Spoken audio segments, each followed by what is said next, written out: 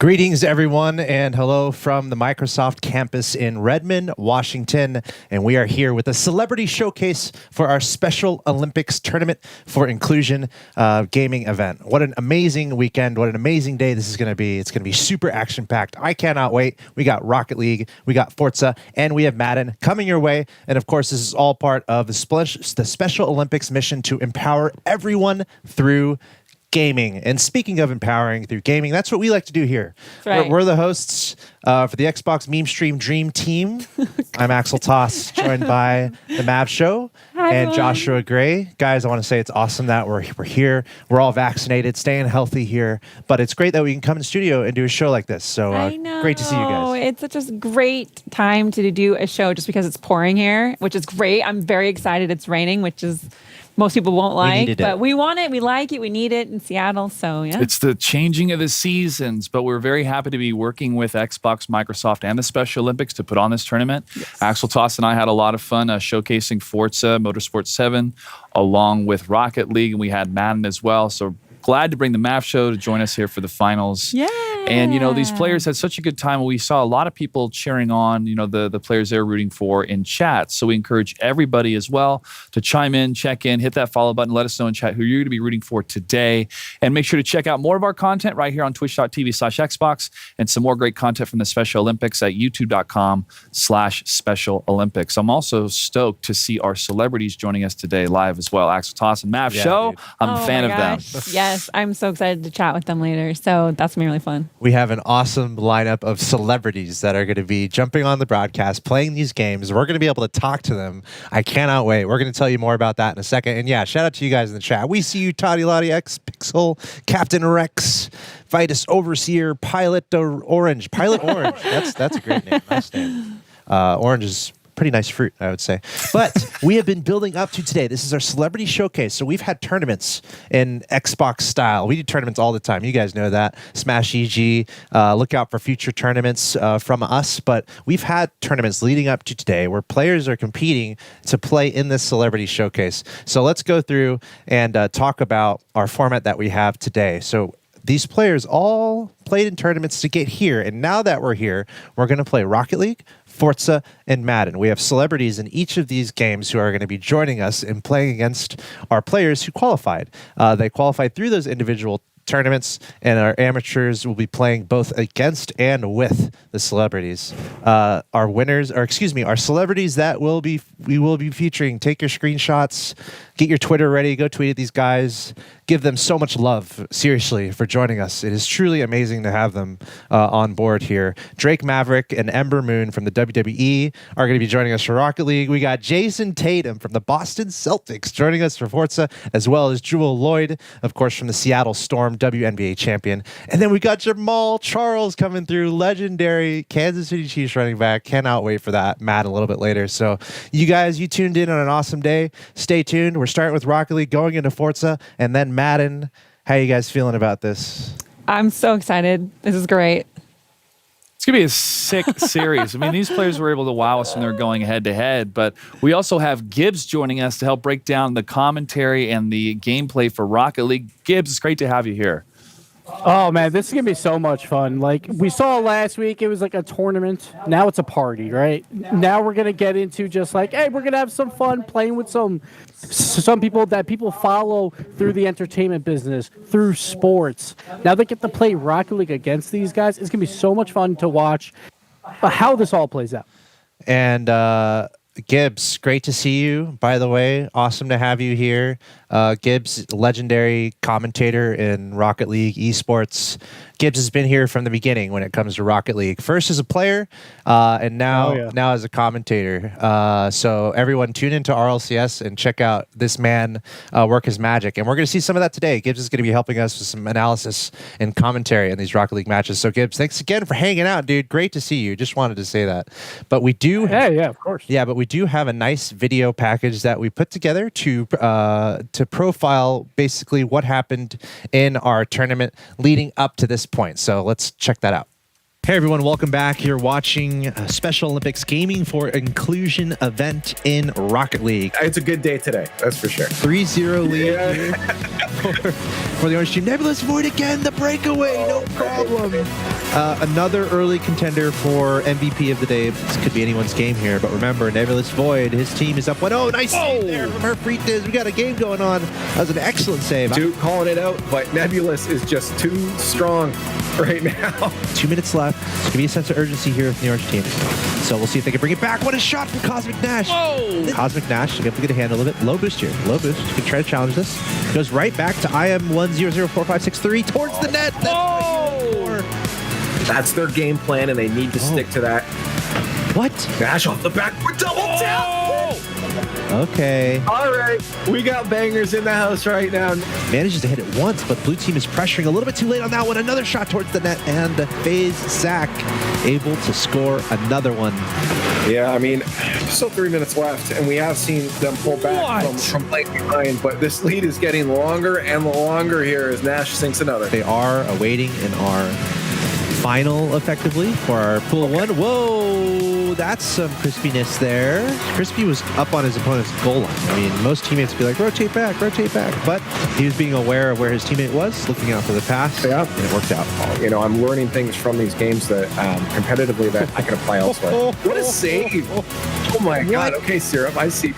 The tournament is a whole nother delightful experience. Hypno! Woo! Let's get it. Towards the net, off the ceiling. Great control throughout here. Team Silent adding another one. Whoa! Chat, we got to hear from you. Let's get hype.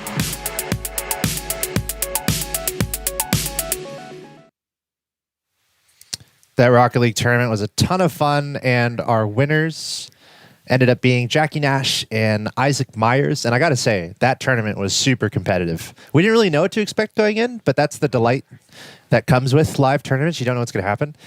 And we saw some pretty close competitive matches unfold. It was neck and neck, but just to see the lineups, the executions, and a lot of these goals that were scored in such definitive fashion, it really was cool to see. You know, a number of these athletes go head to head online, but really to showcase how good these players are, and we get to see it again today in our tournament here happening with our celebrity showcase just in a little bit as we're getting that ready right now. So excited. Just watching the playbacks there and kind of tuning in yesterday about just the way they played the game. Just I can't even imagine. I don't play that way. I know. And what's fun about Rocket League, I mean, that's my game, so that's great. For those of you who don't know the stuff I've done in Rocket League, I mean, it's been my game, so really fun to see others excel at it. And honestly, one of the main tips I would say, and I think Gibbs would agree with me, some of the most fulfillment in Rocket League comes through improvement. And I feel like anyone can find that when they play Rocket League, right, Gibbs? Oh, absolutely, because it's not a game where you have to hit a button to pass the ball. You just hit X to pass. No, you have to move your car to do a perfect pass. And when you get those plays or like a goal that happens that you've never scored before, you just pop off because it's something that you've been working for years sometimes. Like I can't hit a flip reset yet, but we saw some of those last week, and it's just so amazing to hit that very first one and then perfect it, hit it again and again and again. It's what you strive for in these super ridiculous competitive games. That's why we like it. The skill ceiling is so high up there that it's no one reaches the skill ceiling, and that's what makes it really fun to improve. I think we have an interview on standby. We have Jackie Nash and Isaac Myers. We just saw them in the video, and we saw their profile there. So I believe we have them on the line here. And I think, okay, here we go. Yes. Got a video. Get a handle of it. Low boost here. Low boost. You can try to challenge this. Goes right back to IM1004563 towards the net. That's their game plan, and they need to stick to that. What? Nash off the back for double tap. Oh my gosh, I think that was on target. That was a great shot. But now he's going to have to rotate back. Still turning very quickly over to Rex. And that's just high-powered offense there. Oh, breakaway potentially here from Cosmic Nash towards the net. No one back. And it's going to work out. Again, this bracket belongs to Cosmic Nash and Rex. Just playing so well here. So we are going to get them on the line in a second, but that was a nice video we put together to showcase their pursuit through that tournament to get to this point. Here's Jackie Nash, favorite game Rocket League. Nice to see that. Rocket League player for 4 years, passionate about college esports, gaming, and anime. And shout out to his teammate. That's nice. Aw, It's always good to be a good sport. I know. Shout out your teammates. Like to see that. Then we got Isaac Myers, hailing from Oklahoma City, Oklahoma, presumably. 9 years as a Special Olympics participant, passionate about his work at church and baking. Whoa. We might have to talk about some baking because I would love some tips. Shout out to Brittany Dion from the Special Olympics and his mom and dad. I think we've seen that as a theme here with our players. Just the amount of support from family members coming in. But we have them on the line right now. There they are, looking so good. Oh my gosh. And I got to say, the merchandise we're seeing there, dude, you guys should be models. Yeah. You guys should be models. We could probably take a screenshot of this broadcast and feature you guys on advertisements because you guys are looking so good. I've got some questions for you guys. First of all, congratulations. Thanks for being here, Jackie Nash and Isaac Myers. For our viewers who missed your performance earlier in the week, why don't you guys talk about where you're from? I guess I'll start. I'm from here, Oklahoma City. Actually live 10 minutes away from OCU, and just enjoy gaming a lot. I'm also from Oklahoma City. I've been working at a baker for over 2 years. That's awesome, guys. And of course, we're here playing Rocket League. What makes Rocket League your game right now? What makes it so fun for you to play? I just enjoy working on my craft and getting better. I kind of see it as a real sport. I played football and basketball, and I see Rocket League just like that. Just getting better and having fun. For me, it's like just working as much as you can and just getting good at it. See, that's what I was saying. I literally was saying that not too long ago. I was talking to Gibbs about that. I agree with you 100%. Do you guys have any tips for others who are trying to improve? I would say watch people that are better than you, and playing against people that are better than you will make you get better fast. For me, I would just say keep practicing and just work till you get it. Good advice. And have you guys been practicing leading up to this tournament? Yes. Yes. Awesome. You got it. You got to do it. You got to grind. You got to practice so you can play at your best ability. Last question for you guys. Do you have anything that you want to say to your fans right now who are rooting for you in the chat? I want to say thank you.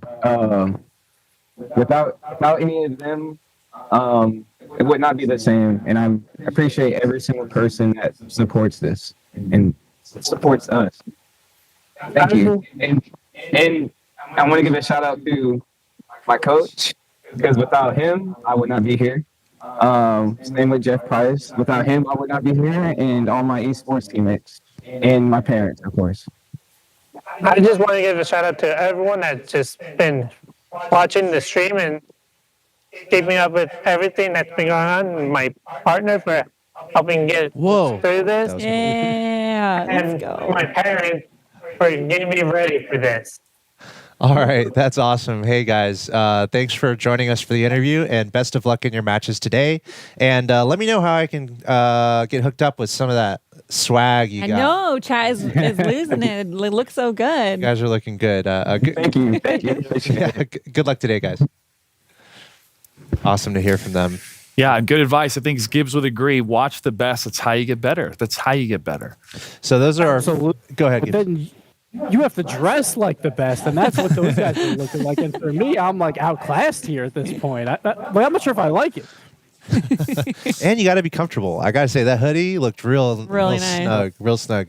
Especially it's a little colder here in the Pacific Northwest, so that's exactly what you want. Anyway, less about the merchandise that we would like to be hooked up with, and more about the tournament. We're going to introduce now our next couple of winners. We had again, we had a tournament coming to find out who's going to make it to today. We just showed off our first team, and now we're going to take a look at the next team that qualified. So let's see the video that we put together for them. So Evan and Sony HQ, they need to take advantage of that. I mean, that is a free goal. So this is the time here. There was a cut that came, so they're very, very aware of how they need to position for twos here. Although that is a bit of fair enough. Our orange team, once again, they're up 2-0. This is match point. So this is the time here for Evan and Sony to step up, try to get an equalizer here.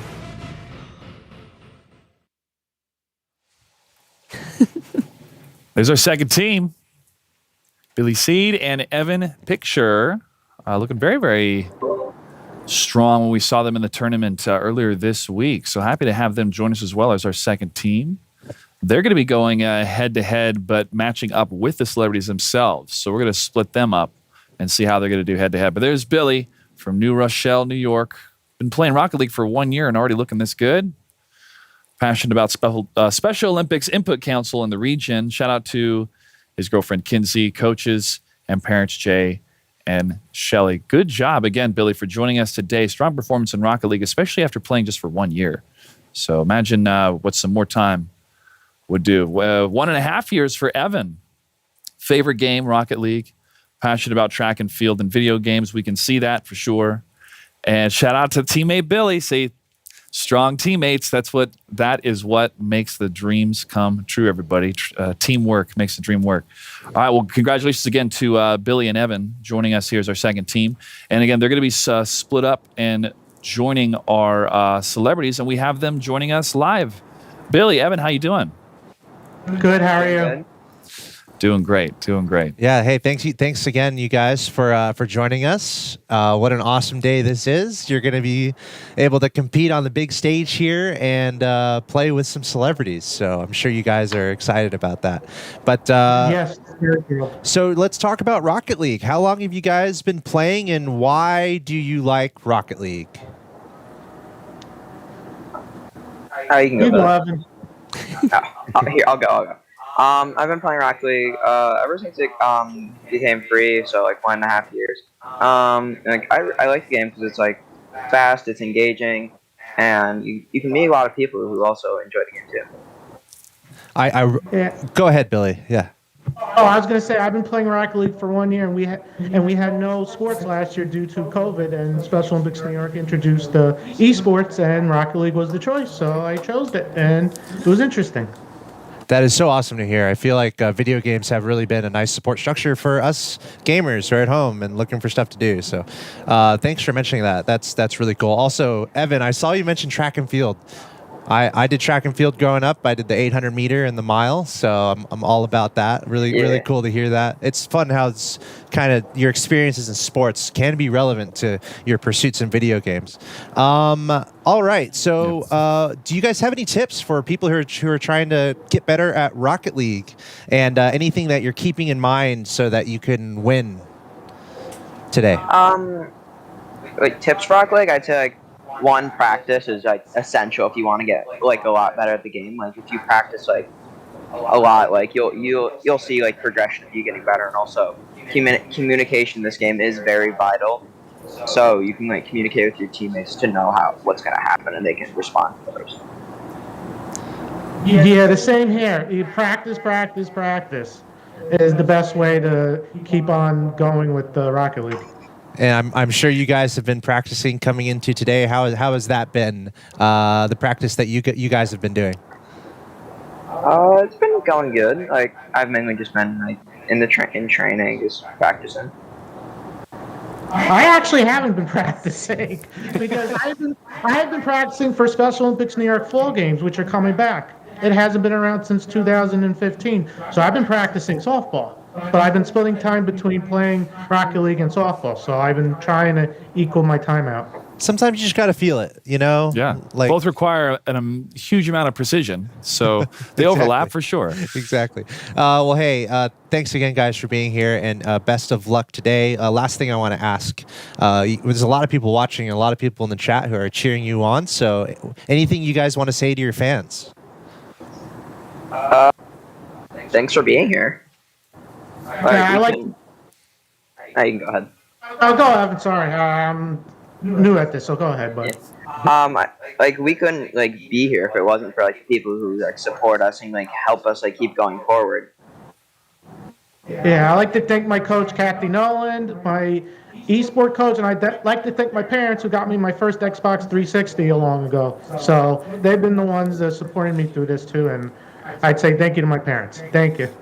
All right, Billy, Evan, great to have you here, and best of luck in your match. Have fun. Thank you. Thank you.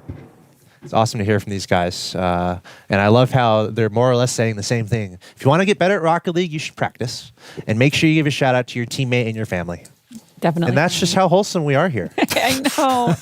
I always love hearing what console people get first and just how they are connected to Xbox. So, pretty cool. I remember my first Xbox also. Yeah. Shout out to the family for hooking me up.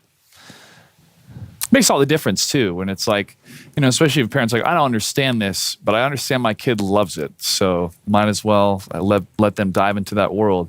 And it has made a difference in our lives. We were able to make careers out of it, but for us to be able to coordinate a tournament online, and for us to really showcase these athletes, especially because of COVID. So many people unfortunately can't get together and showcase all these different sports over the summer. So happy to see that they're able to compete in this format and to work with their coaches and to find out not only who's the best, but to learn so many great life lessons of teamwork, coordination, planning, scheduling, and also what it means to graciously take a loss or be a good sportsman even if you win. Yep, and of course, all about having fun here, and I cannot wait to see the fun that is going to be unfolding on the field. We've seen our two teams that are going to be playing in Rocket League. What we're going to do is we're going to have two best of threes. The first best of three is going to be the first team that we introduced against a celebrity team, who we're going to introduce in a second, and then the second match is going to be a mix and match of the players playing on the same team as the celebrities, and the celebrities are going to go against each other. And that's always fun because our celebrities here today are in sports, right? So you might be inclined to think that they are competitive. So I wonder if you're going up against another celebrity, you're probably going to want to win. So we might be might be able to shed some light on that. So let's go ahead and introduce our celebrities incoming for our Rocket League matches here. We're starting with Ember Moon of the WWE, born in Garland, Texas. I'm from Texas. Shout out. I'm actually from Dallas, too. So shout out to that. Defined by skill, honor, and heart. Mentored by the WWE Hall of Famer Booker T. Booker Moon, T. Nicknamed Oh my gosh. the War Goddess. That's an incredible nickname. She's amazing. Mav and I were watching some videos earlier. Ember Moon is such an athlete, such a powerhouse, but not only because of the move sets in wrestling, but the presence they bring on camera. So I'm really excited to see Ember Moon continue to I feel like almost all wrestlers have a big motivational talent. They're able to motivate themselves and motivate others. Yeah, she is a powerhouse and kind of a breakout star. So you're going to want to keep an eye on her. And the fact that she's here today playing Rocket League makes me so happy. Trained by Booker T. And there she is. And look at the jersey. Whoa, with the Xbox logo on the side. Absolutely amazing. Everyone, welcome Ember Moon. Give some love in the chat there. Ember, welcome to the broadcast. Thank you so much for being here. How are you doing today?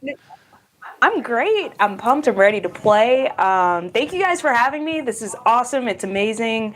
Yeah, I don't know. I heard all your kind words, and I'm kind of just blown away right now. Oh my gosh. For folks at home, can you kind of tell them what you do and why you're here and how you're here? I am a sports entertainer for WWE, avid gamer, avid Dungeons and Dragons player. Yay. But today, we're just spreading the word about inclusion.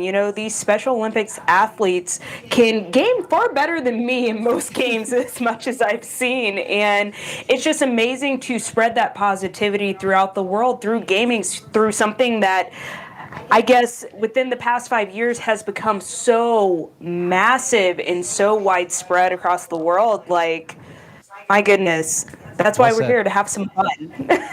Very well said. That's amazing. And I know you're playing Rocket League today, but what are some other games that you're kind of diving into? It's kind of gaming season this fall, so... Gosh, I call it Broketober, first off. Yeah. Everything. I just picked up Deathloop. I just finished Horizon Zero Dawn, the DLC for that. Wow. Before that, oh my goodness, my game list is just massive right now, especially with Kenya, Bridge of Spirits coming out in a few days. Absolutely. I'm already backlogged, and Brooktober hasn't even started for me. I'm an avid Nintendo fan, avid everything fan, Frogger, Rampage, God of War, but mostly I do RPG stuff. I sit at home, escape into a new world. That's my jam. Yeah, and how is it you're an athlete? Like, you work so hard training for wrestling, and then when you have the time to play games, what is that kind of like for you? Do you like to kind of just relax at home? I know you were talking about being immersed in the world. Like, what is your kind of routine in terms of being a competitive athlete? Now, you're in the competitive gaming scene, so what would that be for you? I mean, I'm a competitor first off. Like, I don't like losing, and I'm everyone's favorite sore loser when it comes to our up, up, down, down channel. Very rarely do I win competitive games, but I try my best. You know, I remember a time when NFL Blitz and Diddy Kong Racing was like the jam, and I was really good, and then things got way more complicated with Call of Duty and the Division and stuff like that, to where I can't keep up anymore. But yeah, like, a lot of it is just discipline. A lot of things is I wake up super early in the morning, and if I touch the game system before I head to the gym, we all know we're not going to the gym, so it's just trying to find that balance. And a lot of it has become very accessible with, you know, the Nintendo Switch being so handheld, getting those portable docks to where I can game on the road, game at home. But the best thing about WWE is that a whole bunch of us are gamers, and we don't like to tell people. Yeah. But someone will bring the system, and then we'll bring the games, and we'll just be in the locker rooms gaming. It's fun, it's relaxing, it's escape. Because sometimes our jobs can be very stressful with all the chaos of getting hit really hard and slammed into the mat and trying to win matches. And sometimes you don't win, but you know what you can win at? RPGs, baby. That's amazing. And how are you feeling about today? What is your message to your competitors, since you guys are so good at shouting out your kind of rivals, right, in wrestling? What would you say to the people you're going to be competing against today? You know what? Even though Rocket League is not my best game, I am willing to give it my all and beat you guys so I can take home that W. Because I heard you guys are the best in the world, right? That's right. Best in the world, right? I'm the best in the world at what I do, but I am really, really good at adapting and taking over. So watch out. Perfect. Thank you so much, Ember Moon, for joining us today. You're welcome. Thank you, guys. I can't wait. Thanks, Ember. Hey, good luck today. Thank you. Ooh. Wow. I feel like I'm going to follow her for the rest of my life know, now. It's listen, amazing. I'm telling you, they have a motivational, like, This is awesome. like I want to say sense, like it's like a sixth sense almost. It's just like this motivational spirit. That's awesome. Great talking to Ember Moon there. Let's go ahead and introduce our next celebrity that's going to be hanging out with us and playing some Rocket League today. Drake Maverick, first introduced in 2018 as the general manager of 205 Live, past ringside manager of Tag Team AOP, and he led his team to a Raw Tag Team title, impromptu title bout locations, parking lots, locker room area, and his own wedding. Okay, I feel like that could be a story in and of itself. And I believe we have him on standby. Drake Maverick, thanks for being here, man. Welcome to the broadcast. How are you doing today? I'm very well. I see you mentioned my wedding. It's a long story, but a very short one at the same time. Yeah. Should we just start with that? Do you want to give us a TLDR? Let's go. What happened? Yeah, I think I'm the only WWE superstar and sportsman and human being that has ever lost a championship at his own wedding. Yeah. No. That's this guy. That's so. That's a profile in real courage, Drake, for sure. Well, yeah, it's For those of you, it is what it is. I'm not proud of it. My mother and father weren't proud, but my wife still hasn't forgiven me. So it is what it is. well, people are always looking for a good memory at a wedding. I can think of no better one than something like that. Well, I love it. If you can tell everybody else watching from home a little bit more about yourself and your career and how long and what it's like to be a WWE superstar. Being a WWE superstar was a dream come true. From a young age, I was always watching the WWE, from Hulk Hogan, Macho Man Randy Savage, Steve Austin, The Rock, all the way up to the John Cenas, the Triple H's, and the superstars that I'm proud to share the locker room with now, like the New Day, Roman Reigns. So, this has been my lifelong dream. I've been doing this 20 years next month. So I've been doing this a very long time. So I'm at the top of what I consider the pinnacle of sports entertainment with the WWE, and I'm a very proud WWE superstar. It's no easy feat. 20 years, you're putting everything into it, not just your body, but your smarts, your personality. You have to really craft and hone your persona in that world. You've done a great job doing it. So congratulations on reaching 20 years here pretty soon. And thank you for joining us for our Celebrity Showcase here for the Special Olympics. Can you tell us a little bit more about your video game habits outside of your profession? And do you prefer to play video games to relax or break free from the superstar life? Just depends on what. So I like checking out of work and trying not to think about it, because I'm watching it all the time as well as absorbing it all the time and have done all my life. So when I check out, it's usually I'm playing FIFA or I'm playing NBA 2K with friends in England. That's my checkout. But if I really do want to sit down and absorb, I play something just like Alien Isolation. I think I've played that game once a year since it came out in 2014. I enjoy being scared. I'm a big horror movie fan, and that game is one of the best atmospheric games that I've ever played. And the Resident Evil games I'm a big fan of, and the Spider-Man games that have been recently coming out have been absolutely amazing. So I'm into stuff that's film-related as well as sports. Beautiful. Mentioned a lot of favorites of ours as well. Do you have any friends or family that are kind of big gamers or opinions that you kind of lean on to know what the next game is coming out that you'd be interested in? So I'm the type of guy that's like scouring YouTube for like what's upcoming, what's coming out. Like recently with the all the drops of what's coming out, I saw that there's Spider-Man 2 coming out, which is very exciting. But I'm also really excited for Dead Space, the remake, because I never played. So I never played Dead Space when it was around, when I was younger. I didn't really pay attention to it. I thought it was just a science fiction game, and I wasn't really into the games like Doom and Quake.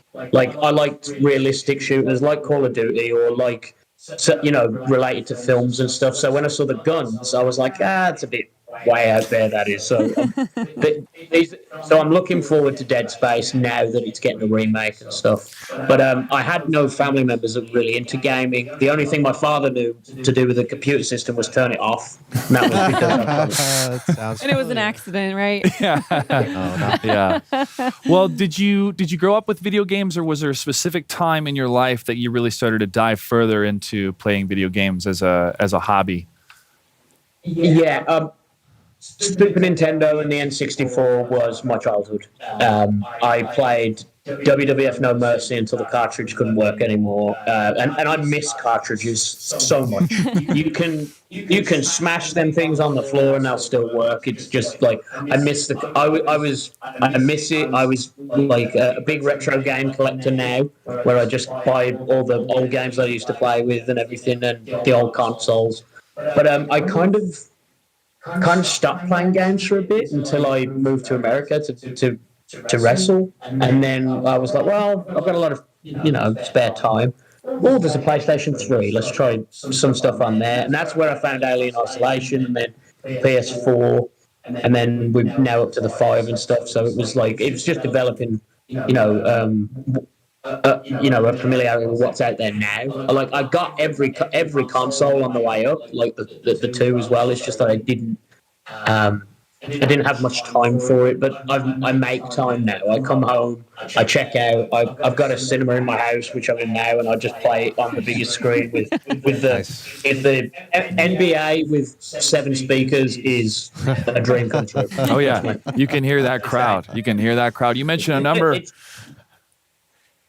No, you mentioned a number of different titles. I know how excited he is because I have a surround sound system. That's why I hook my stuff up to that screen because we can Also- hear it. That's why I'm trying to get one. Joshua found it. FIFA 22 is coming out soon, and we'll probably cover that here on this channel. So look out for that. Yeah, for sure. I will be watching. Final question for you. What are your thoughts on today's competition? And are you going to be as competitive as you always are, or here to have fun, or a mix of both?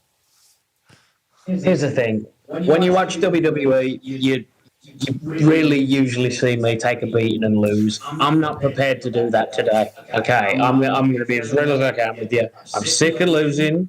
I lose on a hit television show on the USA Network every week. No more. Today's the day. I'm getting the W back. Okay, the streak starts today for Drake Maverick. All right. I agree. Drake Maverick, thanks for joining us. Best of luck in the competition today. Thank you. I love it. I just saw him love on. wrestlers. I saw him They're on so Raw. great.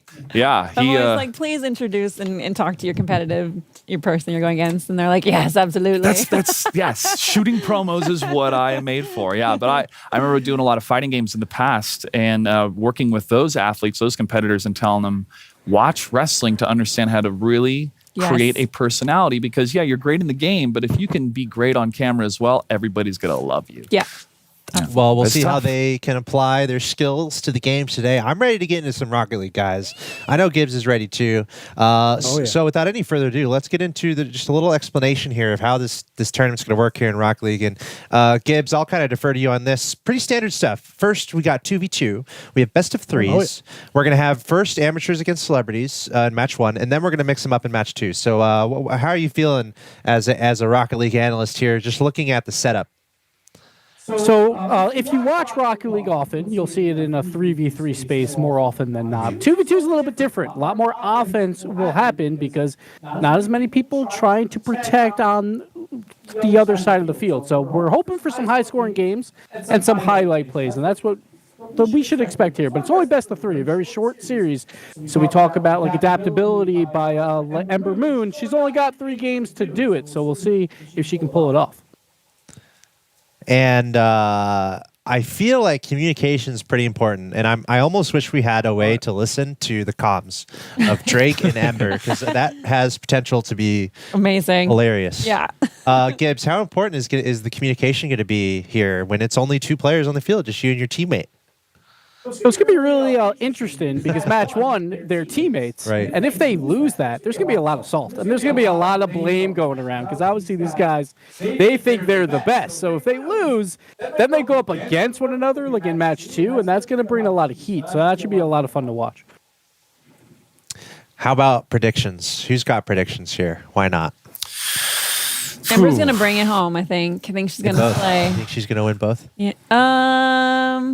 I mean, that's a solid prediction, but this Drake was pretty, convicted in his I don't know. willingness to win. But Jackie and Isaac have been playing Rocket League. I know. Cosmic Nash They won and the Captain tournament. Rex. They won a tournament to get here. Yeah, they won a tournament to get here, and I don't think they're gonna take that. I think it's gonna be Jackie and Isaac.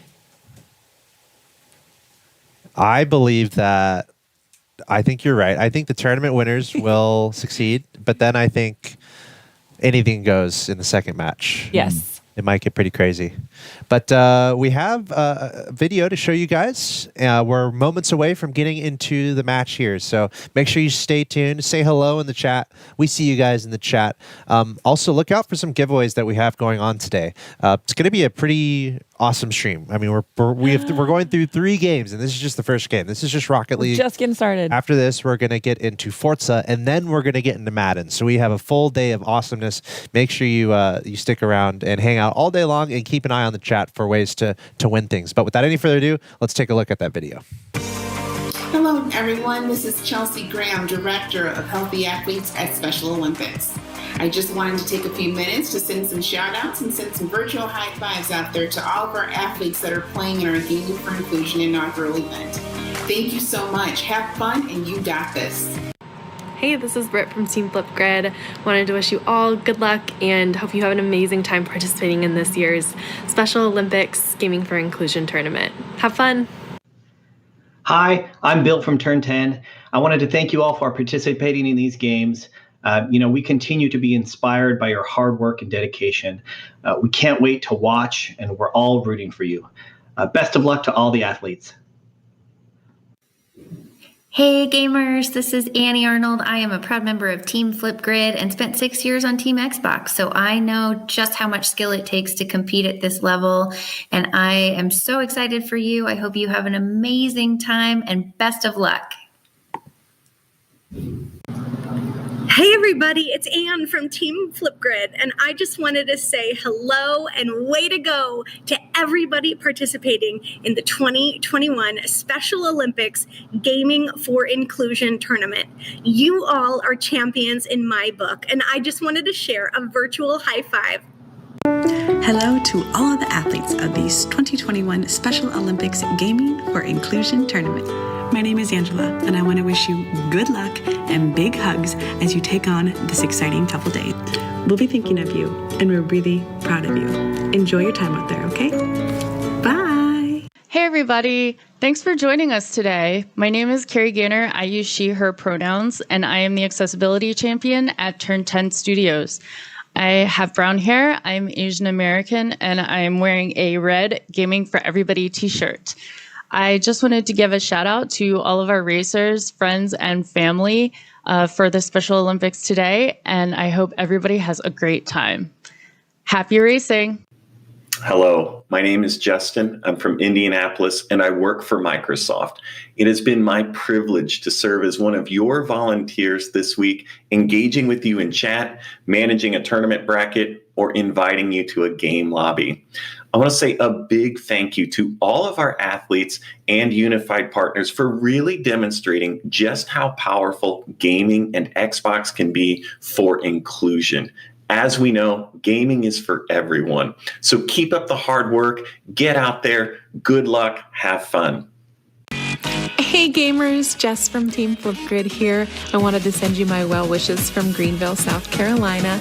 Good luck and have so much fun. Hey gamers, it's Jen from Team Flipgrid. We are here to cheer you on in your gaming adventures during the Special Olympics, along with all these cool dogs that are dancing for you on the sidelines. Go get them. Hi all, George here from Team Flipgrid. Just want to share my excitement for all the athletes competing in this year's Special Olympics and Forza event. Had so much fun last year being able to spectate, as you can see from the footage from last year. Just being able to root all of you on, and so inspired by all the hard work that you guys will put into this and your excitement and passion to compete. Again, so excited to root all of you on, and best of luck.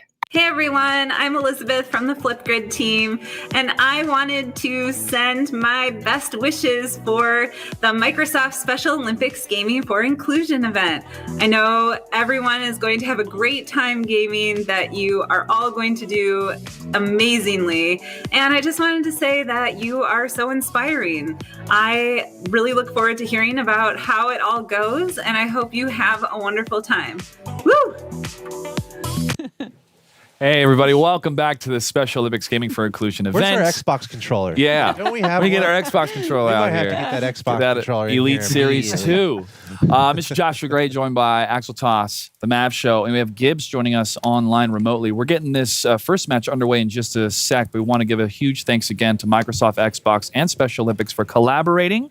This event highlights the mission for Special Olympics to elevate and encourage everybody to, be inclusive in video games. It's so easy. You press the invite button, boom. Sometimes you have no idea who's on the other end. Totally. Just worry about how well they can play. And then I've met a lot of different people that way throughout my life. So I've been super, super happy to be a part of the video game communities across so many different communities and to be a part of this tournament here today. We are getting this first match underway in just a sec, everybody. Gibbs, we're going to be jumping in just a sec. We want to remind everybody to donate to the Special Olympics. The URL is in the chat right now. $25 could really change a life, so make sure to check that out. Gibbs, thanks for joining us remotely as we jump into some Rocket League.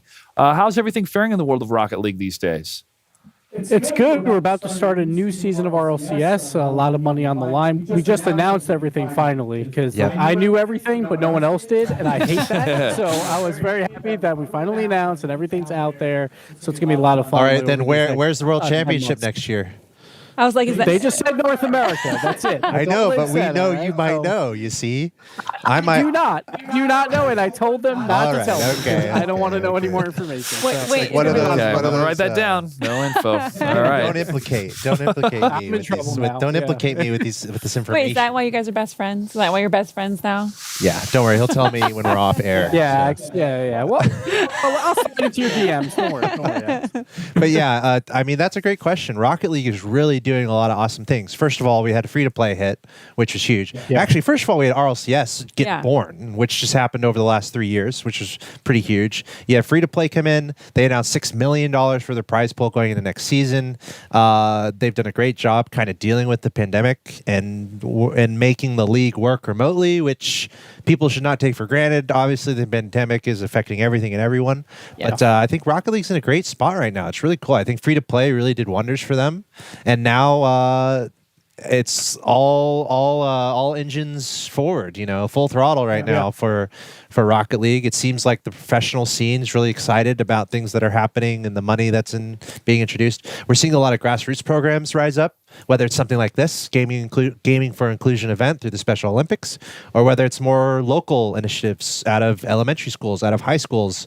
We have leagues popping up kind of everywhere in Rocket League. It's a very friendly game for that to happen. So yeah, I didn't mean to hijack that question, but yeah, hey, exciting times in Rocket League, and I encourage anyone who's kind of newer to Rocket League, maybe just now tuning in. Once again, a reminder: we have Forza coming up in a little bit, and then we're going to have Madden later today. So it's got to be something that you're going to enjoy here. But anyone newer to Rocket League, and Gibbs, I'll direct this to you too, but it can be intimidating. It can be, but again, the beauty of it is how simple it is to kind of just jump in. So my piece of advice would be just don't be intimidated. I know it looks scary, and it is scary at the highest level. These guys check out your car and make it cool Sure. looking, and then maybe you can just ease in and just try it out. Yeah, I'd say just Hot pink. honestly, when it comes to watching, like what we're doing here, a great way to start. Yeah. Sit back, relax, enjoy the Rocket League matches we have that are incoming, but don't be intimidated by the best out there or by the crazy moves that you see. Be inspired by him, though. I mean, the thing about it, if you're new to any type of game, if you see these athletes be able to perform at such a level, you're like, I don't even know how I could start. Well, everybody started somewhere, especially in Rocket League. The game's been out for a number of years. When it first came out, it was such a great concept, and a lot of us that have been working behind the scenes or in front of the camera putting on video game tournaments thought, yeah, this has a lot of potential, and here we are years later. Do you guys know the name of I know Gibbs knows, so Gibbs, don't answer. Do you guys know the original name of the Rocket League? Rocket League is a sequel to a game, and that game has a name. Do you guys know? Does anyone in the chat know? Let us know in the chat if you know the name of the first edition of Rocket League. I can't remember it. We'll give you guys about 10 seconds here. Gibbs is smiling because he knows. Because I know it because I played on launch day when that game came out. So I've been around for a very long time. It's been like 12 years at this point. Yeah. So I've been playing this game. Did you very guys know that there was something before Rocket League? I know there was one before. I just don't remember the name. I want to call it Matchbox 20, but that's a band, not a game. So I don't know. Tanner's Matchbox Series X. Close. Tanner, you're not allowed to guess. Rocket Battle Cards. We'll give it a few that's more right. seconds. It was like Yeah. battle. We'll give it a few more seconds. See if anyone knows it in the chat. I guess Battle. you could Rocket Google it. Cards. Everyone's getting close. You guys are Keep guessing, Tanner. It is a fun game. Supersonic acrobatic. There it is. Someone got it. Perfect. Beautiful. What? Who wants to say it? That's it. It's, Supersonic acrobatic rocket-powered battle cars. Stop. That Do you was believe it? Do you guys believe it? Yeah. It's true. Just because how much you're smiling, I believe it. It's crazy. It Yeah. actually is kind of crazy. So when you're a brand new game and you're a small studio, you have to be like, we need to stand out. And they decided on a really long name. They need the Not sure if it worked, but they tried. They need the SEO help. Hence, Yeah. the Xbox meme stream dream team. You Yeah. know, Oh, kind of a gosh. similar. We got to stand out, so let's just make our name really long. This is why people prefer acronyms. But we'll get it. Well, and that is a very popular acronym, right? SARP BC. I guess that would be. It was very popular acronym. Supersonic Acrobatic Rocket-Powered Battle Cars. That's the name of the original. It's fun to say. Yep. If you're at home watching right now, say it out loud. Don't worry, your parents might look at you like you're a little strange, but it's okay. Say it out loud. Have fun with it. I think it's fun. Yeah, then you try to do tournaments for that title, and the tournament is 3 to 4 hours longer just because of the amount of times you have to say the name of the game. I think Rocket League is way more digestible, but it still is a fun name. I'll give another fun fact. Don't worry, guys. We're setting up the game, about to get into our best of 3 2v2 matches for our celebrity showcase. Another fun fact in Rocket League, K-Dop, one of the best players in Rocket League history, bar none, he'll go into the Rocket League Hall of Fame. When he first played the game, he thought it was a destruction derby. So when he started playing Rocket League, he was just going and trying to run into different cars, which in theory could be a valid strategy. That's I guess my point is, don't be intimidated here. Even the best player in the world, when he started playing this game, he thought it was bumper cars that explode. Yeah. I mean, one other piece of trivia, and then I want to get some trivia from Gibbs because he knows more than I do. So there's a boost called the Alpha Boost in Rocket League that only a few people have it, and it's like apparently worth a lot of money these days. I think Gibbs has an Alpha Boost, but you needed to play the Alpha of of Rocket League. No, yes, Rocket League. You need to play the Alpha of Rocket League, and then they give you the boost. So explain the Alpha Boost real quick. This is just a fun concept that exists in Rocket League. Yeah, so before the game came out, like on the forums of the old game, they were like, hey, we're going to do this alpha. It's going to run, like 2 or 3 hours every like Tuesday and Thursday. So I was playing that a bunch. And then if you invite people like into that alpha, if you invited, I think, 10 or so people, then you got like the Alpha Boost, the Alpha Hat, and the Alpha Wheels. So basically, that's why I became pro. Because I played through the alpha, I played through the beta, and when we look back at the MMR, it was there was one player above me, but I was number 2. So I had an extremely high winning percentage. So that number 1 player, he actually invited me onto his team, Kronovi? and then I let him do all the work. So that's that sounds like me. I'm on that. Yeah. Was that Kronovi? Yes, that was Kronovi. So he was the best player in the world then. He stayed that for a very long time, and I just rode his coattails. I was like, I'll play defense. You go ahead and play offense, and we'll be the best team in the world for my first 9 months of my career there. But that was a good time, but I knew it was time to head out because all these kids are getting way too good at the game. Yeah. Solid time. I'm still trying to make it. We're working on the Olympics. I would argue we might see age groupings in the future, like 30 to 40. That might help me. 30 to 40 age group, 20 to 30, 20 and under. I think something like that would be cool. Competitions like that. But anyway, Gibbs, so do you still have those original item sets? All those alpha items? I do. Yes, wow. I do have the alpha items for now. I mean, who knows? We'll see. But. I mean, you're cool if you have it. Yeah. So Gibbs is I cool, bet. He's an OG. Yeah, it's like all the pros. They will always try and pick it up. Like if they become good enough to be on the streams, they look for like other players that are no longer playing professionally, and they try and get their alpha boosts and stuff like that. So I use a colored smoke thermal as my boost, so people think it looks like alpha boost. So not close. I try to pick one that looks really like a lot like it, but I'm not cool enough to have it. But maybe people think that I have it. True, right, guys? Well, I mean, when they're driving away from you in a hurry, they might mistake it. So that's a good one. Yeah. By the way, I think the game's getting set up here. I'm seeing some handles, and there's going to be a fun moment here where we have to guess who's who. Spudleyville is Drake. Okay. And Athena is. How do you know that? You just know it. Because I know Drake Maverick. No, he in his career he went by Spud back in his managing days. But yeah, shout out to him. He was on the September 6th Raw episode, and maybe facing off against his 24/7 rival Reggie. So that'll be Drake. Yep, and then Ember Moon will be Athena. All right, here we go into the game. Yes. It's hype. It is so hype right now. I want to see the hype in the chat. Let's get some confetti emojis. That would be beautiful to see. How about some confetti emojis in the chat? Party on. The games have begun. Our Special Olympics event in Rocket League, of course, highlighting the Special Olympics mission to empower everyone through gaming. Collaboration of Xbox, Microsoft, and Special Olympics, and we are off. Best of 3 here. We have our champions. We have our champions. This is one of them, Rex, alongside his buddy Cosmic, they're going to be going up against our celebrities. And once again, our celebrities are Drake Maverick and Ember Moon of the WWE. Drake Maverick is playing as Spudleyville, and Ember Moon is playing as WG Athena. Speaking of RPGs, both names that I would choose for characters, Ember Moon or Drake Maverick.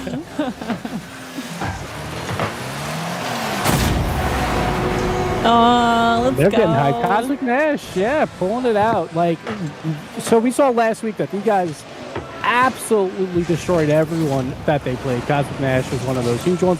And honestly, I'm a huge fan because my team name was Cosmic Aftershock, so I'm rooting for Nash all the way. I love it. And just, I said it before, they look good. Maybe someone from the Special Olympics is watching this, and they might be able to hook us up with some mercedice. Extra large for me, please. I'm just going to put that out in the universe. That'd be amazing. Joshua says extra large. Mav says large, medium? Large. Large? Big oversized. Yeah, I'm going XL. I want It's comfy. XL. Yeah, come on. Let's go. Maybe some extras to give away at some point. And a But, big shout out to Oklahoma City University. They came into chat to cheer on these players during their tournament, and they're back again. So a big shout out to everybody in Oklahoma City University tuning in and supporting Nash and Rex. I'm telling you, they look like pros. Just Gibbs, right? Gibbs, let's talk about this real quick. They look good. When we think about the webcam of like pros conventionally, there was a meme once upon a time that everyone no one uses lights because everyone is just just darkness, right? You can barely see their face. No light. But these two, they look beautiful. How are we rating their camera setup here, Gibbs? Oh, so this is 10 out of 10, absolutely. Yeah. But I got to agree with the pros. Like, I'm in my basement right now, and normally the lights are off when I'm playing my game, so I get it. All right. I completely understand. But the lights are on now for the show, but oh man, like they look fantastic. And they're putting on a show here already, 4-0. Maybe another one from Cosmic Nash trying to pass it out to Rex. The little chip shot. Oh, and top shelf goal for him. See, this is almost when I want to sneak into the comms of Ember and Drake. I wish. It looks like they are having a great time, even though they're getting destroyed 0-5. Still early. Just like world lead, like winners losing to Rocket League. Just And here we have a kickoff attempt going towards the net. We can see anyone newer to Rocket League, it's a balance between keeping pressure and staying safe so you're not giving up a goal. We're seeing some really good pressure here from our heroes, the orange team, Jackie Nash and Isaac Myers, keeping up the pressure even more. And another goal, this time Captain Rex and Gibbs. They're just pouring in the goals at this point. I mean, so you're up 5-0, and then Cosmic Nash is like, I'm just going to bump both of you out of the way. Captain Rex with the cleanup goal. Man, that is just brutal. You're up 5 and you're still bumping, Nash? All right. I see you. And look at this. They're all smiles. Everyone going for the kickoff. Finally, our celebrities winning the kickoff. Let's see what Spudleyville can do with this. This is Drake. We saw his intensity. Nice pass to the middle, right in front of that. That was actually a really good pass. But Cosmic Nash picking it up and taking it the other way. He's going to pass it to his buddy. No problem whatsoever. Oh, no. There was a chance, though, for our celebrities. That was almost a passing play working out. Jeez. Yeah, but I'm starting to think that like Ember Moon is probably like, I'm waiting for the match number 2 where I don't have to be teammates maybe with Maverick right now. So we'll see how that one goes. Right now, though, like obviously we see Nash come out. Like these guys are just completely dominant. As we see another goal go in, you can't expect to take them down. You just gotta hope that you play close enough.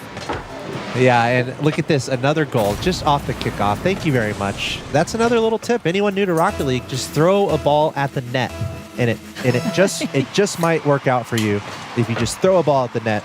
Try to get a technical shot. Oh, finally! There it is! An answer from Drake. And actually a pretty fancy goal there. Let's see exactly what happened. Both going for that kickoff, and just a beautiful shot. Yeah. Making it bank down off the top of the net. There's no saving that, but they have a lot more goals to score to bring this back. Another kickoff goal. Oh, what a save! That was actually an insane save from Ember Moon, keeping it out of the net.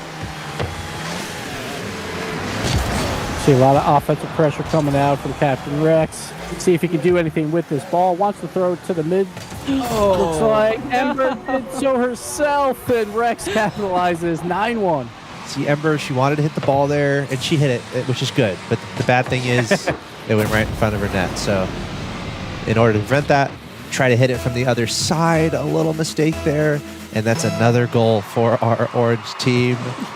Jackie Nash and Isaac Myers just doing such a good job here.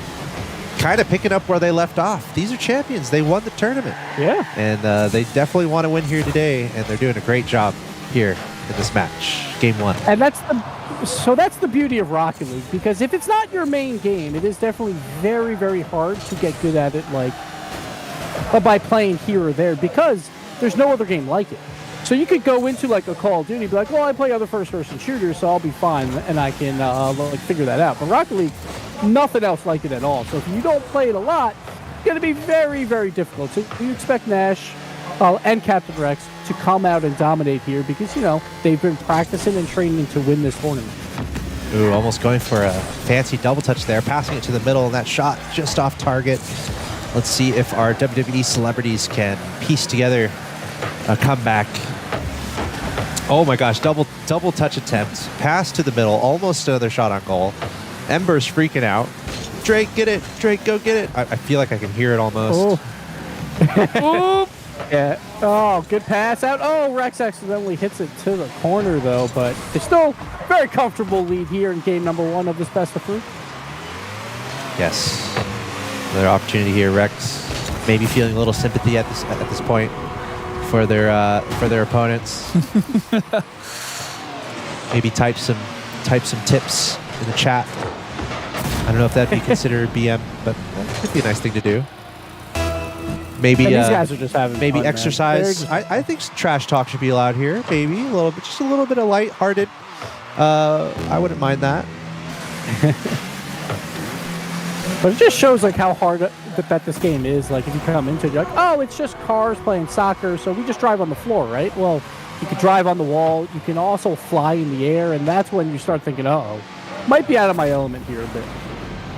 But it's also the simplest concept ever to understand. There's 2 goals and there's a ball. Like this, very simple to kind of understand what's going on here.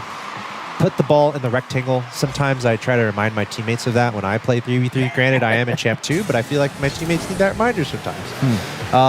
And that's just what you encounter in Rocket League, part of the struggles of trying to grind and rank up the ladder.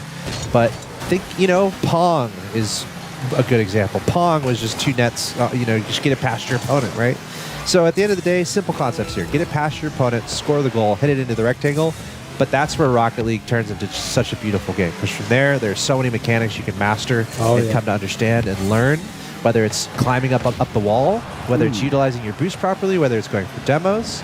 And then there's even fancier mechanics that the pros can do. So it's a beautiful thing. Oh, yeah.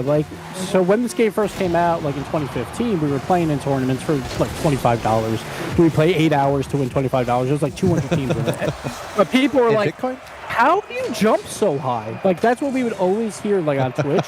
It's just, how do you jump so high? Because no one was like, oh, I thought it was just car soccer on the ground. But no, you can actually like these cars have rocket boost and you just tilt and you fly.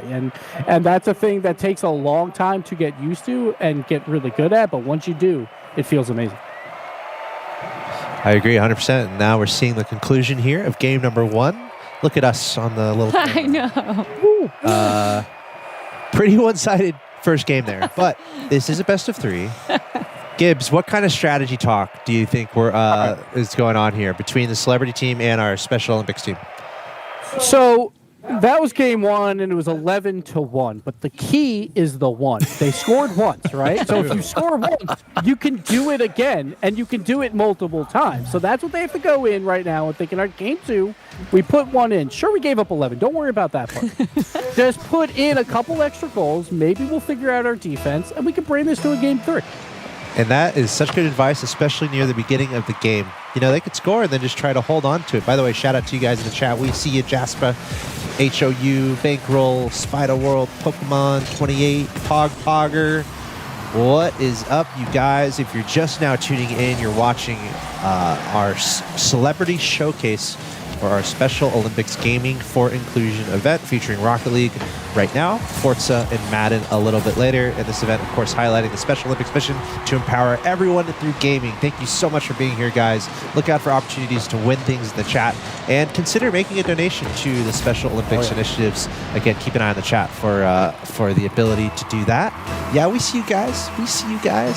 As we get into game number 2 here, already an opening goal from our heroes, the winners of our Special Olympics Rocket League tournament, Jackie Nash and Isaac Myers, and adding in another one just like that. And again, this is a best of 3, so there's no you got to win this. If you're Drake and Ember, you have to win this if you want to make it to game 3.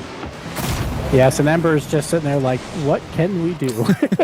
This is very difficult. They weren't expecting it to be probably this hard, but that's what makes this game so good. There's such a varied level of like how well to perform. Because we see Captain Rex. He's playing like a cleanup duty. He's a beat on the ground most of the time. He waits for a wide open net, scores it. But on the other side, so you see Cosmic Nash. He's going for the shot off the ceiling. The flip resets. He's not hitting them yet. But that is what is so much fun here, because it's not a tournament anymore. You're playing in this one best of 3 to showcase what you can do. So we see here again, Captain Rex, he's on the ground, wide open net. But I'm waiting for those ceiling shots to come out, because why not? Pop off at this point, have some fun. I know. I mean, they might have Ember and Drake at some point, asking them for how to get better, asking them for tips, because this has got to be so much fun for our Special Olympics players. They won the Rocket League tournament, and now they're beating up on these celebrities, showing off kind of, the limits of this game, just showing off like kind of how good you can be. And at the end of the day, I feel like if I'm one of these celebrities, I'm respecting these guys a lot, and I'm like, oh my God, how are you guys doing this? You're so good. And doing it in Look style. At Cosmic Nash. Look at that. He's trying to go off the ceiling again, comes so close, and Captain Rex is like, don't worry, man. I'll finish this for you.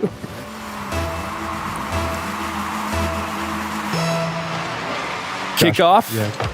You're going to say something there, Mr. Joshua? Yeah, I was waiting for the kickoff to see if we're going to see more power bombs coming from Drake. Trying to get some of these demolitions going. It's like, wait a second, this feels familiar to me. Let me just dive bomb them. All right, I have a question. Gibbs, what's your if you're up in a game and you want to put in some style, and let's say we have a panel of judges that judge your style, what are you going for in this situation? So I am the worst person to talk about that, because even when I played as a pro, I didn't do any flashy things. That's what made me good, because everyone else wants to go for flashy things. So I'm just like, no, I'll wait. Like, I'll be a Captain Rex, wait on the ground, and score 5 goals, but they won't look pretty. So that's what I do. Like, I cannot do flashy things. I can't go off the ceiling because I get confused, because now my car is upside down. I can't fly upside down. But I'm still one of the highest ranks in the game, just because I'm like, I'm not going to try and do these fancy things. I'll let everyone else do it, and I'll wait to score that wide open net.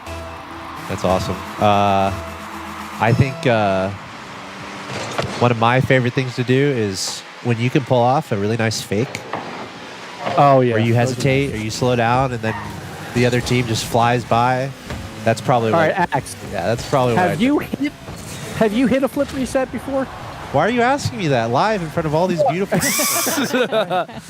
Because I still have it, all right? Like, I am proud to admit that I still have it. Dude, it's not But I easy, can hit SSL. I can still hit the top rank. But, but it's not easy at all. But Gibbs, that goes to show, like, sometimes, and this Gibbs is kind of his pro career. You don't need to do the flashy stuff to be good at Rocket League, right?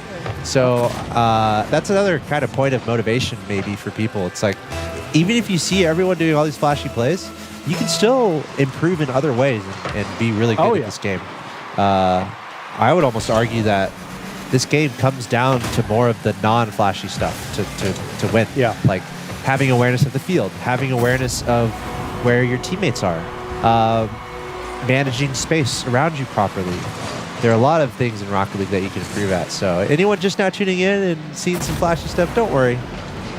Don't worry about That's it. always fun, too, because it's like, so when I play rank, I'm in like, top 1%, but you'll see people that are just really good at certain aspects of the game. Right. And that's what makes it so much fun, because I'm like, so really good on defense, but like other people are really good in the air and all that. But you can find that one thing that you're good at and just try and put yourself like in those spaces to pull those off, and you can climb to the top 5% in the world by just doing what you know best, and then you can always go into practice and work on the other elements and then add them to your portfolio basically for Rocket League. So like it's really fun to learn new things but also perfect the things that you are great at.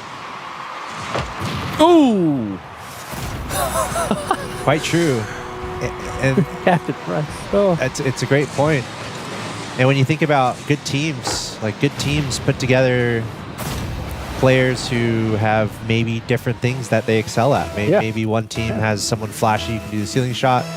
Maybe you have a teammate who's really good at passing. I would say I'm probably mostly a passing-minded player. I will be the guy going for the passes and trying to disrupt the field and get a good pass from my teammate.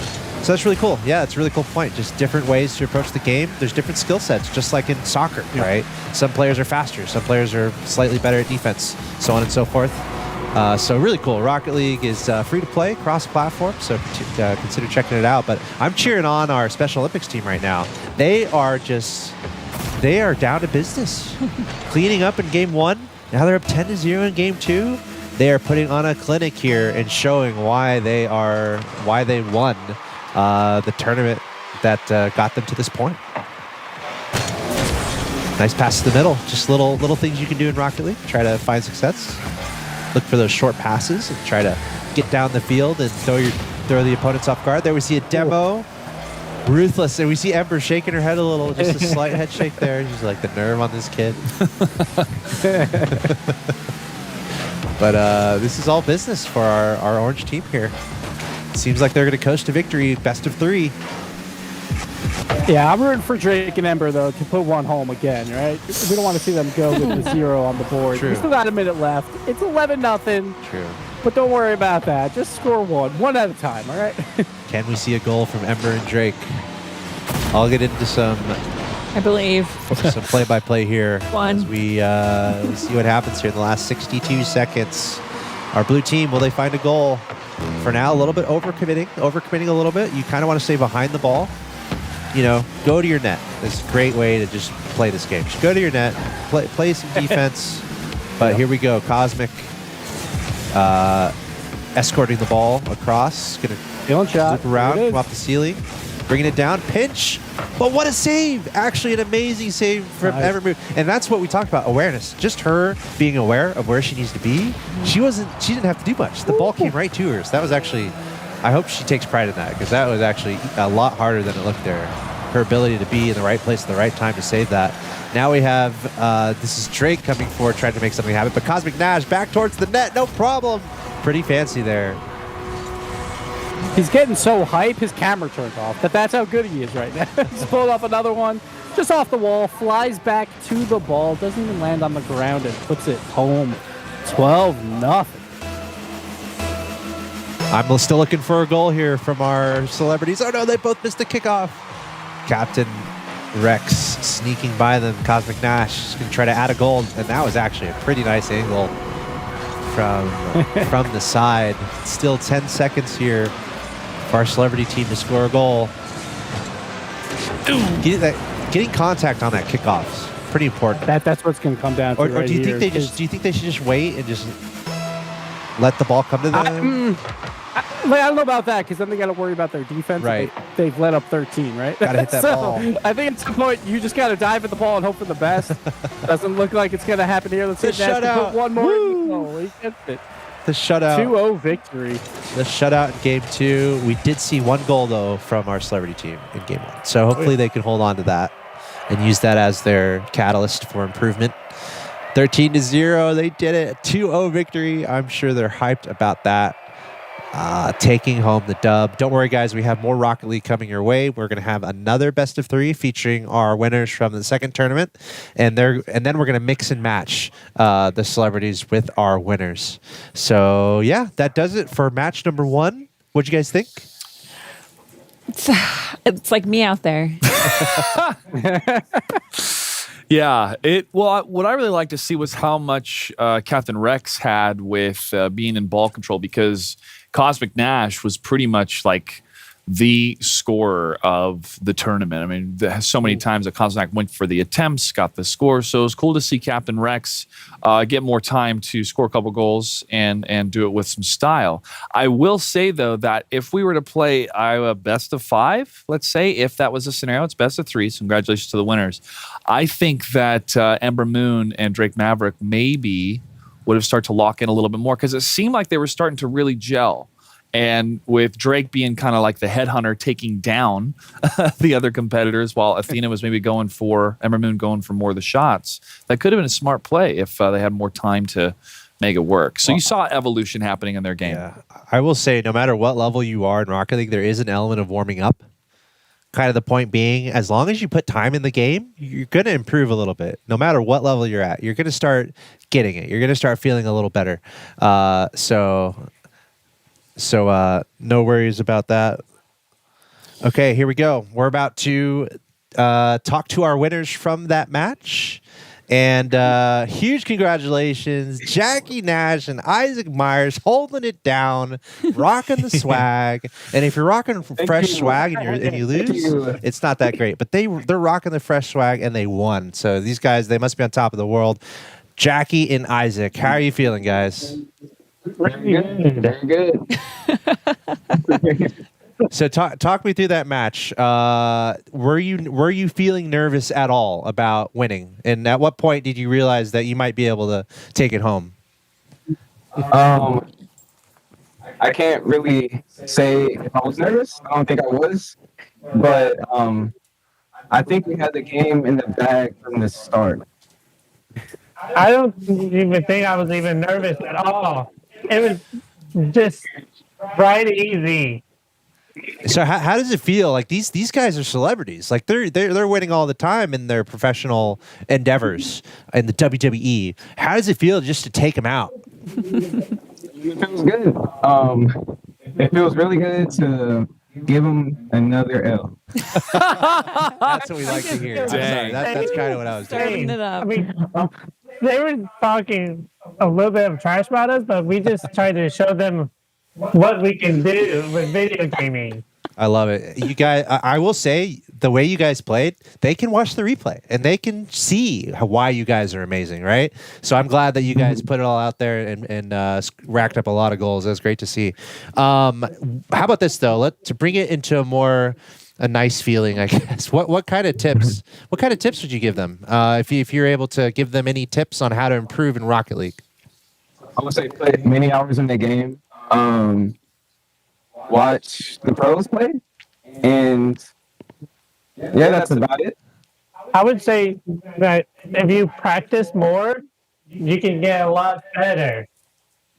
Yeah, I think that's the underlying theme here. Solid. Put in the hours. Yep. Put in the practice. Do you guys have a favorite pro? Just curious. You guys have any pros? Jackie, you mentioned watching the pros play. Do you have a favorite professional player? Or team? Or team? Probably Squishy. Probably. He's my favorite. I think it would be Jason Tatum.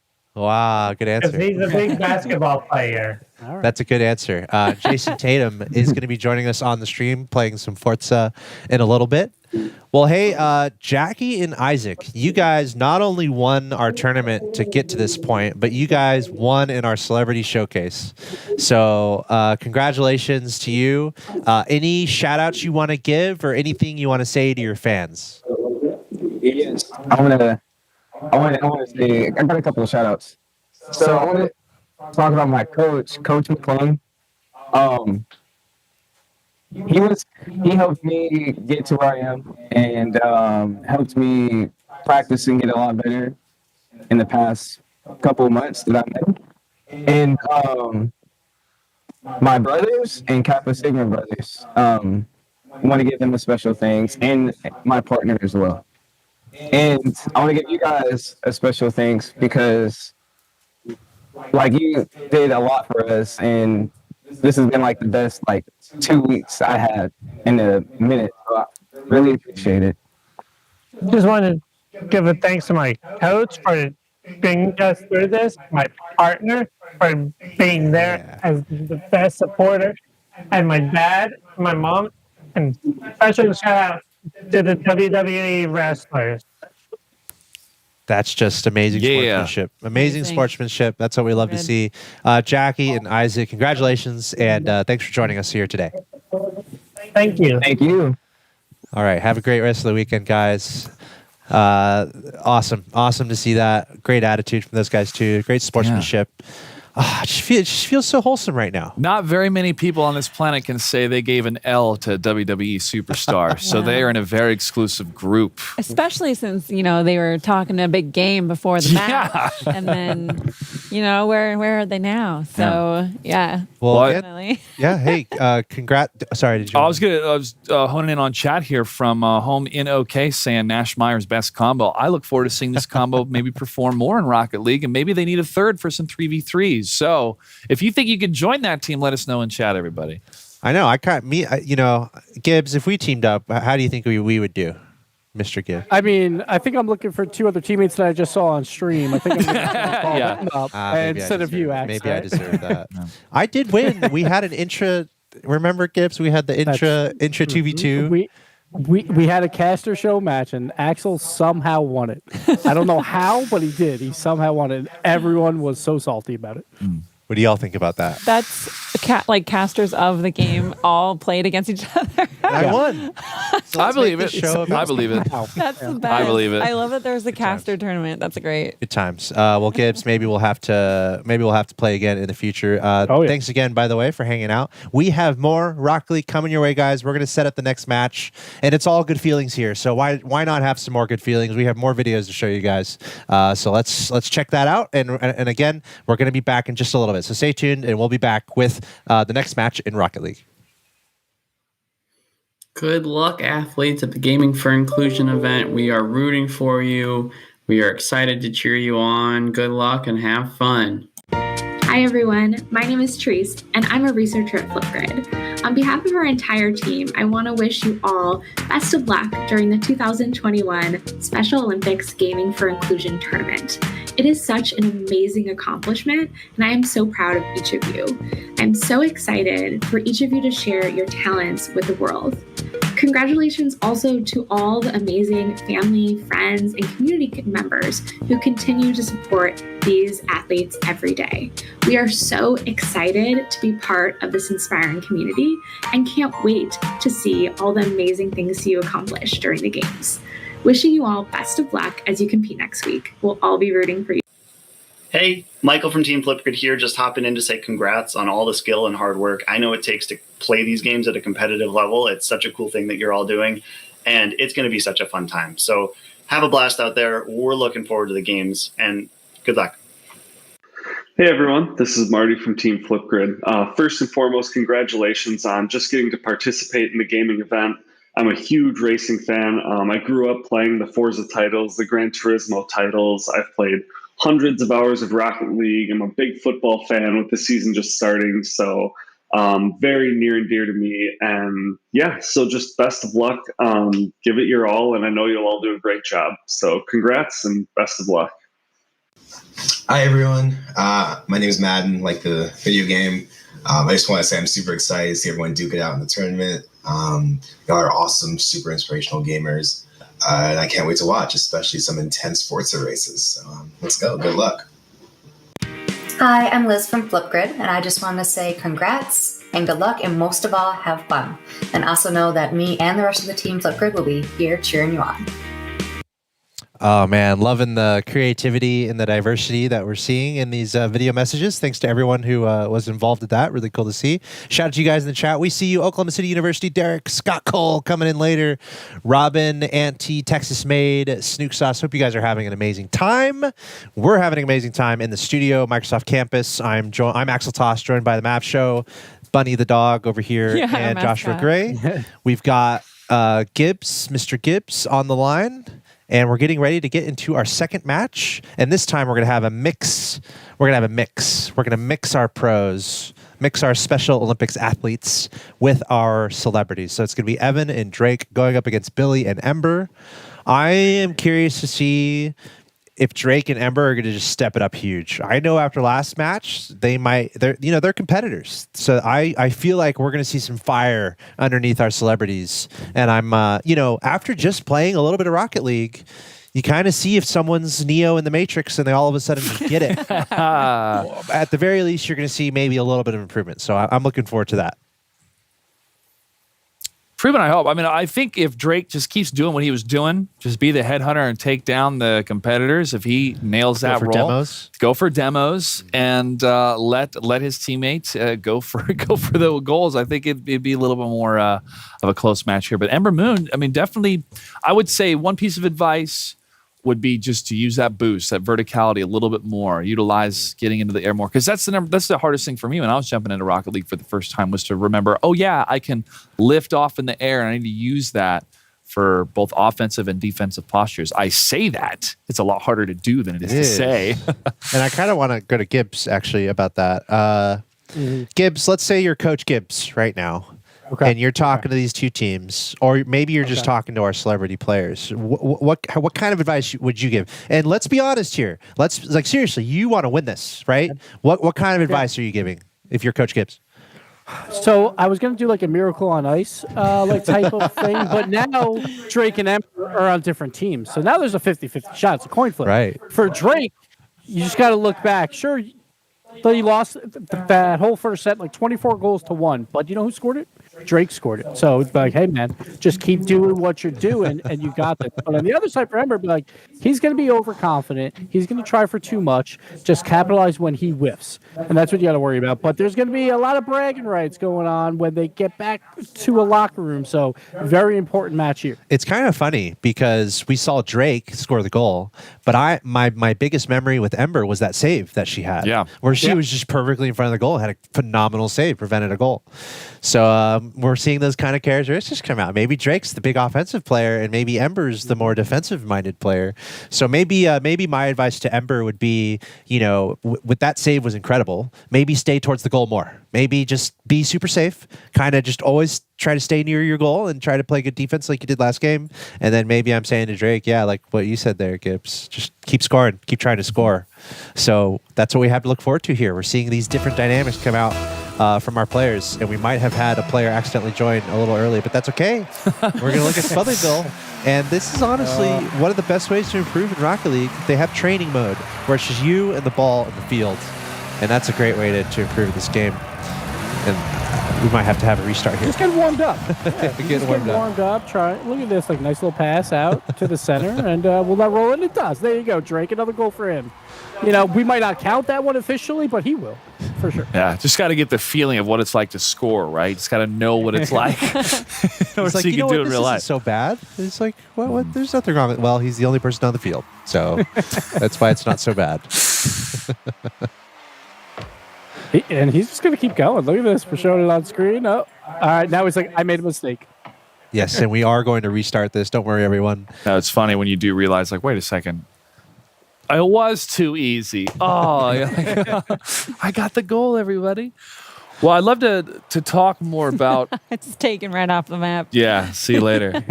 Just about the boosting system, and in particular, when is the best time to activate boost? Because I think that's one of the biggest hurdles for any new player playing Rocket League, or somebody who's been playing for a little while and just really seeing how good some of the best are by utilizing that boost. So Gibbs, I'd love to kick it over to you and get your thoughts on that. Again, coming from kind of a new player perspective, when's the best time to boost? So when you're a new player, like everyone wants to go fast, right? So they're going to use all their boost all the time because they want to go fast. But when you're new, it's hard to hit the ball even. So it's probably better off to save that boost for when you have to rotate back onto defense. But when you're on offense, take it slow when you're first beginning to play. Don't boost as often because you have to practice on just hitting the ball first and then worry about, all right, now I can hit the ball pretty well. Now I need to build up some speed to hit it even better. But you got to start without the boost. But when you're going back on defense to rotate back in, use your boost then to then capitalize on, like, all right, we don't want wide open nets. We need to be on defense more But more importantly than offense, and I would say that because I played a ton of defense in my pro career, but that is what you have to work on first, then worry about the speed on offense because that is very, very hard, but you can build up to it. So you got to begin slow, then work in that boost as you get better. Yeah, and I think along those lines, it can be really advantageous to learn to conserve boost early. If you're mindful about just conserving boost, being efficient, that's a much better track than just like trying to get all the boost and just waste it. So the more you can learn about conserving boost, the better. Your teammates will appreciate you for it.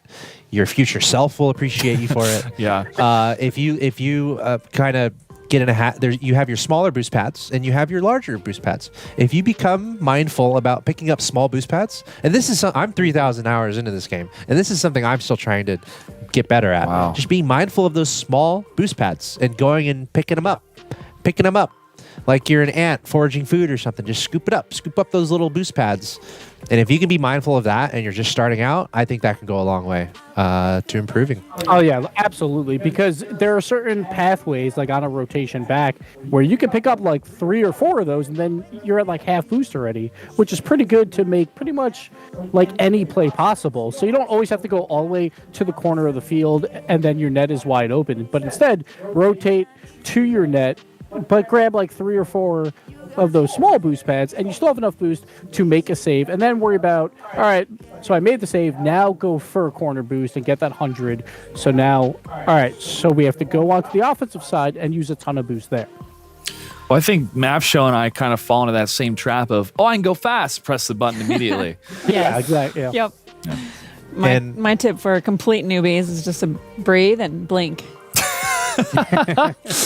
Breathe and blink. Yeah, I just forget. You just don't blink when you're playing Rocket League because you don't want to miss something. And that's something I always forget to do. I'll add stay hydrated onto that. Yeah. Along the lines. I think and that's the hardest part, I think, because you're playing for 5 minutes and you're like, that's pretty short. But when you're playing Rocket League, you have to be active the entire 5 minutes. It's not like you play first person shooter, you're like, all right, I'm going to camp this corner and I can breathe for a second. No, you have to keep going and going and going. And we are getting that next match set up right now, guys, by the way. So stay tuned. More Rocket League coming your direction. I think that's a nice question, though. You know, when do you use boost? Because what everyone wants to do is go to the air, go to the skies. You want to fly. That's what you want to do in Rocket League. But that is almost impossible to do when you start out, right?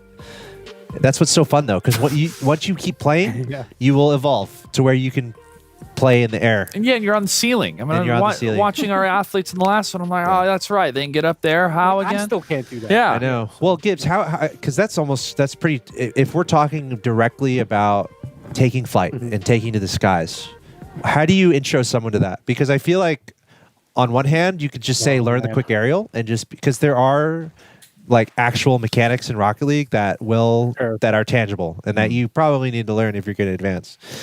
So, and that's a tricky one to me. So, Gibbs, what do you think? Because the quick aerial is actually a mechanic that you should probably learn, and that is the fastest way to get to the air. But that's not something you'll try to introduce someone to aerial play with. Yeah, that's like after like 300 hours. You're like, all right, now you can fly. Now do it faster. But my problem was, Gibbs, I didn't learn the quick aerial early.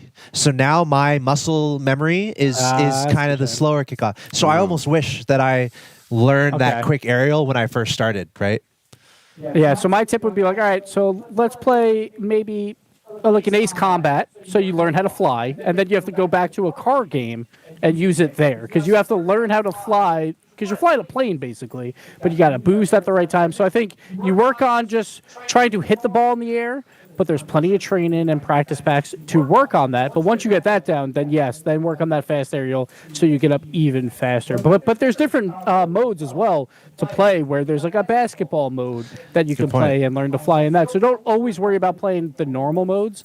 Play what you like, have fun first, and then just practice flying in those. And it's okay if you lose, because you got to learn how to fly at some point. So why not do it in game? Great advice. Yeah, you got to learn to fly at some point. But that is pretty key too, because when you're on the ground, you have traction. Obviously, the way that you're going to use momentum and gravity is kind of working in your favor of what it's like to drive a car. But when you do initially take off, you think, oh, if I boost and turn left, I'll go left. No, you're just going to rotate.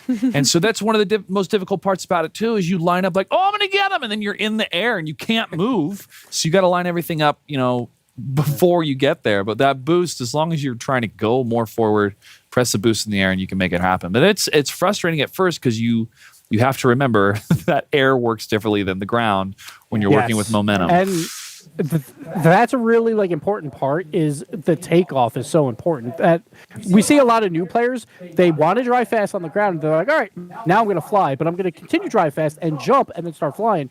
It's a lot harder because you're going so fast already. So you have to use more boost to turn at that point because now your car wants to just go forward, but you have to go up. So instead, you should tap the brakes so you're going a little bit slower, then jump. So then the boost will help you a bit more because you're not worried about just going forward at that point. So that's another reason to play it a little bit slower. Like, I know everyone wants to play fast, but you got to start slow and then build up to that.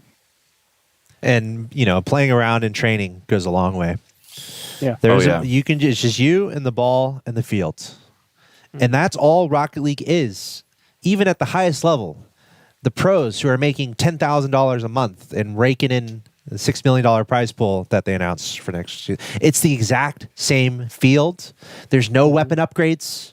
There's no boost upgrades. There's no skin upgrades. I mean, the cars are different, but everything is the same. All the tools that the pros have and what you have when you're just in training.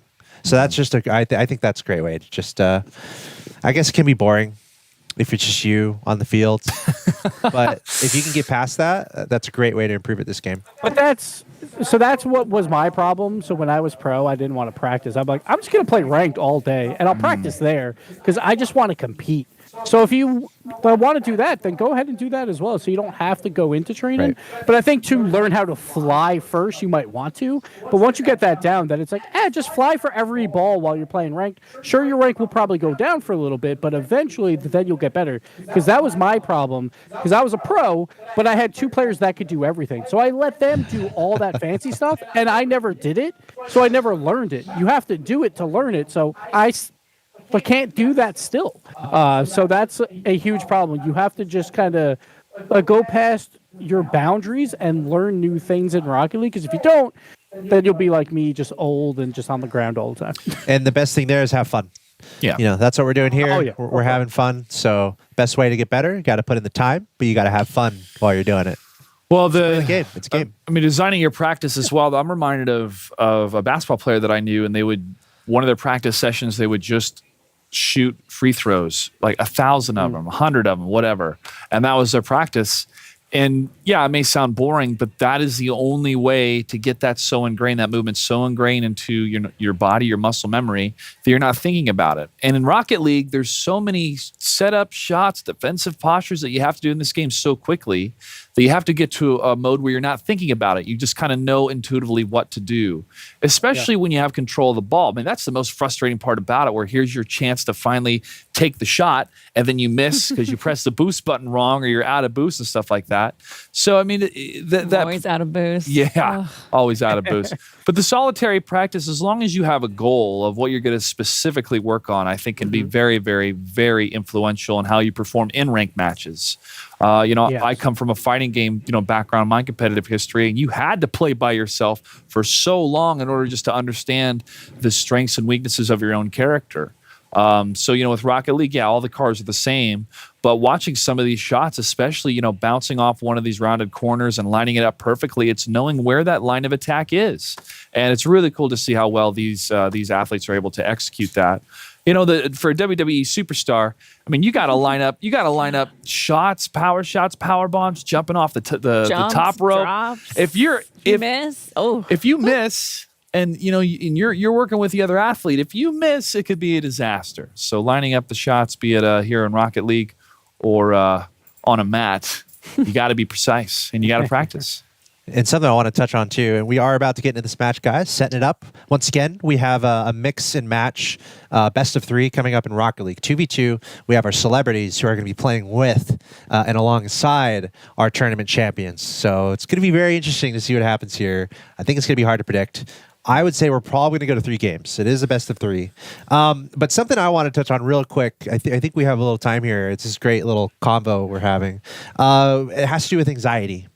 Ladder anxiety, game anxiety. A lot of people run into fear or anxiety when they're playing on the ladder.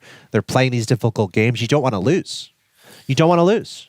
But I think what's important here is just play and have fun. Honestly, you're supposed to lose. That's part of improving. So I kind of going along what you were saying there, Gibbs. Just play the game.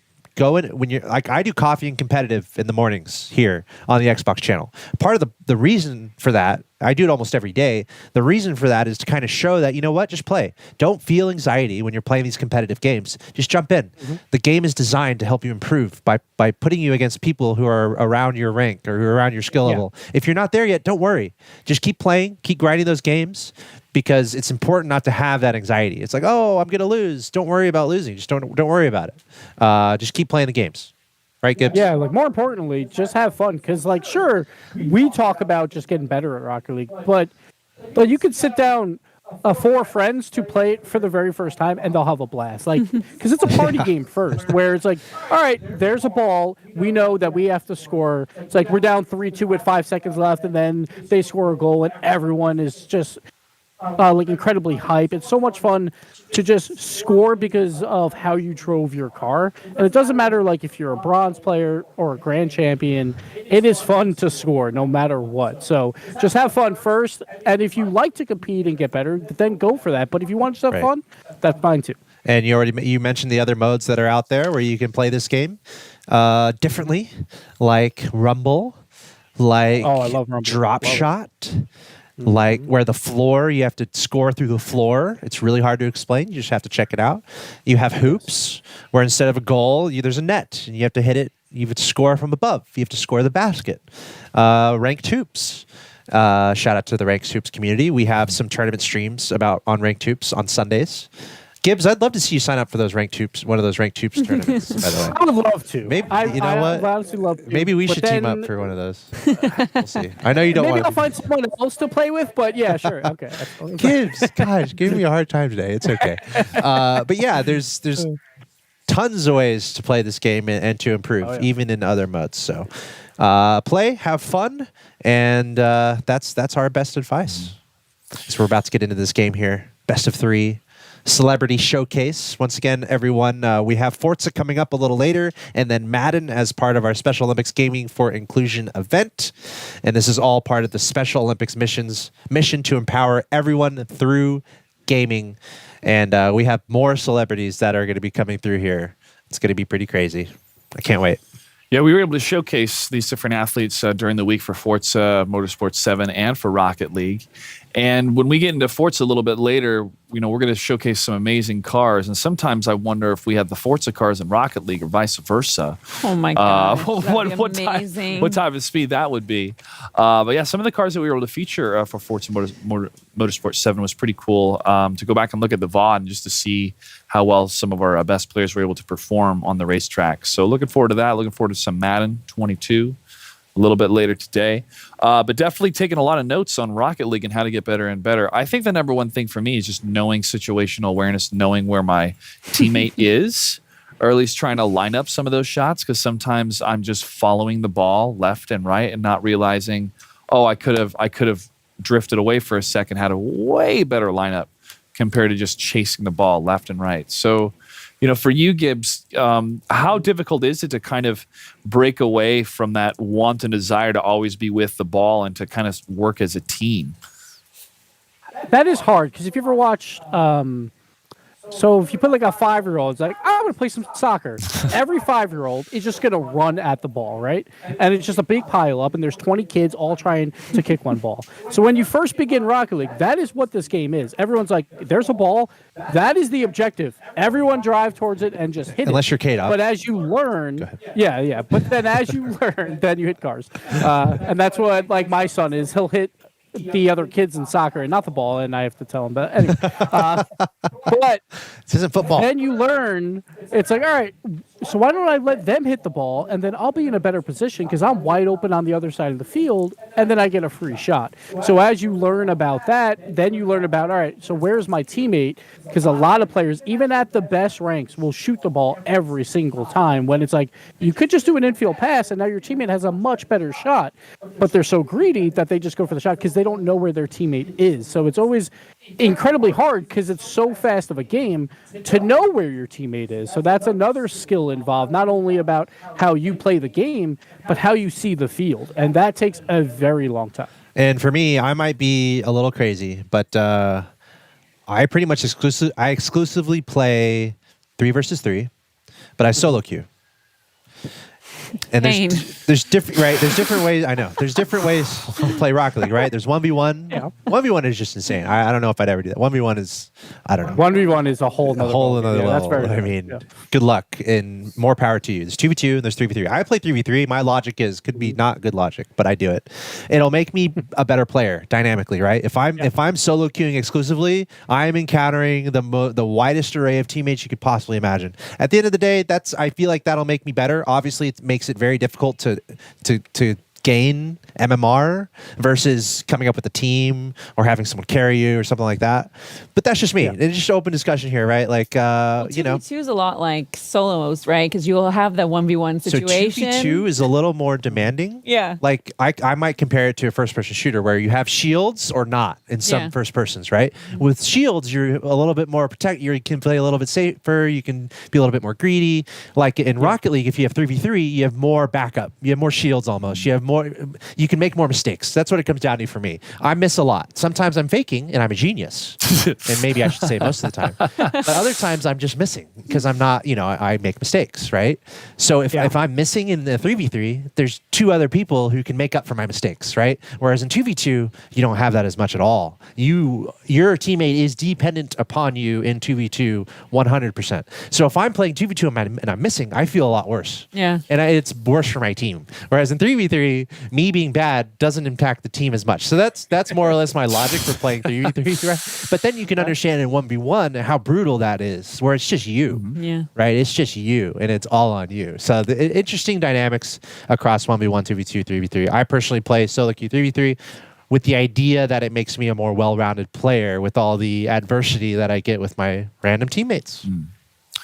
That's fair. That's fair. Like I play 2v2 mostly, actually. Like I don't play 3v3 a lot. Like I watch a lot of 3v3, but I play 2s for the opposite reason of like I'm not great on offense, so I want wide open net. So I don't want them to have any backup. So I want them to make a mistake, and then I can capitalize more on the offensive side. Because when I play defense, then I could just be like, all right, like I know I'm pretty good there, so I don't need as much backup.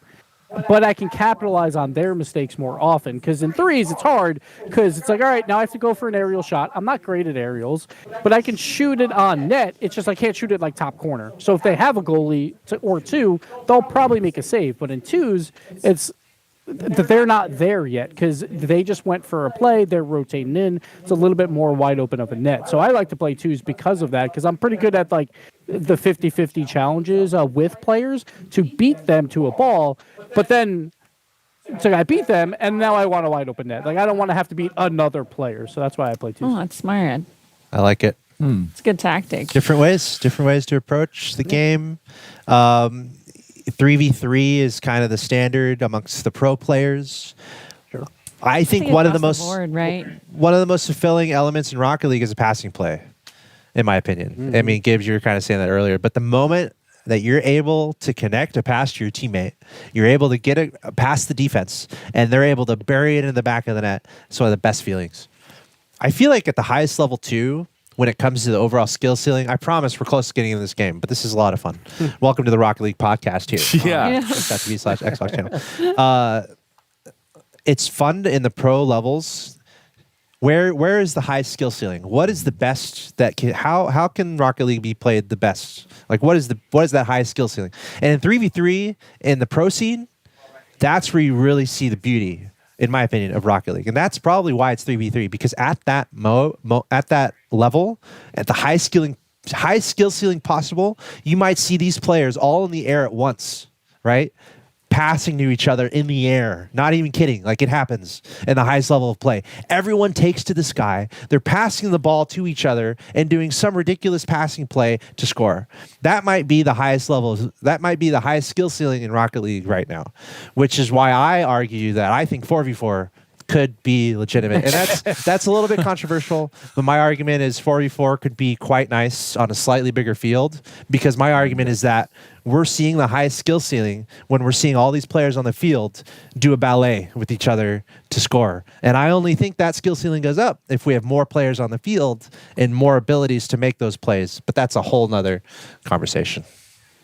So I'm pretty sure, Axel, you're just saying that so you can get on Team BDS, who's the best team in the world, to be their fourth player. So you can be on the field. Yes. I'm pretty sure Wouldn't that be nice? Sure that's Our very own Now, one of the biggest counter arguments is dream meme team. the nice thing about the smaller players, less players playing, is bigger prizing for the players. If you have a big team, true. you have to split up. If you have a team of 5 in Counter-Strike, you have more people you got to split it up with. That's why in Rocket League's really nice. It's only 3. It's only teams of 3 they have to split up with, or 2. In StarCraft, it's 1v1, so you don't have to split with anyone. No. Except maybe your sponsor.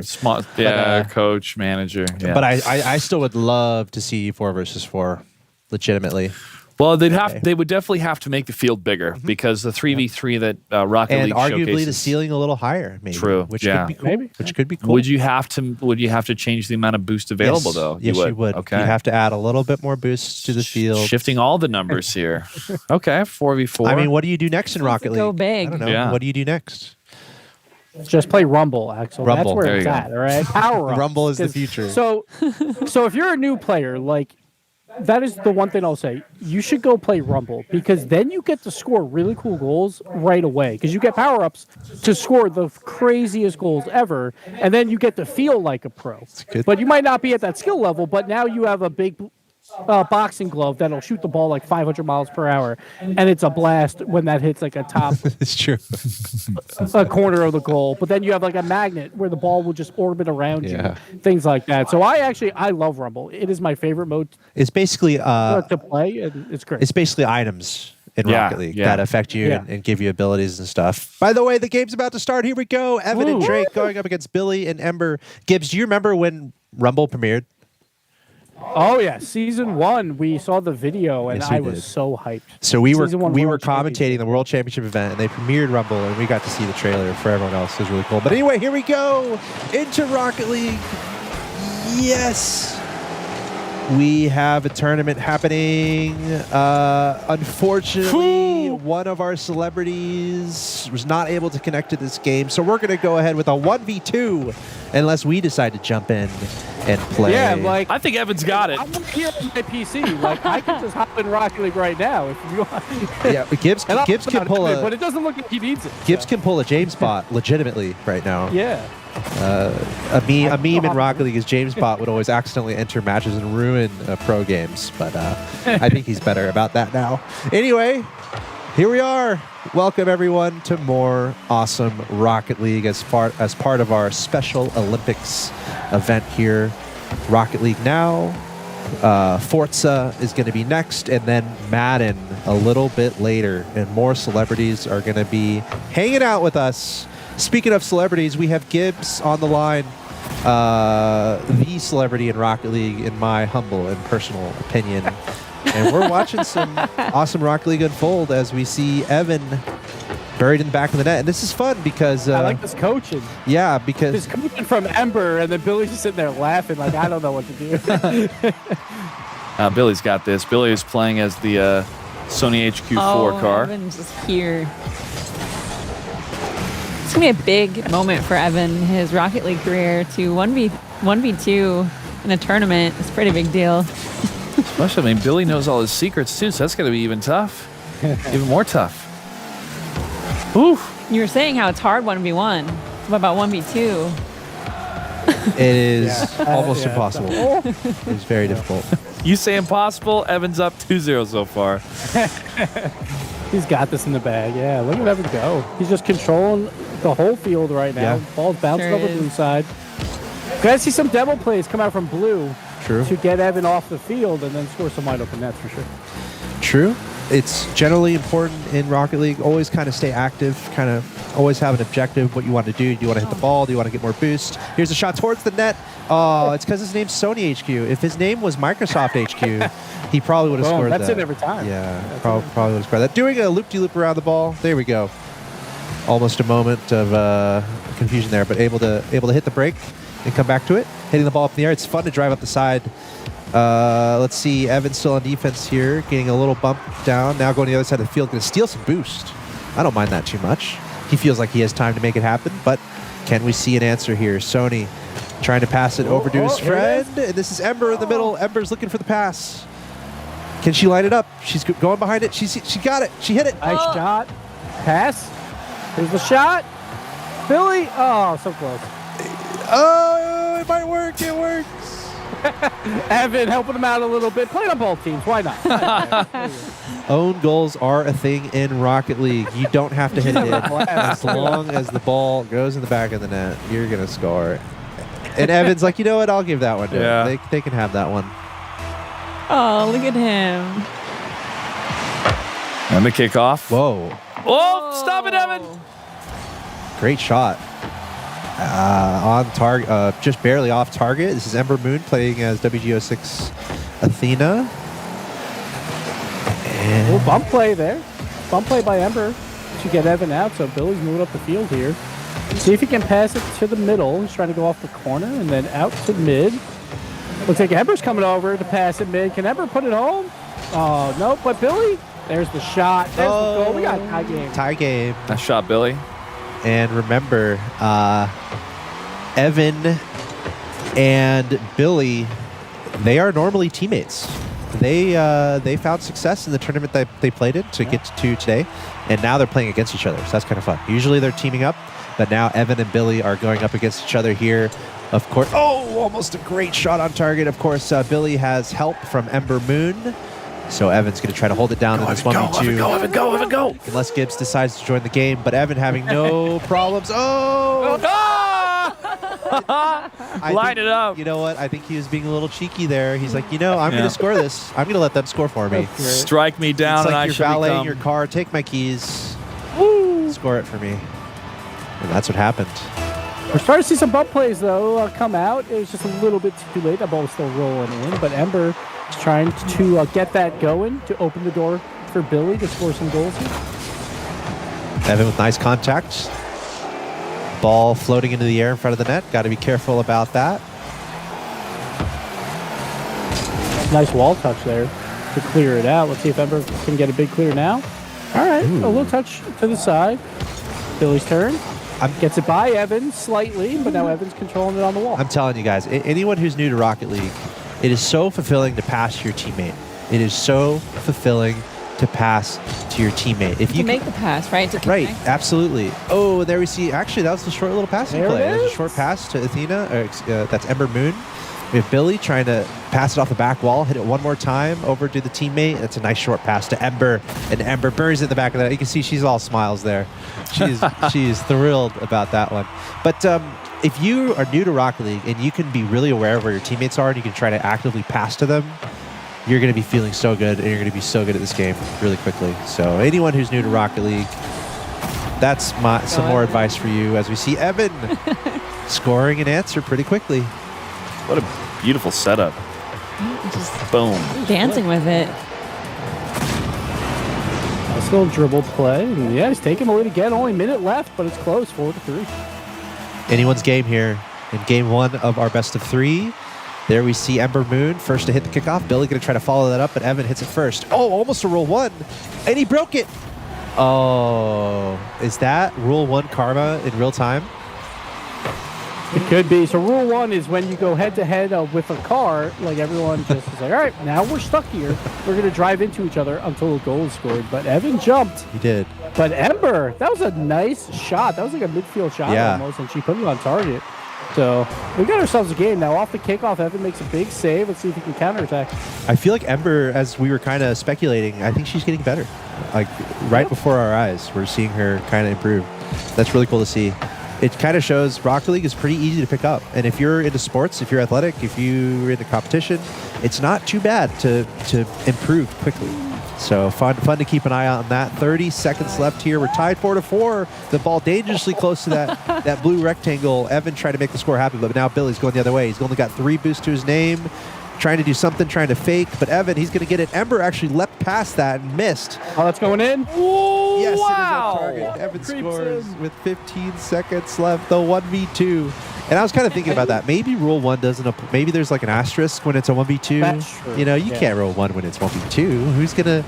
And then it's a 1v0. That's not really fair. So maybe we'll Look at that shot. we'll give an exception. Look at that shot by Evan. He went for a side flip to get the angle to just have that ball slowly go in, but he was on the opposite side of the ball, had a side flip around it to put that on net. So great shot. That could be the winner. Maybe That's not. Ember. Let's roll it in. 5 seconds left. She got it's it. gonna go Look in. at We her. got a tie game. Ember, another goal. That's a hat trick. Dude, that was actually excellent. That was almost like a ground pinch, and I don't even think she knows what a ground pinch is, but she almost did it. A She ground does pinch now. is when you hit the ball against the ground and it goes a little bit faster. She almost did that. But at Nice. the very least, she put a nice shot on target, and that's important in Rocket League. Get that shot on target. Evan going for a quick answer at the buzzer. Oh! Oh no! 1 second. 1 second. Evan gets a great hit. That's incredible. Off the top. Wow. I thought that was crossbar out. Bonk. I thought it was out. Oh, man. Evan with the big plays coming up huge, but 1 second left. Can they score on the kickoff? It's got to be in the air. It is. Oh, it's down. Evan Wow. gets the first game. Wow, coming down to the very end, very back and forth. We had 2 goals in the last 15 seconds to change, go from a lead change to a tie, and back to Evan taking the lead in literally the last second. And that's what is so much fun about Rocket League. No matter how good you are or not, there's drama. There's drama on the field. We saw it there. A 1 second goal wins it. So that's so much fun to watch. And we saw the hype from Ember there. I mean, she was into it. First of all, what do you guys think? Do you think she's improved a little bit? I would Yes. argue she's improved. Definitely has improved. Absolutely. You kind of hear them talking, the speakers, and she's very amped. She's hyped for the goals that she made, which she should be. She should be hyped playing with these 2 pros in this tournament, 2 winners in this tournament. So I gotta wonder what they feel right now going against each other as teammates. I'm sure they're having the time of their lives. Yes, right yes. Well, even visually watching Ember Moon's movement with her car and not overextending, going for shots or trying to get the ball, and then you see her cruise by. It's like, no, she's in the mix. She's not overcommitting to her acceleration pattern. So yeah, definitely seeing some improvements. But as she said, she adapts, and we're seeing that adaptability happen here in real time. All right, here we go. Game 2. No one's holding anything back now. Oh no, Ember missed. That's potentially an open Going in. shot. Evans trying to make it back, but Ember getting back. Whoa! Ooh, nice. How did Not she get? messing around. So there's your top speed in Rocket League is called your supersonic speed, and you know you've hit it when there's trails appear at your back wheels. She had that there. She hit her top speed, but she had no boost. So I'm like perplexed about that. How did she do that? She might be better at Rocket League than I am already.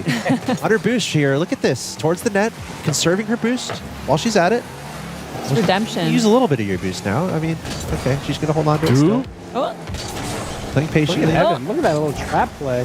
But blue side takes it away, but Evan is trying to control this ball, but it's very hard because it's just him, and there's 2 blue cars just attacking him. Billy with the Every move. single chance they get. Billy, can he put it home? He does. He gets it around. Evan gets the goal, and blue side takes their first lead, I believe. So well done to them. I have a feeling, you're not holding anything back. This is an elimination game here. Orange team is up 1. Evan's up 1-0. This is 1v2. So our blue team, Ember Moon and Billy Side, have to win. They must win to send this to a game 3. So the intensity might be amped up, potentially an open shot, but no. Ember a little bit wide on that. Evan trying to hit it out. Billy trying to keep it on this orange side. It's kind of bouncing a little dangerously here. Billy's going to pick it up, trying to hit towards the goal. Getting bumped. Evan's getting bumped there by Billy. He's going to try to pick that up. He's low on boost. And we see Ember just throwing herself in there, trying to get any sort of contact onto the ball. Evan, low boost, going to try to block it. Great save there from Evan. And he's going to try to send it back the other way, going for the counterattack. getting that boost. Oh. They are getting back on defense incredibly quickly, blue side here, and then it just comes down to just put the ball away like in a corner so Evan can't shoot. And Billy, he wants his ball. He's going to bump his own teammate out of the way to make sure he gets it. And here goes Evan with the breakaway. Oh, he gets it. Billy, can he make the save? So close. So close. Oh, it hurts. Slip through your You know, fingers. the demo was brilliant. Brilliant demo. Right here, though. Oh. Handbrake. Gotta learn the Handbrake. handbrake, and that is a very hard tool to learn Yes. because then you can turn a little bit sharper. But Billy right there just barely missing. Handbrake is your power slide. It lets you slide your car around. It lets you come to a stop a little faster. It also lets you turn really quickly. But it is a slightly advanced mechanic. But one of the top 3-5 things you got to learn when playing Rocket League. After you learn how to boost, you're going to learn how to power slide. Drifting, basically. But now we're tied 1-1.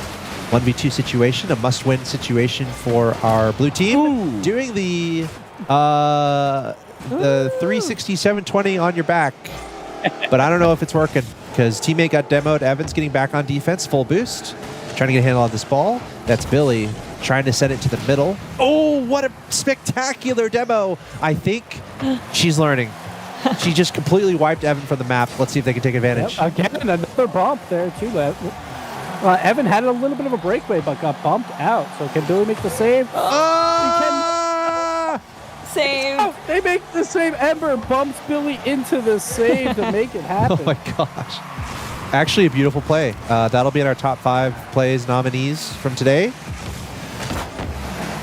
Sometimes you just need your teammate to help you out a little bit. You're a little bit off the save, just have him bump you. Works out. We call it a pool shot in the business. Yeah. Still tied 1-1. About 100 seconds left here in game 2. Must win for our blue team, Billy and Ember.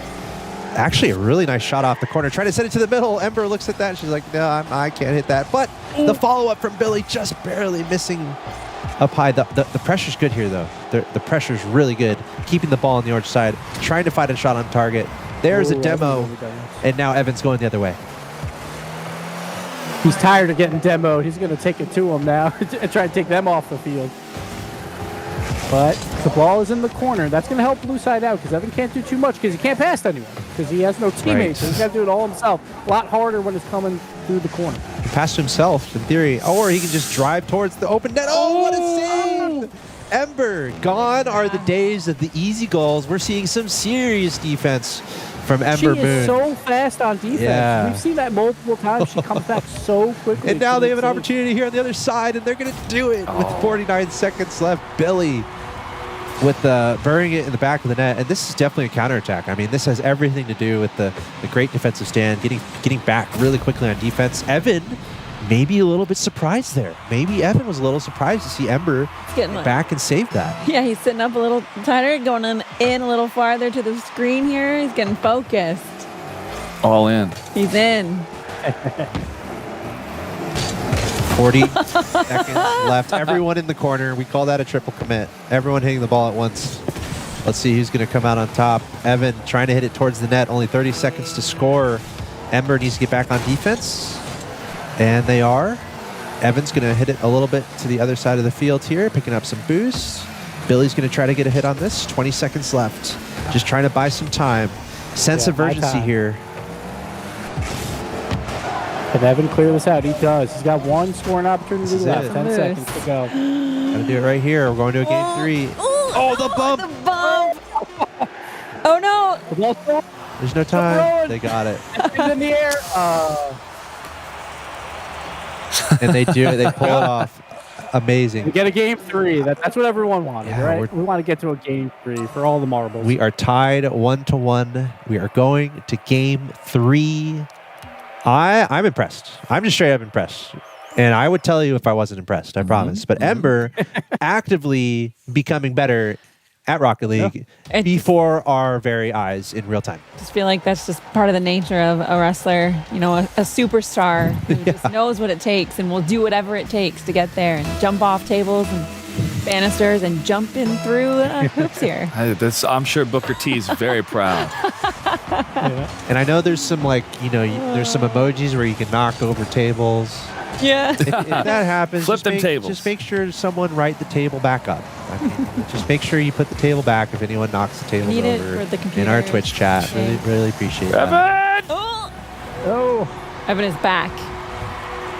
He's ready. He's ready now. He's like, all right, no more Mr. Nice Guy. Yeah. I'm putting this one home. That's all right. Just tucks it in lower left corner. Flying behind him, though. Nicely done in the first 20 seconds of the game. Everything comes down to this. Billy and Ember trying to hold on here. Oh, we'll call that a friendship bump. Oh, the backward shot by Evan. Really? Couldn't put it on target, though. Close. Mav saying really. I did make that up. However, there is something called a friendship kickoff in ranked hoops. And that is a thing. And it's a beautiful thing. And I'll let you research that on your own. Oh, nice save from Billy, keeping it out of his own net. I feel like the friendship kickoff could work in 3v3 standard, but we haven't seen anyone try it. It's basically you hit someone, you propel someone forward by just hitting them. And they like hit your the teammate. Yeah, you bump into your teammate as fast as you can. You can launch them across the field. Yeah. I would love to see that applied in professional play, but our pros aren't creative enough yet. In the first game, SARP PC, you used to do friendship kickoffs a lot. Do you think it'll ever happen in Rocket League? So I don't think you can get fast enough from a middle kickoff. But you can't. I mean, it works in hoops, doesn't it? Maybe. Yeah, hoops it works because you're a little bit closer to each other. I don't think you can get fast enough to make it Anyways, normal play. sorry about the tangent, but look it up. Friendship kickoff. It's a beautiful thing. Here we are, the 3 minutes and 20 seconds left in game number 3. Evan is currently up 1-0 against our celebrity. Ember is playing with Evan's teammate. Evan and Billy, they teamed up to qualify to play today. Now we're mixing and matching. Ember and Billy trying to bring this back. WWE storyline. It's like a tag team champion just splitting up, you know? But I love how close this game is. There's no blowouts. Yeah. Evan on defense. Can he get by Evan? No, Evan, big save. Ember Moon was the can come around? NXT Women's Tag Team Champion. So she knows how to be part of a tag team champion team. There you go. All right, let's see. We need a goal from the blue team. Still plenty of time here. Rocket League games are 5 minutes long, so 2 minutes and 30 seconds indicates halftime. And here we go. Blue team on the offense, going with the flying V formation. Oh. That could be a little high into the side. It could be an okay pass if your teammate's really good with their aerials. But you really want to do everything you can. Drop that ball in front of the net. Every shot needs to kind of be on target. Ember, we'll call that a pass to her teammate Billy. Billy heading towards the net. Trying to get it to the middle to Ember. Oh, what a save from Evan. Okay, so in Rocket League, the entire ball has to cross the plane. And there's no reviews. It's a video game, so there are defined parameters. We know if it crosses or not. That time, like it did not. 5% ball left. Yeah. Right. Right. That so close. That's literally as close as I've ever seen from not going in. But the redemption is here. Billy able to equalize. Tied up. And Ember's pumped. Here we go. We got a tie game. Minute 43 left. Like Evan trying to play some defense. Got caught in the corner there a little bit. So Billy puts it home. And that was right after like Evan made that miracle save. So normally, like if you're blue team, you're like, how do we score against this? But it came right back, put it in. See what Evan can do. Like, got a kickoff last time is how he won it. We get a kickoff here, goal. No, off the post. Careful. Oh, we'll call it a back pass to himself. Dangerous position there. Evan, full boost here. And you can tell he wants this. Getting bumped. It's got to be careful. It's going to go up the wall. Who's going to go for it? Looks like one attempt was made. There's a second attempt. Evan hanging on to control of this ball. Still full boost. Very nice boost management here from Evan. Oh, but he gets wiped off the field by his teammate. And now Ember going to try to take advantage, but Evan coming back. It's only about 2 seconds that you're gone? Yeah, 2 or 3 seconds. 3 seconds that you're gone in a demo. So Evan able to get back in time to defend that. But this is as close as it gets. This is game 3. This is winner take all. There's no game after this, at least in Rocket League. Whoever is going to score the next game the next goal will very likely win the game. Ember with the challenge.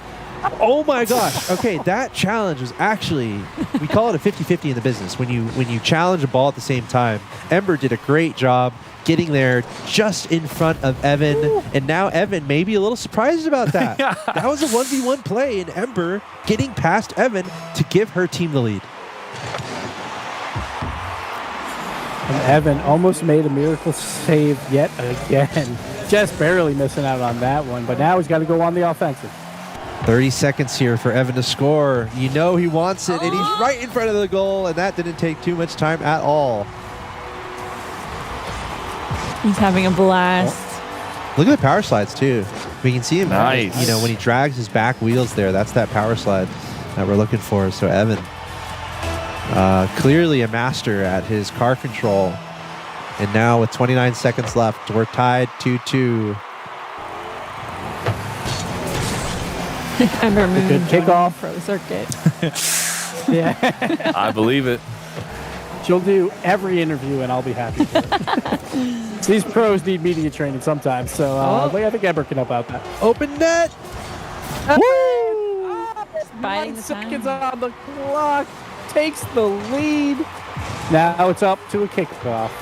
Can the blue side tie it back up and get some more drama going on here? I love how Evan is just cracking up on his webcam. He's playing his teammate, so he's going to love every second of it when he's able to pull off those sneaky goals. But here's an answer from Billy towards the net. Will the follow-up happen? Not quite yet. Not any time remaining. Ember with no boost. She's going to avoid that for now. And that is going to do it. Evan with the solo plays. Shout out to Drake Maverick. Jake Maverick was hanging out with us a little earlier, but he had to go. So Evan had to play alone here, but holding it down. What a professional. The reason, we're seeing the reasons he was able to win the tournament and now finding success in a 1v2. Pretty awesome. I told you Ember was going to take it. I didn't think this hard. I didn't think she'd go this hard. GG to Ember and Billy and Evan. Yeah, well done. Well done. GG's in the chat. Great to see some great Rocket League play as well, but also to see somebody live get better at the game. But, if you have that spark of being an athlete, wanting to compete, you start to realize, here are the fundamentals. Here's what I need to learn. How do I get good and win? And you can learn that in a handful of games. And that's where really you'll find the passion of like, okay, I'm going to be with this for a long time. Ember Moon hopefully signs up to RCLS because I think she can go far. RLCS. RLCS. Okay. And honestly, I think you're right. I mean, I think we were seeing her literally tangibly get better as the minutes ticked along, which is really cool to see. And it goes to show if you're new to Rocket League, like that should empower you. Like it's possible to get better. It's a lot of fun. It's really fulfilling. And honestly, it felt like everyone was having a really good time. I was seeing all smiles, all laughter in those webcam shots. So once again, congratulations to all of our athletes who competed in the Rocket League portion of our tournament. Rocket League has a special place in my heart, of course. So I'm really happy that we were able to involve it in this tournament, and I hope everyone had a great time playing. Huge shout out to our celebrities, and of course, huge shout out to our special guest here, Randy Gibbons, aka Gibbs. Analyst in the Rocket League Championship Series. So Gibbs, that's going to do it for our Rocket League competition. Want to give a huge shout out, huge thank you to you for hanging out with us. Why don't you give us your final thoughts on the action today? Give any shout outs, and then we'll let you go. Huge honor to be a part of this. And you saw me typing just then. I'm going to make a donation for Evan because of that amazing performance. So make sure everyone goes out and matches my donation of $50. Wow. So we can get these guys the help they need to get more support, more video games for everyone to play. Like, I'm not going to shout out anything for myself at the RLCS. It's all about these guys today. And Evan, he put on a show, winning a 1v2 in a best of 3. Well done to him. Awesome. Very well said. And thank you for that donation. That is super cool. Gibbs, thank you, dude. That pretty much concludes the Rocket League portion of our broadcast. We're going to be moving into Forza and Madden. Gibbs, shout out to that guy. I hope you have a great weekend. And again, he won't give the shout outs. I will. Go check out Gibbs. He is part of the core broadcast team for the Rocket League Championship Series. They just announced season 11, and that's just around the corner. So really excited to see his further involvement with that. And of course, excited to have Gibbs back involved with the stuff that we're doing in the future. You guys have anything left to say before we move on? Great matches. Looking forward to see Drake Maverick and Amber Moon over the WWE and hopefully some more Rocket League events from them as well. And again, kudos to our athletes that played so well today. Yes. All right. Great. That's going to do it for our Rocket League coverage then. Once again, huge shout out to all our celebrities who participated today and made this absolutely amazing competition in Rocket League possible. And of course, shout out to our athletes who participated in the Rocket League portion, and of course, those who made it to today. We're going to take a break. When we come back, it's time to get into vehicular racing action. We've had car soccer. Now it's time to get into some car racing. We're going to get into Forza when we come back as our Special Olympics event continues. Of course, the goal here being empower everyone through gaming. And I think we're doing a good job here with that. So thanks everyone for tuning in, and stay tuned. Forza coming up.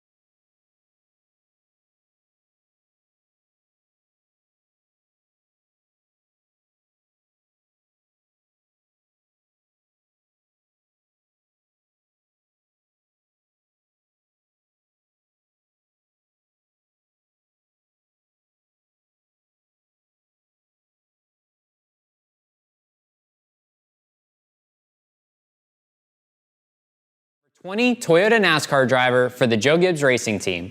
I want to give a shout out to all of the athletes and unified partners participating in the 2021 Special Olympics Gaming for Inclusion event. And a thank you to everyone who is tuning in and to cheer them on. Your participation in this virtual opportunity proves the power of sport and the power of inclusion remains strong and can be shared together even if we aren't physically together. And what an exciting way to connect through a mutual love and appreciation for esports.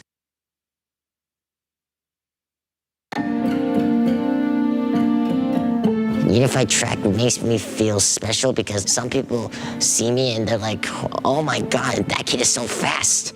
He looks like a great runner. When I tried unified sports, I actually managed to make friends, and that feeling is more important to me than regular track. Unified sports makes everybody be able to better their best. Welcome to Inclusion Weekly, a show about how schools and students are working with Special Olympics to push for equal rights and opportunities for students with intellectual disabilities. Today, we're looking at the important role of unified sports.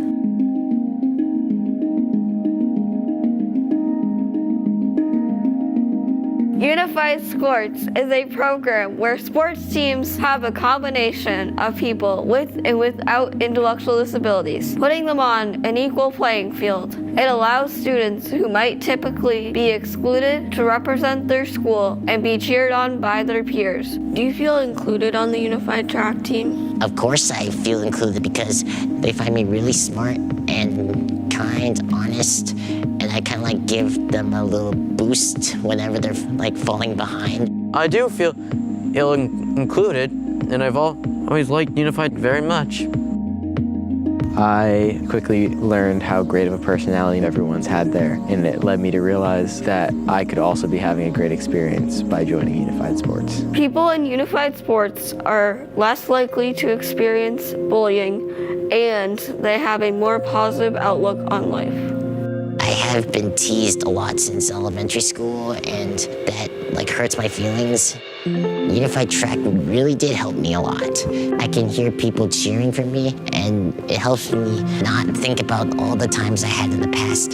To watch the students in both classrooms come together and work together, and it just makes you feel good that we have this opportunity to have these programs here at the high school. Unified Sports has taught me that anyone can do anything, no matter if you have an intellectual disability or not. If you are interested in Unified Sports, contact your local Special Olympics program and talk to your athletic directors and coaches to see if they can help you start a unified program at your school. It just takes one person to get things moving.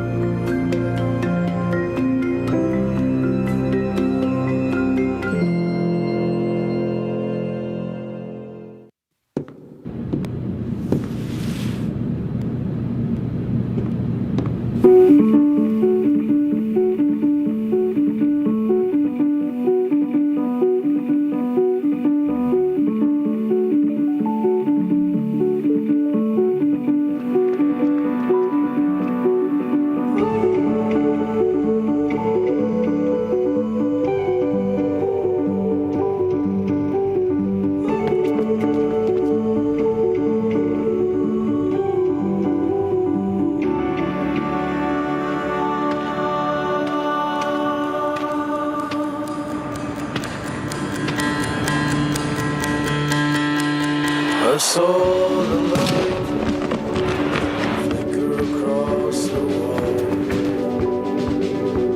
Memories, but it seems so far. I was blind and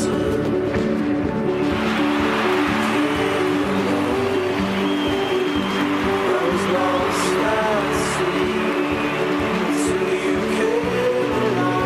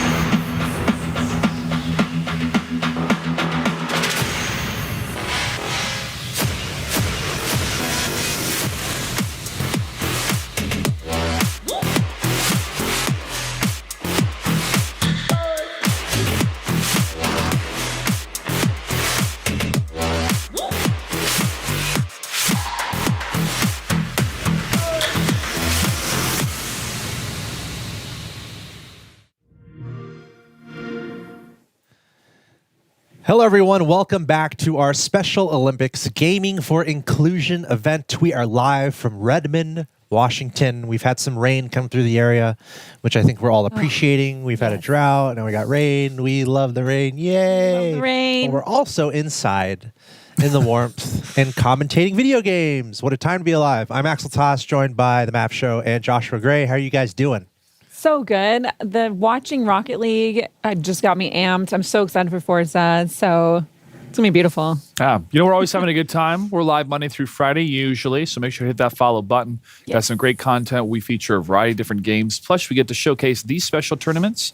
We want to thank the Special Olympics along with Microsoft and Xbox for collaborating to make this possible. So hit that follow button right here, twitch.tv/Xbox, and check out some great content as well for the Special Olympics at youtube.com/Special Olympics. And today, it's highlighting the Special Olympics mission to empower everybody through gaming. Happy to be a part of it.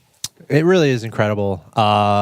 As video gamers, it's a dream come true for us to be a part of something like this. I think I can say on behalf of all of us here.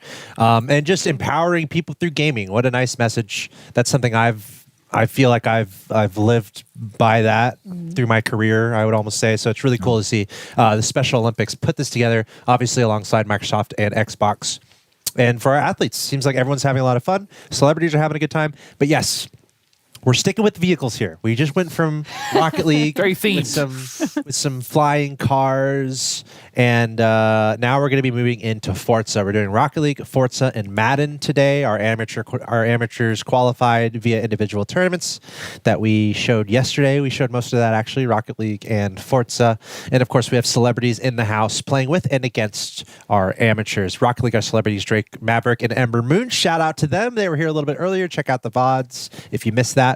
And we're going to have Jason Tatum and Jewel Lloyd in the house in mere moments. Jason Tatum of the Boston Celtics and Jewel, part of the WNBA Seattle Storm, who just won a world championship. So we got so many amazing people in the house. It is so exciting. And one of those amazing people is going to be someone who's going to help us guide our audience through Forza, beautiful racing game. He joined us when we had the tournament leading up to this point. None other than Ali Tack is here. Ali, great to see you again, my friend. Thanks for being here, dude. You're not the first to call me a taco before, so it's all good. It is a cue. It's a pleasure to be back. Joshua, Mav, Alex, great to see you guys, and looking forward to another day of some great racing with Special Olympics and Xbox. Awesome. Excellent. Well, we actually have a highlight video from the tournament that we covered. So without any further ado, let's jump into that video. From the Microsoft campus, we're doing more video games. As usual, I'm Axel Toss, joined by Mr. Joshua Gray. Woo! Ready. And we are continuing with our Special Olympics Gaming for Inclusion event featuring Forza. And we have quite the fight here, Ali. And this is where we can get into some technicals on the competitive side. Like, what are you kind of thinking here? Oh, they're colliding. There's no ghosts here, Ali. Everything's changing. This is crazy. So can you kind of talk through the nuances of being in such a close race? Trying to make a pass as we see Boogity do just that. It's so difficult to race this close together. It's so impressive how these guys are doing it. Oh! Again! These two are going to go for a while. You can tell Westdog wants this. When done right, it's just an incredible dance. Here you go, Boogity and Westdog.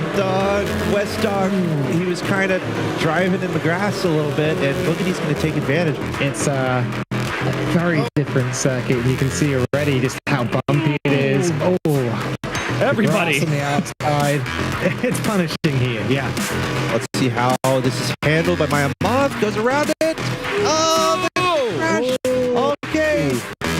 That's an opening. Let's see MP Racing. Let's see how MP Racing can handle this. Going to the same turn here, slowing down, nice and easy around the bank. Okay, a little better. Wow. I mean, I feel like that's going to give him a couple seconds at least. Dude, just getting distracted, being overpressured. Another one. No. This could be it. And there it is. Yep. There's the move around the carousel. Maya Moth reversing back onto the track. MP Racing up to second. Loop it, swoop it, pull it. That's how I did my laces. There you go. Wow, Maya Moth coming together with MP Racing. Turn 2 and 3. MP carries on.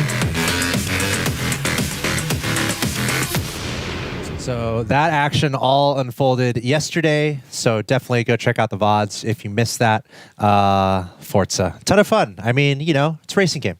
You don't have to think too much about it. It's just cars that are racing each other, and then we see who wins. I have a special place in my heart. I said it about Rocket League, but racing games. I love racing games. And here we are. Ali, how did you enjoy that tournament leading up to this point?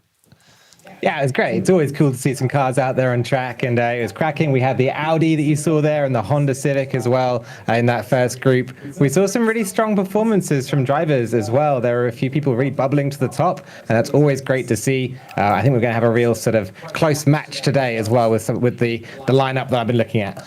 Yes, speaking of our first winner, we do have another... we do have more to show you about our winner, and we're actually going to have him on the line a little bit later, so a lot to look forward to. But I feel like we had some players kind of rising above the rest. Definitely some of these players maybe practice a little bit more. Forza is their element, so it's kind of fun to see who can do that. And I think this is one of those people. Chris Santacroce, apologies if I get that wrong, but we have a video from Chris, or a video of Chris featuring a profile of him and how he won the tournament to get to this point. Oh, the big crash. Okay. That's an opening. Let's see MP Racing. Let's see how MP Racing can handle this. Going to the same turn here, slowing down, nice and easy around the bank. Okay, a little better. MP Racing there, Mike Prebeck. He's a 3-time gold medalist at the State Summer Games and named Male Athlete of the Year in 2013. He's no stranger to success. Awesome. And doing a great job. Second place in the first round. We saw him do well last year as well in the Forza competition, so it's somebody else who's coming back for a second bite of the apple. Swoop it, pull it. Sorry with my laces. There you go. Wow, Maya Moss coming together with MP Racing. Turn 2 and 3. MP carries on. So Chris Santacroce, we'll get his last name pronunciation in a second. We're gonna talk to him. Having an amazing tournament to get to this point, to be involved with the Celebrity Showcase. He plays at least twice a week. He's been a Forza player for 4 years. Ooh. He's looking forward to the competition, and he's giving a shout out to John, which I would imagine to be his brother, his son, or his dad, or his cousin. Those are my guesses. Maybe one of those is right. But we have Chris on the line, I believe. Chris, welcome to the broadcast. First, if you don't mind, how do you pronounce your name and where are you from? Santacroce and White Plains, New York. Chris Santacroce, awesome. Hey, first of all, congratulations. You're not the only one. I think it's an awesome name. My name's kind of boring, my last name, but that's neither here nor there. First of all, congratulations on making it to this point. How does it feel? Racing so well and then making it to today. It was surprising because I wasn't expecting it to be so easy compared, because I thought that would have been a little bit more tougher competition. Right. But like, all you gotta do is practice and you get wherever it takes you. Yeah, awesome. And you as you said, you won by a nice margin. So clearly you put in the time, you put in the work in Forza. What kind of tips would you give to others who are trying to improve in Forza? Just practice and try your hardest and see if you can figure out other lines to take, because there's always a breaking point and there's always points where you can go faster no matter where you are. So with that in mind, how was your practice regiment coming into today? Same, because I've been practicing all week. No matter, like, I normally play like 2 to 3 times a week, and I have my other games, but that's always. I love it. You got to put practicing. You got to put the time in. You want it to be second nature, being amazing on the track. Well, hey Chris, good luck today. Last thing I'm going to ask you here. We see a lot of people saying hi to you in the chat. By the way, it seems like you got a lot of fans out there. So, anything that you would like to say to your fans, or any shout outs?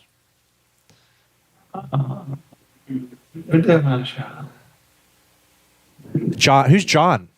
My brother. I knew it. See, I got it. And Cohen and my little group that I see all the time sometimes. Aw, That's awesome. Great. So it sounds like you've got some practice partners out there, some coaches helping out. Well, hey, Chris, thanks for your time, and good luck in the races today. Do you think you're going to win? Humble. I like it, Chris. I think you're going to win. Hey,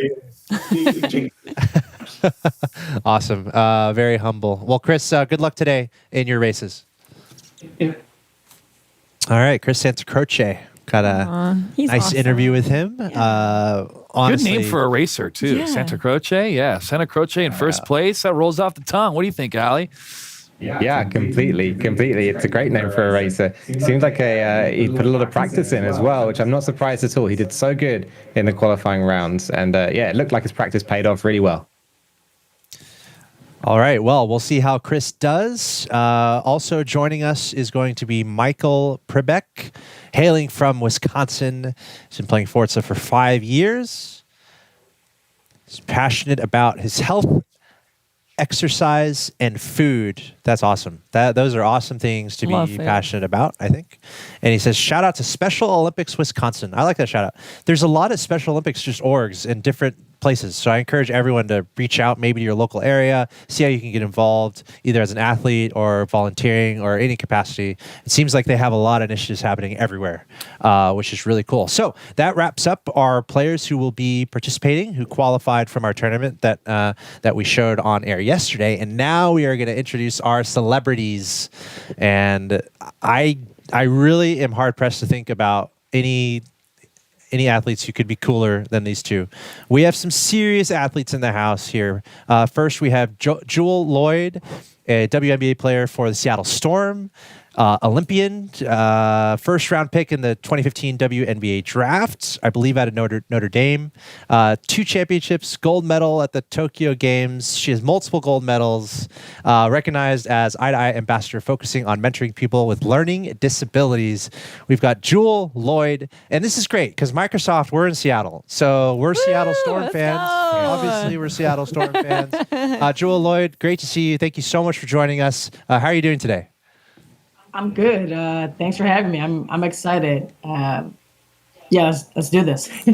For our viewers at home, can you explain what the Seattle Storm is and what you do? Yeah, Seattle Storm, we're the WNBA here in Seattle. We're pretty cool. We won a couple of times. You guys can look that up. But it's pretty cool to be here in Seattle. Everyone here respects us and loves us here in the town. So we're proud to be a part of the Seattle Storm and the WNBA. Oh, that's awesome. So when you're not playing Forza and driving along the highway, what games are you playing at home, and do you kind of play in between practice? Yeah, when I'm relaxing here, I like to play FIFA. I like to play 2K every once in a while. Every once in a while, I'll go on and play COD, but I'm not very good, so I make Same. Same. A little bit, so So I try to detach from basketball as much as I can. This is definitely one way I do that. Did you always play video games, or was that something recent? Yeah, it's always kind of been around. I had an older brother, so I always try to annoy him and play with him. And then my good friends in Lincolnwood, they're all guys, and we all talk a lot of smack to each other, and we always played. So something we kind of do every Friday night and things like that. So it was something to hang out with and not be bored. Absolutely. So how are you feeling about today's competition? We've got some folks that have been playing a lot of Forza. How do you feel like you're going to do, and what do you guys have to say to them? Yeah, people have been playing for 4 years, 10 years, 7 years, 7 hours. So I'm just trying to, make sure that I just follow the smooth curves of the road here. Just enjoy the experience as a whole. Well, thank you so much, Jewel, for joining us today on the Special Olympics Gaming for Inclusion event here on Xbox. Super cool. Thank you. Thanks for having me. All right. Good luck, Jewel. Have fun. Defending champion, man. You got to make Shout it out to Storm Seattle game. Storm We gotta game. go. We gotta go. Now we gotta do it immediately. Hopefully it's When's the next good game? luck or good job. Is she on the, she's not on the line anymore. All right, we're gonna have to figure out when the next game is, and we're gonna have to go. Really awesome to see her here competing in this special event for the Special Olympics. One of our celebrities that is going to be playing in Forza. Kind of the same rodeo here. We have celebrities playing in Rocket League, playing in Forza, and we have more to come with Madden a little bit later today. But that brings us to our next celebrity who is going to be racing in these Forza games. But here's a look at the format. And that is going to be Jason Tatum of the Boston Celtics, who will be joining us a little bit later. So stay tuned for that. But here's our format. 10 players, 10 drivers, right? 10 drivers on the race, amateurs and celebrities all mixed in. There's no teams here. No teams. This is free for all. So you're basically trying to gain points throughout these races. Our amateurs are tournament winners, along with some others who are invited along. And again, celebrities Jason Tatum and Jewel Lloyd are going to be competing in the races today. We got 4 races in total. We've got different cars and tracks across these races, match settings, tuning, stock upgrades, no upgrades, and time. Tiebreakers comes down to time. So I want to throw it to Allie real quick here. Just looking at our overall setup, 2015 Audi S3 sedan on Bernie's Alps Club circuit. And then we're going to Long Beach East. And then we're moving to the 2018 Honda Civic Type R, Maple Valley Short Circuit, and Dubai Mountain Circuit. Mr. Ali, what do you got for us? Yeah, so the 2 cars we're looking at, the Audi S3 and the Honda Civic Type R, are both basically road cars. So you can think about, heavy weight of the car, stock tires, maybe they're a little bit softer sprung than a race car might be. And these are the kind of cars that are going to give you a little bit of understeer coming into a corner, which is to say that you're going to try to steer, but the car's going to want to go straight. So they're kind of interesting cars to drive, definitely fun ones to race because they can take a bit of a knock. We're going for a whole trip around the world in terms of tracks, from the Alps through to Long Beach over at the beach, to Maple Valley, which is based in New Hampshire up in the US, and then over to Dubai as well. So there's loads and loads of different environments that we're going to be sort of dipping our toes into through this. And I think in the end, with the cars and with the tracks, and when you combine it all together, it's a really good challenge to see how everyone is at driving on Forza. And we have no information here. Here's the information we do have. The information we do have is that we have our players who have emerged from our tournament, but we don't know how good our celebrities are. So it's going to be really fun to see how they tackle these tracks. And it might be very entertaining. So buckle up, everyone. Fasten your seatbelts. Definitely, we have to abide by all safety procedure. 4 different tracks. Most points after 4 races will win. 2 predetermined cars that we've already discussed. First place, 20 points. Second place, 18. Third, 16, etc. is what ETC means. But I like this format. 4 races. It's not one winner take all. There's time to kind of make a comeback happen. And what do you think about this format here, Ali? 4 races with points based on position. Yeah, I mean, last time around we were talking about comebacks, but we saw a little bit of domination from some drivers. I think this time it might be a little closer. When you have 4 rounds to go through, obviously, if you lose out in the first one or don't perform as well as you hope, then you can always have the second round to kind of come back, or the third round and stage that return. And some drivers do better under pressure, so sometimes it can be easier to turn the speed up and turn the volume up to 11 if you have a little bit of a back foot that you have to get past. To help fill out the race, we wanted to invite our participants that played very well last time we showcased this tournament. So our 2 tournament winners that you see on the screen, along with our celebrities, our top performers joining us: Julius Levesque, JJ Slatone, Thomas Stipe, Wesley Garber, Stephen Michaels, and Dustin Maraglia. Again, a huge thank you to everybody that signed up for the tournament, everybody at the Special Olympics, Microsoft, and Xbox that worked together, that collaborated to make this tournament possible. Now, the funny thing, too, is to see if maybe these top performers that got invited back thought, you know what, I didn't win. So this time I'm going to have to really show my skills, especially when the celebrities are now on the track. But, Ali, we did really see a big, the dividing line, the differentiation between the players that made it all the way to the top versus everybody else. It's, it's kind of like what Jewel said. It's hugging the corners. It's rounding those curves. But it's knowing when to slow down at the right time. And I think that's one of the toughest parts about Forza, is when to know when to slow down. Yeah, exactly. The throttle pedal goes both directions, right? It's a cliche now, but it does it definitely there's a grain of truth in there. You know, you have to know where the limit of the car is and hold the car at that limit. And if you're going over it, if you're going too fast, it's not going to give you the quickest lap time. You know, you imagine by slamming the throttle down and holding it down, things are going to. Oh, there's a good example. A car going off into the barriers on the outside. A moment there where lifting off or tapping on the brake might have been the faster approach for the whole lap. And we are underway here. This is the first lap of our first race. Remember, 10 races in total. We got 6 laps here on the Bernie's Alp Club circuit. This is an imagined track. If you get out your map and you try to go find this, it will not work. You will get lost in the mountains, so do not try to go find this place. I found that out last time. But It'd be quite a fun trip though, heading out into the Bernese Alps and just being like, all right, I'm going to find it. We're going to go there. You know what? Maybe.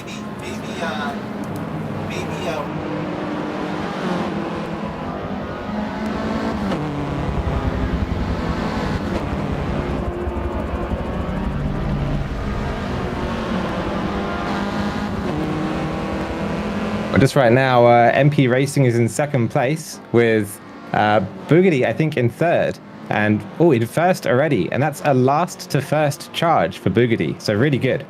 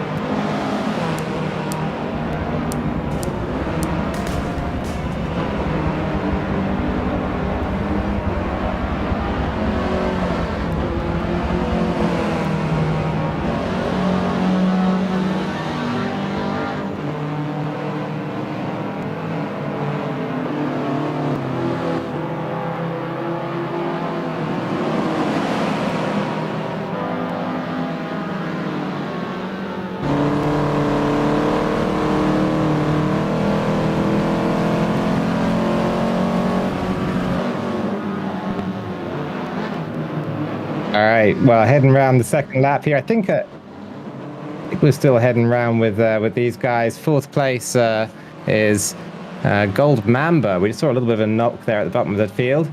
I've got a feeling that I'm struggling to hear Axel right now, so I'll be reconnected with them any second. But just for now, we can continue heading around the track. It might be a nice moment to give you a little bit of insight into the car that we're sitting on board with here. The Audi S3 sedan. It has a 2-liter turbo inline-4, this car, which is interesting. I was chatting about this previously, and I think it's worth raising again tonight. And that's because the Audi 2-liter inline-4 is very sort of chill in the way that it delivers its power, whereas we'll jump on later to a Honda, and that one has a pretty wild, it's exactly the same layout of the engine, but it's pretty wild in the way it delivers its power. And so you see a really big difference between the two cars, and I think it's going to be exciting when we see how that weighs out and how which drivers like the Honda better than the Audi across these races. I think you have me back here, right, Ali? Excellent. Yeah, I got you. Well, you know what? I got you. It's nice to have you back. We'll blame it on the batteries, but you did a great job, and I think everyone can be happy to get a short reprieve from me. So welcome. I'm back. Welcome back, everyone. Welcome back to me. Looking at this race, though, Boogity. This is Chris Santacroce, who we saw do so well in the preliminaries, and he's just continuing with his winning ways. We see him way out in front. I want to say like 50 car lengths between him and second place, but we have quite the battle in second place. In fourth place right now, who I'm watching on the, I guess both screens have it right now, or actually on the left side, you can see I'm on fourth place, who is our hero. Oh no, she crashes. That is Jewel Lloyd from the Seattle Storm WNBA defending world champion basketball team and also Olympic gold medalist. She is playing with the handle Gold Mamba. That's Jewel Lloyd. So she was in fourth place there. But she had she just had a serious crash straight into the tires. So how do you avoid crashes in this game, Ali? Well, that's the trick, right? That's half of the trick. I mean, yeah, it's going to take a little bit of braking, going to take a bit of getting used to the car. I was having a look at Jewel Lloyd's Instagram before this, and I think like maybe she just had a friend's one, but she was chilling out with a Chevy Silverado. It's like a big drop back truck. And I think that might be what she runs. So this Audi is going to be a little bit of a different car in character to that. So maybe there's a little bit of sort of getting used to this car compared to the one that she's used to running. Either way, that's part of what's going to keep you out of the barrier as well. Is just getting used to your car and getting accustomed to it. I guess there's a certain amount of learning the track to, we're 4 laps in here. On the Bernese Alps, not too many extreme turns. So do you think there's you get the feel for it after a few laps, and you're kind of getting more knowledge of how aggressively you can take these turns?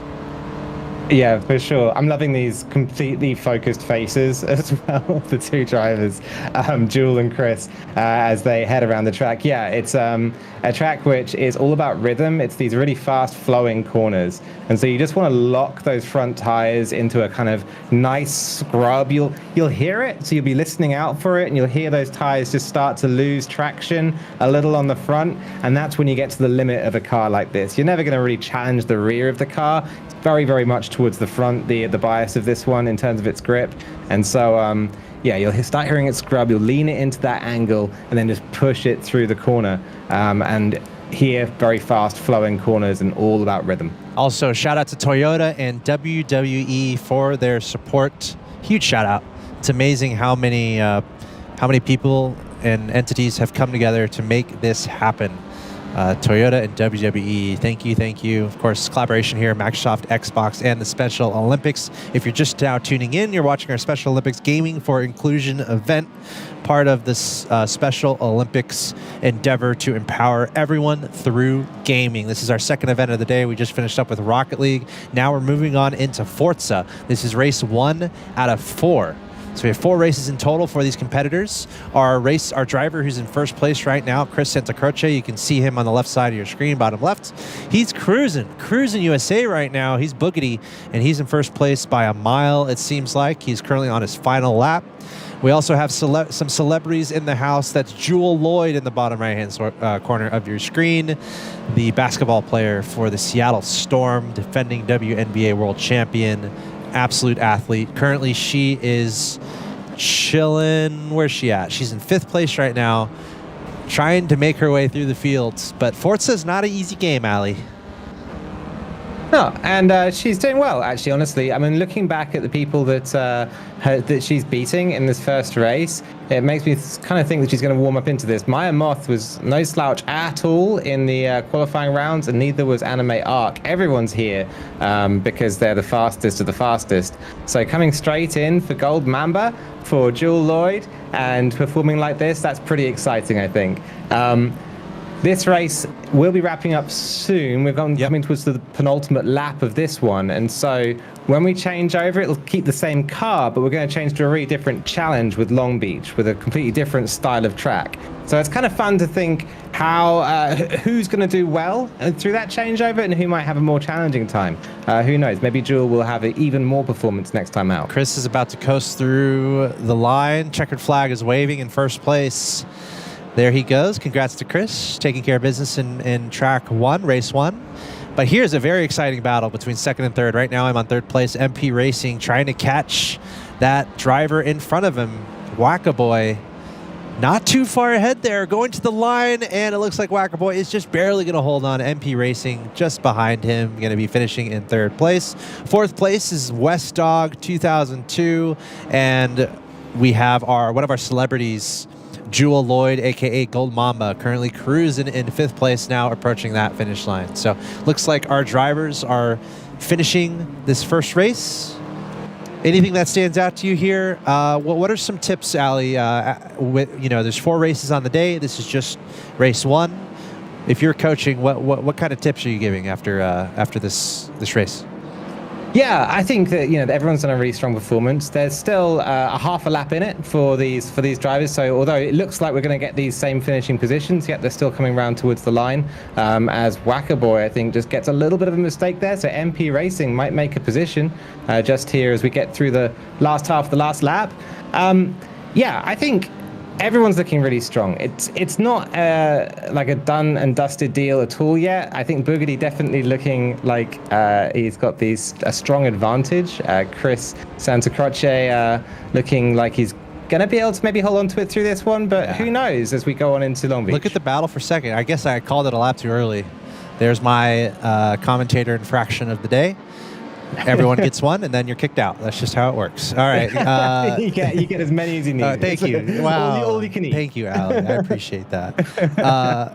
And there we saw Boogedy, a.k.a. Chris, now crossing in first, but here's that battle for second and third that we were looking at earlier, and it looks like it is going to stay consistent for what happened in the previous lap, but these two have been going back and forth. MP Racing and Wackaboy, but there we go. Second and third. Let's take a look at who else is on the track here. Okay, behind them is going to be West Dog, followed by Gold Mamba. Going to be finishing up this race. Love it. Well, it's a great result for Chris there out of New York. We had a little chat with him just before the race, and he seemed quite, I would say, quietly confident. Didn't want to write any checks he couldn't cash, but at the same time, I think he knew that he'd put the practice in to kind of expect good results. And wow, is it paying off. Good run from Chris. And remember, we have 3 races to go. Chris is looking pretty solid as a favorite, perhaps. He won by a pretty good amount in the first track, but you could always crash in Forza. There are ways to get set back. So you got to be careful about that. There are 4 races in total, so there is room for these other drivers to try to make that comeback happen. Meanwhile, the battle between second and third was fascinating this race. So I'm kind of very curious to see what's going to happen with the battle for second and third as we move forward to future races. But it looks like all of our drivers are just about crossed that finish line. No, Wackaboy did good there when MP Racing, that little challenge that we saw between the two of them. Mike Preback in MP. We had a little look at him, didn't we, in the pre-race as well. So another person who said that it's worth keeping an eye on. I think, I would expect all these top 3 to really start grouping together as we run through the rest of the rounds. So yeah, exciting stuff. And you wonder about the celebrities because we know how competitive the celebrities are. We literally saw celebrity in our Rocket League showcase go from being a super noob to playing really well. So I'm curious to see how our celebrities might improve as these races go along. The understanding that track first, getting a handle for it definitely helps when you reach kind of that third lap, and then you remember, I have 2 more laps here, and then we're changing to a different track. Yep. Now, as we saw in the tournament that happened, some of these laps may go, well, even all the way up to 7 based on the format. That's what we showcased in the tournament. And it was really that third, fourth place kind of power grab, who's going to overtake the other, because we knew who was going to get first and second because they were so far ahead. And that really can become the name of the game here for the storyline of who can make those points, that point difference between second and third place. And then maybe, if Chris falls behind us and get first a couple times, could be a different victor here. So still anybody's game after the first track. Yeah, it's also a game that everyone's kind of played, right? Like racing game, driving games. So they're like, oh, I love racing games. But Forza, it's very technical. And I think they're going to be surprised by it for sure. Yeah, I think that's a good point. I mean, racing games have been embedded throughout video game history. Everyone remembers playing Cruising USA at the arcade when you were 5 or 10. Or it's like one of the first games I played and really enjoyed. So there's a lot of familiarity that comes with the racing game. So I would expect to see big strides made by these players. Yes, we are looking at the chat. What's up, Peach ID, Dr. Sonic, The Ultimate, Cerebral Paul. We see you guys in the chat. Thanks for hanging out. And now it's time to introduce our next celebrity that we have involved with our Forza tournament. It's Jason Tatum, NBA player for the Boston Celtics. Absolute legend. 3rd pick in the 2017 NBA draft. Selected for NBA All-Rookie First Team in 2018. And previously coached Special Olympics basketball game in 2020. Jason Tatum is going to be in the house joining us for some Forza, and he's on the line right now. Jason, good to see you, dude. I see you got a basketball there, getting your mindset ready for some competition. Jason, thanks for being here, dude. How are you doing today? I'm good. Thanks for having me. Yeah, it's great to have you. Jason, there may be some people who haven't watched you in the NBA. Can you tell us a little more about yourself and your accomplishments? About myself, just finished my 4th year in the NBA for the Boston Celtics. I'm pretty good. I won a gold medal this summer in Tokyo. That was a pretty big deal. Something I'm extremely proud and honored to be a part of, and hopefully can continue to do special things, along my career. Well, right on. Well, congratulations on so much you've accomplished so far, including in the last couple years.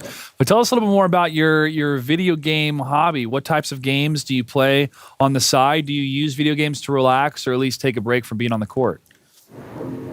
Yeah, video games are a big part of my life. I think for most professional athletes, especially the young ones, it's a way, after the game, because it takes a while for your body to calm down and, go to sleep. So, after the game, you're still amped, you're still up. So, you get on the game, call your buddies from back home, you play for a couple hours, especially while we're on the road. The NBA life is pretty boring when we travel. So it's just a lot of free time. And, a lot of us, take our Xbox with us, on the road and play in a hotel. Now, do you have a group that you play with when you're on the road, or like groups or friends that you play with online, or are there even members of different teams that you'll go up against online? Yeah, most of the time when we're on the road, we play, with the guys on the team. When I'm back home, mostly it's with my friends from back home in St. Louis that I'll call. But, you see who's online. I got a couple guys that are on different teams, and sometimes I'll see them online while I'm playing. Yeah. Now, we're going to see some Forza Motorsport 7 today, but are there any other game releases that you currently play or any that you're looking forward to? Big NBA 2K fan. Do you play as yourself when you play? You have to.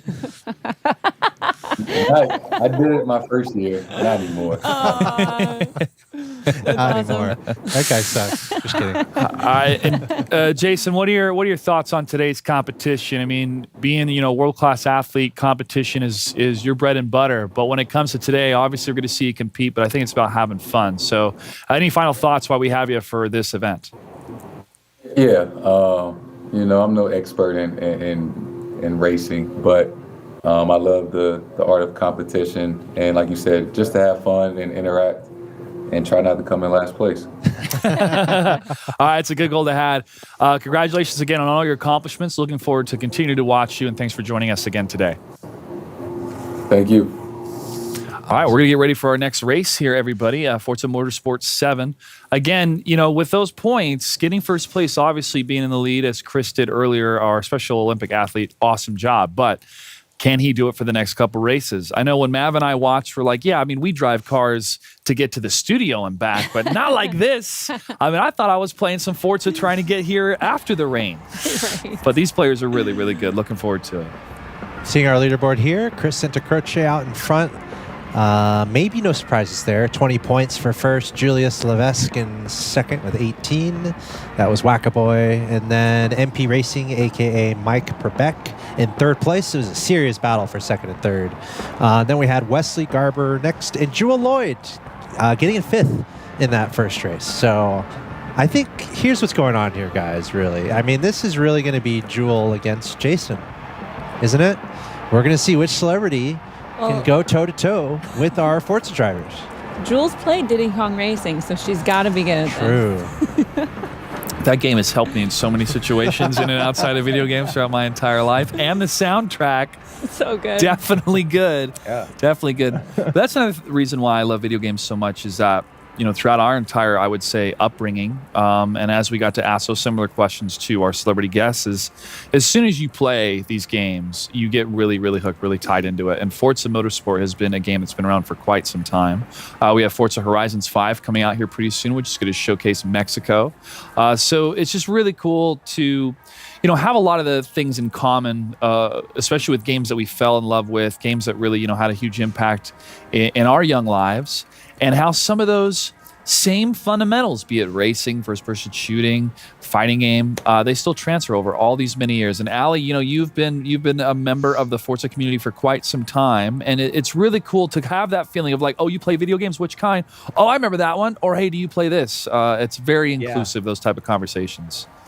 Yeah, and racing games are so much like that. There was one of those sort of Twitter memes going around recently where everyone sort of asked to post their lineage through different consoles, and you see racing people do it, and it's just so great to see where people jump into the Forza franchise and jump back out and jump back in again, and it's such a big part of the genre. Through motorsport, through Horizon, and even through Street over on mobile. There's so much to the franchise, and so it's just nice to have this big, wide open community of people enjoying racing games. So we're getting this next match underway in just a little bit, making sure everybody's pressing that It just looks spectate so mode. real. Yeah, it is real. I mean, it's real, but real, it looks real too. The whole philosophy behind Forza is Realism. make it as close as possible to the in real life experience.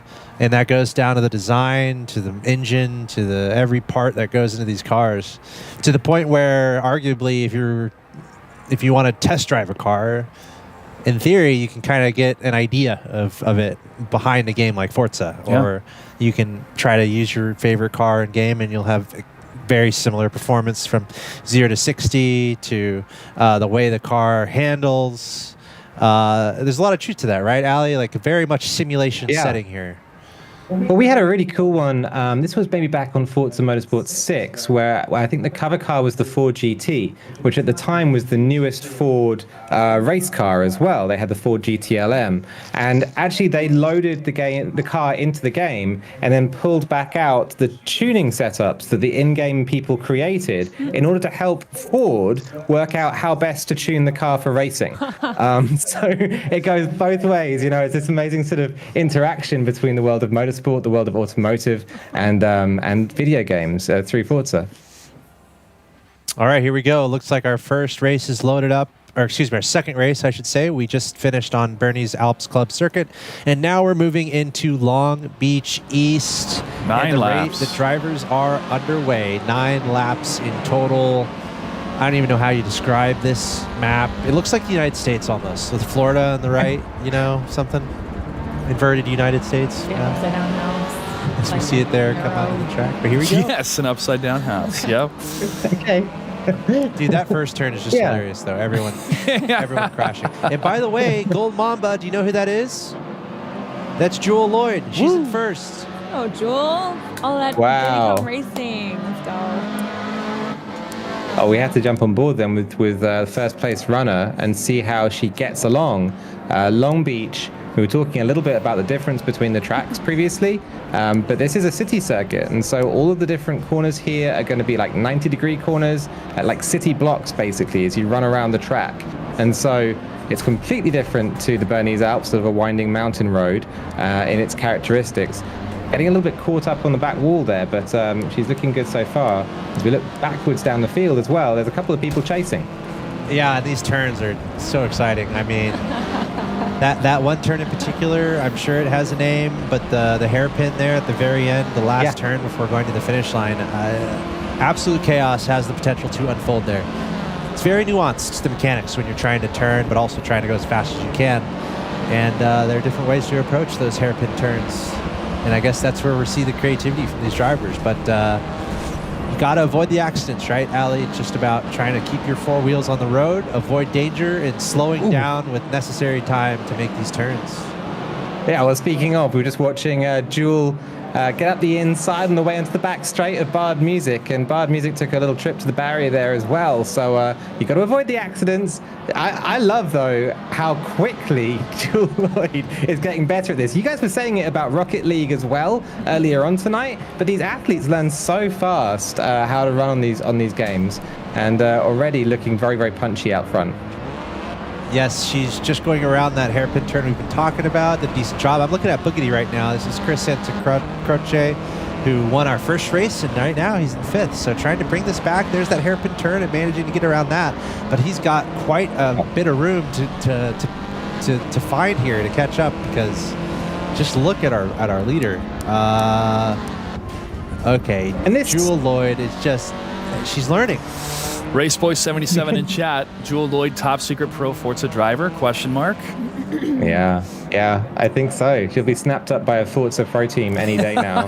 The offers will be flying in after this. I was going to say, with Boogedy in 4th place there, this is going to show a side to Chris Santa Croce that we hadn't seen previously, which is, we've seen him out front, leading from the front and really being assertive with the way he races.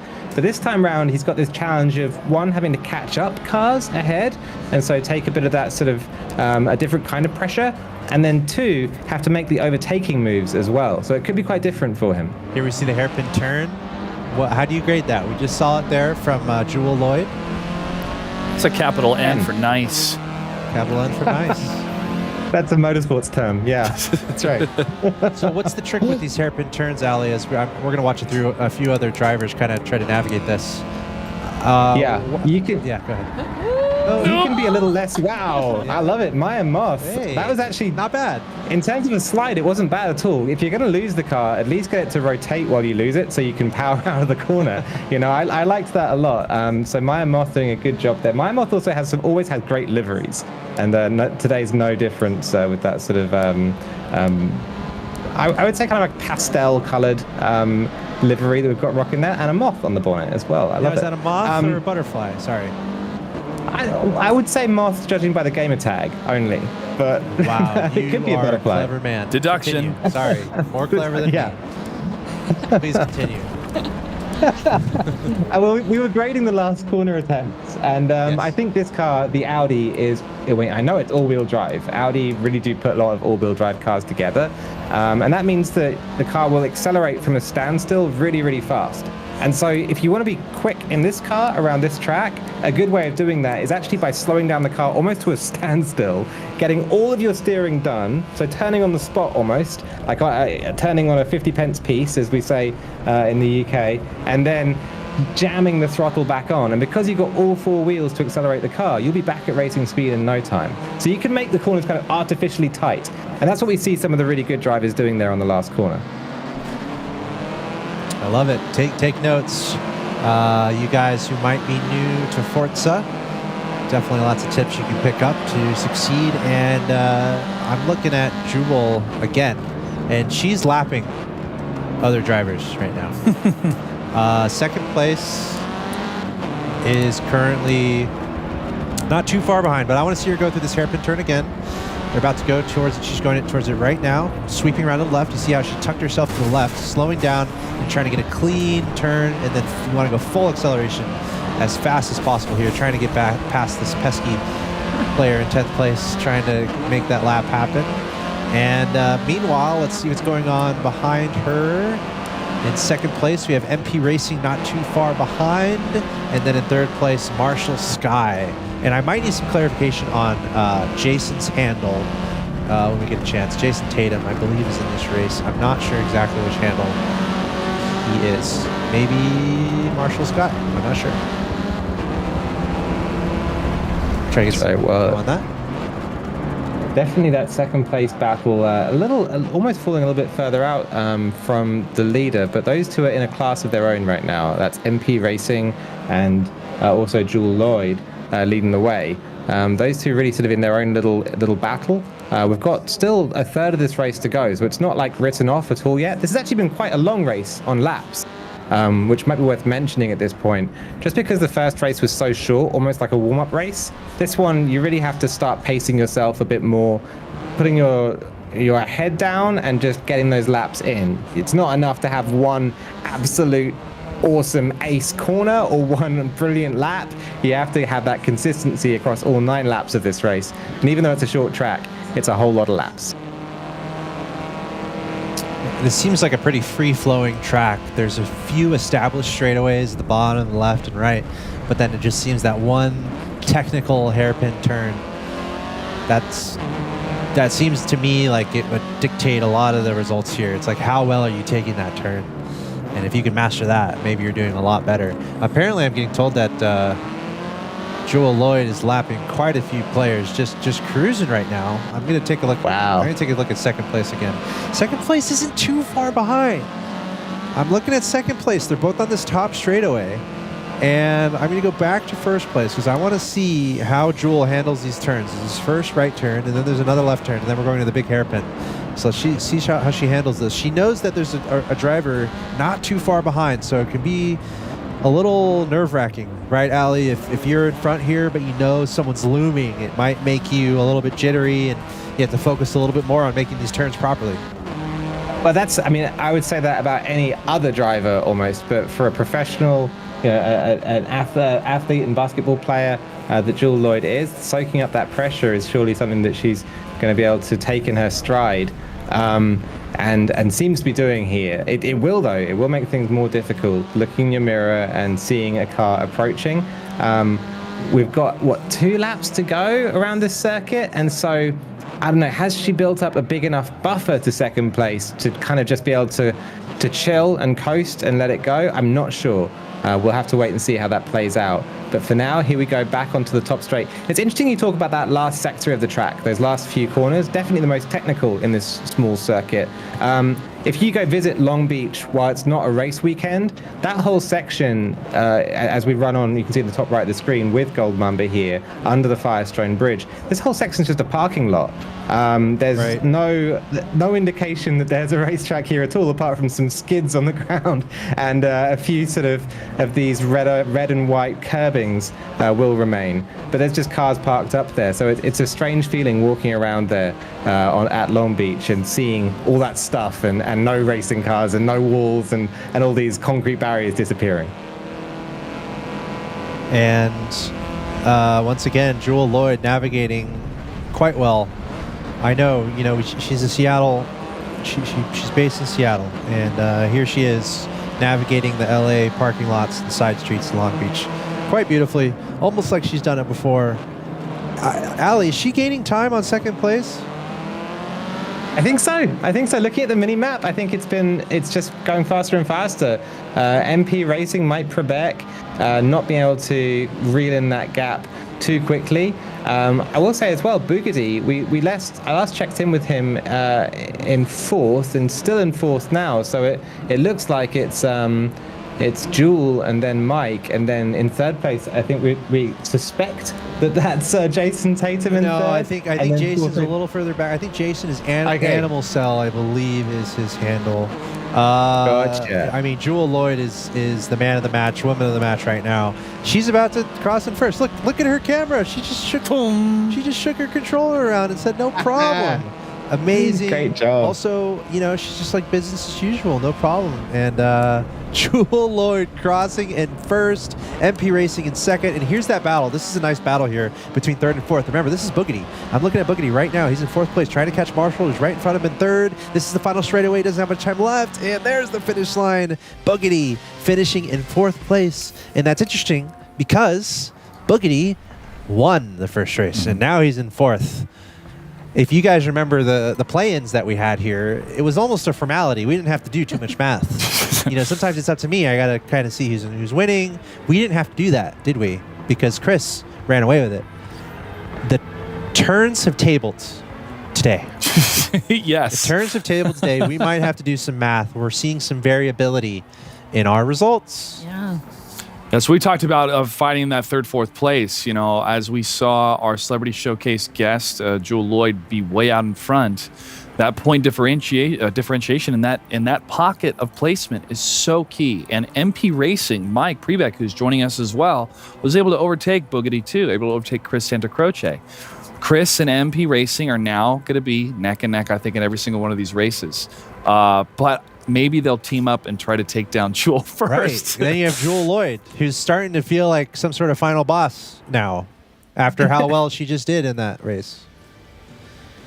And I'm looking forward to that. There's a clash of the Titans here as well between Jewel and Chris that we haven't seen yet, because I think Chris had a little bit of a slower start to that race compared to race one, and maybe with a smoother start, with a smoother getaway, there could be a real big battle brewing out here at Maple Valley as we head on to race 3. Yeah, the battle in Maple Valley. And it's actually, it's kind of funny literally, a lot of it comes down to the first turn in a race like this. Yeah. We have players who are a little bit more seasoned than others, but that first turn is the one that will throw everyone through a loop because everyone's trying to win and everyone's getting excited and then everyone's accelerating, but you have to slow down so you can make the turn. So usually we see a lot of people crashing. So I'm going to be looking out for that first turn. That's when we see all the crashes usually. But, on that note, though, that's how important it is to maybe have a clean first turn, right, Allie? If you can get a clean first turn and just try to get in front, how critical is that for success? Huge. Yeah. That can be huge for your lap. I mean, Maple Valley has a big gravel pit on the outside of turn 1 as well, which make things a little bit difficult for drivers who make a mistake there. So yeah, hopefully a clean T1 would be good. Something to note is the change of car that we saw just here. The Audi, previously the S3 sedan, I think we were all being nice about it, but it's a little bit of a snoozemobile compared to the Honda Civic Type R that we're going to be hitting up here. This is the 10th generation. The FK8 is the model name. And it's an animal. It looks super cool, loads of air ducts in it. And although it has a lot of sort of similar internal parts to the Audi, although it's got actually a very similar engine layout, it's a completely different animal of a car. So yeah, I'm really excited about seeing this one. It just looks cooler on track as well. It's a cool looking automobile. I can definitely tell that Ali's a fan, but even with the layman, if they jump into a different car, it's obviously going to handle and perform differently, and you have to make those adjustments. Oh, yeah. How long does it feel like to make those adjustments, Ali? Is it the first lap, second lap? Because as we had just talked about, that first turn is so crucial. But for some of these players, maybe hopefully practice ahead of time to know the difference between the two. Yeah, exactly. I mean, and that's going to come down to the skill of the driver, making that adjustment quickly. If anyone's watched the new Schumacher documentary, which came out recently, there was an anecdote in there where he kind of showed up at a racetrack he'd never raced at, went out for a jog around it, and during that jog, memorized every apex and all the corners and knew the exact layout by the time he got back out and into the car, and then was back up to race speed by the time he was out on track. So it's, it depends on the driver. I think the faster you're able to adapt, obviously, the better the race results you're going to get are going to be, and that's going to be the challenge as we go into race number 3. Here we have a leaderboard update. Chris and Mike locked in at number 1, tied for first place, both at 34 points.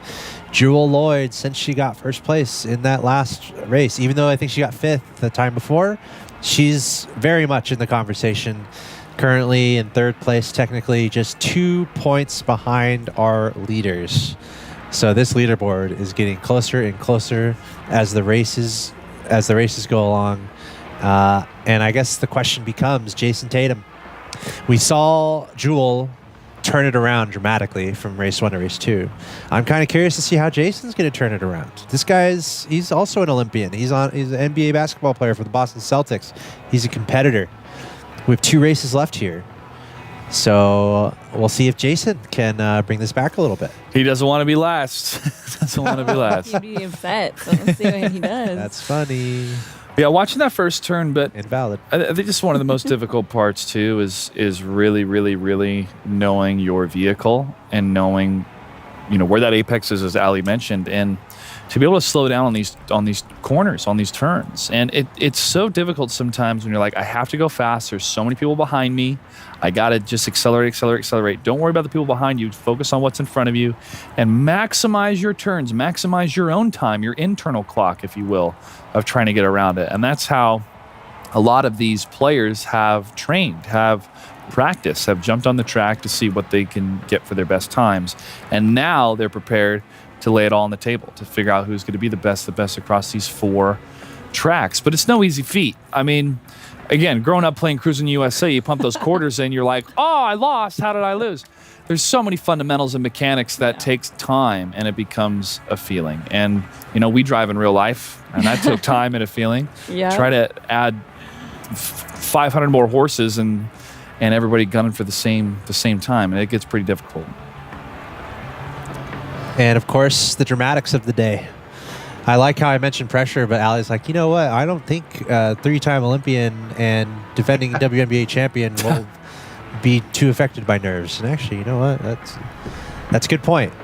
I mean, if your job is to compete at the highest level, make it all the money or whatever, it's fun to see how they approach these games and how, you know, what skills might cross over, or what you can use that works really well in your career and in sports. How can you use that to your advantage in video games? So really cool to see Jewel kind of leverage that. And we should ask what They do adapt Yes. so fast. Like the level of adaptation, even from Rocket League to Forza now, just seeing them just sort of kick it into new gear after like maybe a round or a lap or a race is just incredible.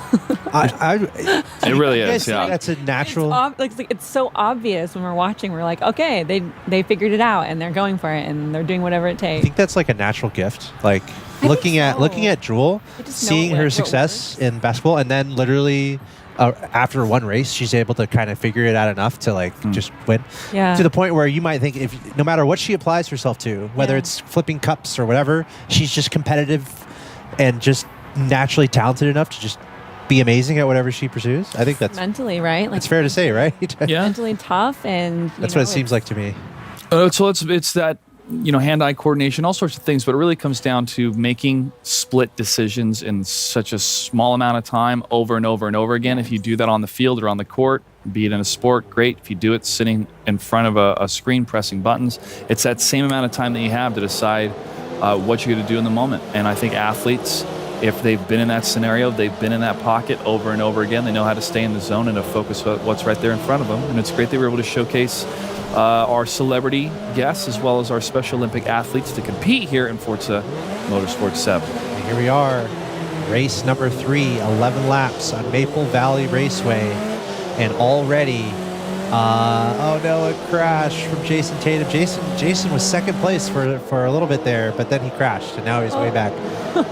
But more familiar news. You know, we're so curious. How is this going to start? How is it going to go? Oh no, we have a crash. Jewel. She was out in front, but she just had a nasty crash there on that turn, and we have a ton of cars that are vying for first place here. Marshall Sky is right there. Who else is in this grouping? We got Boogity, we got West Dog, MP Racing. The top 5 cars are all really close to each other, but for now, Jewel Lloyd going straight to the front, and she's holding on to it right now. Amazing. This is a recovery. Oh. Careening off the road here. Gotta be careful. A lot going off the road. Back to the road, but that's going to be a pass. Boogity, that's Chris. And West Dog taking advantage of that little mistake. Allie, it seems like we have a race on our hands. We definitely do. Awesome. The top 3 there getting very close. A few little mistakes coming into turn 1, and Boogity moved up, I think, from almost back of the grid to third. No. Wow. Oh no. Oh. That's a big All one. right, Allie, what happened the there? Is the adjudication committee going to look at that one, or was that just an unfortunate circumstance? I think both of them lost out. No one seemed to get an advantage right there, so it looked more like a racing incident to me. But yeah, the car's getting kind of stuck on each other and unable to turn. Another crash in the back corner there. This is going a little bit pear-shaped, I would say, for Jewel here. He's dropped all the way in one lap from 1st to 7th in this grid order. So sliding down the field a little bit. Might have to get her head down and move up. Yeah, Allie, what do you think about the change in car? Do you think there's some sort of relearning there? You know, we kind of mentioned it. You're switching cars. What do these drivers need to keep in mind? You know, switching to this car and I guess adjusting based on what they were just driving previously. Yeah, so one of the characteristics we talked about of the Audi was that it was all-wheel drive, so the power went to all 4 of the wheels, and it made it good at accelerating. The Honda isn't, it's front-wheel drive instead. And there's a couple of things that it's good at as a front-wheel drive car.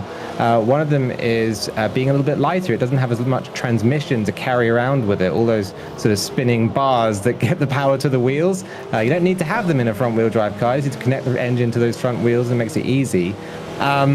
One of the troubles with this kind of a car, though, is that your steering and your power all goes to the same wheels, those ones at the front, and it puts them under a lot of stress. So it's very, very easy to slide up or spin up the tires or start sliding from the front, and the car will just kind of drive in a straight line and not do what you want it to do. And I think that's what we're seeing a little bit with the drivers here. They're kind of jumping on the brakes, trying to jam the car into the corner in the way they would with the Audi, and the front tires are just saying, nope. Not interested in that. That's much too much force to go through this rubber, and sliding off the track. That's amazing. Very subtle differences that these drivers are going to have to manage right now. Boogity is full speed ahead. I think that's him in front. Yes, it is. It just seems like he's extending his lead. Also, his car is looking perfect, and that means he hasn't crashed. Obviously, that is one of the goals in Forza. You don't want to crash. And looking at Boogedy's car, I don't see many blemishes at all in the clean white paint. So it looks like Boogedy able to have a clean race here. Got some crashes in front of him. Got to be a little careful not to run into anyone else here. I believe it's just a ghost of a car, but it can still freak you out if you see a lot of commotion in front of you. But Boogedy doing just fine. By the way, that's Jason Tatum. Boogedy's trying to lap Jason Tatum right now. But Come on, Jason. Jason's not going to let that happen. So Jason is desperately trying to prevent being lapped here. Let's see how long he can hold on. I saw Jason. I was looking up being a car guy. I had to know what these guys were driving, and so I think Jason runs a Rolls Royce in real life, which it's a cool car. There's Rolls Royce Wraiths, big engines in them and very heavy. So maybe driving that around a little bit will give him some behind the wheel experience for this Honda, which is also kind of a heavy-ish car. Not exactly the same as a Rolls Royce, but it's got some similarities, I guess. Going through the field here, Boogedy well out. He's nearly half a lap in front of second place. MP Racing is currently coasting in second place, having a bit of a battle himself against the driver who is in third. That's Westdog. Westdog trying to chase down second place. We're looking at Westdog here on the left side of your screen. Currently trying to stay in the top three. Let's go on through though. Let's see what's happening. Wackaboy currently in fourth. And then we have our hero Jewel Lloyd currently in fifth, trying to chase down fourth place. Every position is so important, especially how close these drivers are in the standings. So Jewel going to try to do everything she can to catch those drivers in front of her. Oh, that's someone crashing in front, so she's going to be able to cross and pass Wackaboy. That's a really nice move there. You know, Ali, I feel like in Forza, if you just calm, collected, keep it simple, just try to keep your tires on the road, maybe that can help you out. But as I say that, Jewel running right into the fence there and giving up that third position. So quite the battle for third, fourth, and fifth. Yeah, it keeps on going forwards and backwards between these two. It can sometimes you don't ever need to make like an overtake. You don't ever have to put your car offline or threaten the other car or kind of engage in that sort of wheel-to-wheel racing, because there's just a track which makes everyone make mistakes. And here in this battle between Wackaboy and Jewel, you can see one of them passes the other. The one in front makes a mistake. The one they pass again, they make a mistake. There hasn't yet been any kind of like actual face-off on track, but it's more both of them trying to outlast Maple Valley, which is a really tricky circuit to go around, and out-survive this track, and both of them coming a cropper from time to time. So much so that Marshall Sky there, up to fourth place now, has managed to make up some really good room. Yeah, quite the battle amongst our top five drivers, and we're seeing kind of crashes happen left and right. And this is not Rocket League. Thank you guys in the chat. This is indeed Forza. We had a Rocket League a little bit earlier today. Now we're doing Forza, and we have Madden coming up in a little bit. Looking at Jason Tatum right now, player for the Boston Celtics. Come on, Jason. The gold medal Olympic winning basketball team for the USA this year. Pretty nice speed here. Ali, why don't you give us some play-by-play or give us some coaching here? We're top left. We're watching Jason Tatum take on this track. Well, running into the first turn, coming in a little hot there and looking like just going to touch the inside over the grass. There's no grip on the grass compared to the tarmac, and so you're going to slide right off the track. Jason, I heard, was looking at his NBA 2K rating and saying it was a little low in the game. So maybe we here on Forza we can get a higher rating for him right here. This is the new canon Jason Tatum game happening right here. It's Forza Motorsport 7. Sliding off track again there in the middle of the track. I think right now Jason just needs to get a little bit more heavy and enthusiastic on that left trigger that's going to slow the car down, engage the brakes. And allow the car to move through that middle of the corner section where right now it's sliding with a little bit less sliding and a little bit less rubber getting burnt, and then he'll be able to make a faster lap time. It's looking at his driving here, it's not a million miles away from just running a really sweet, clean lap. It's just that little tiny bit of sort of extra experience around the circuit that's going to help him out. I like that tight line. but I don't know it's going to work out for him again, touching that inside curb and running out to the gravel. So it's really just getting the feel for those brakes. And, Yeah. you want to be aggressive with your accelerating, but it's okay to be aggressive with your braking.